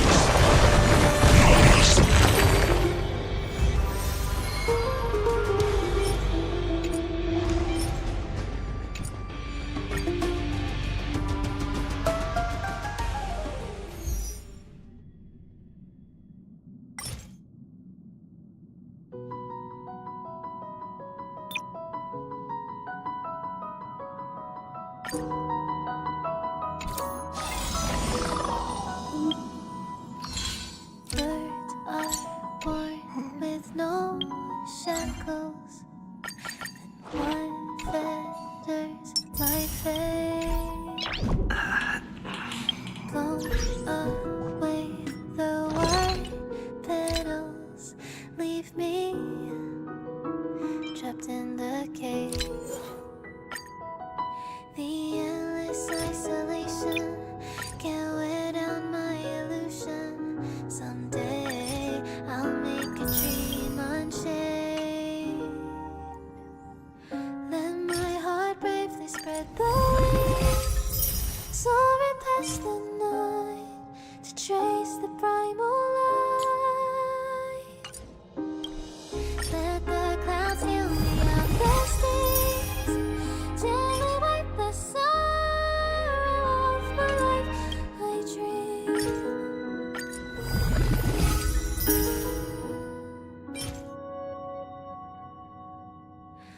What is meant by miracle? A word outside my day. Once again, repeat wobbles, but how could I escape? No further hesitation on those unanswered questions. So now I'll make a dream unchained.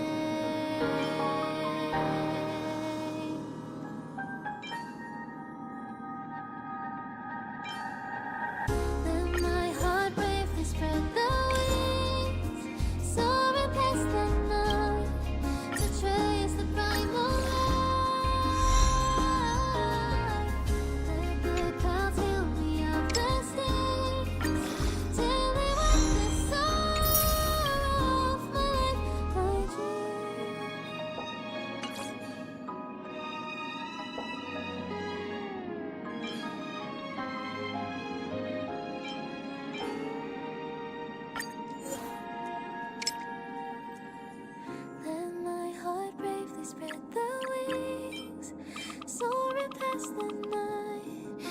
trace the primal light.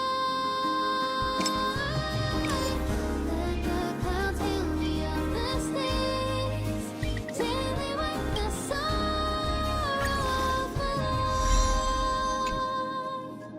I dream,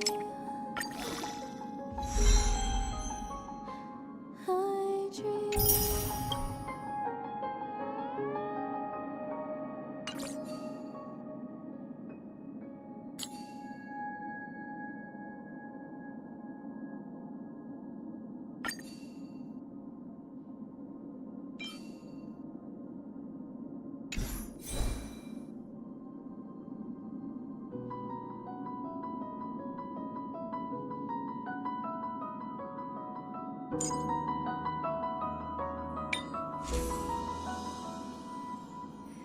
Birds are born with no shackles. Then what feathers my fate? Blown away the white petals, leave me trapped in the cage. The endless isolation can't wear down my illusion. Someday I'll make a dream unchained. Let my heart bravely spread the wings, soaring past the night to trace the primal light. Let the clouds heal me of the stains, gently wipe the sorrow of my life. I dream.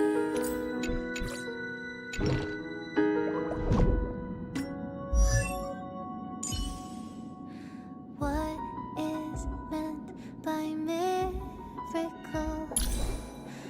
A word outside my days. Once again, repeat wobbles. But how could I escape?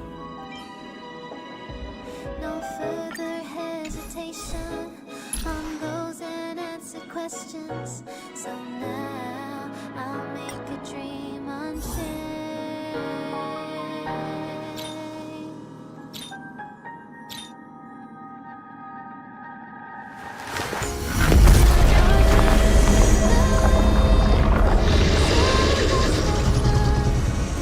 Trace the primal light. Clouds fill me of the stains, daily wipe the sorrow of my life. I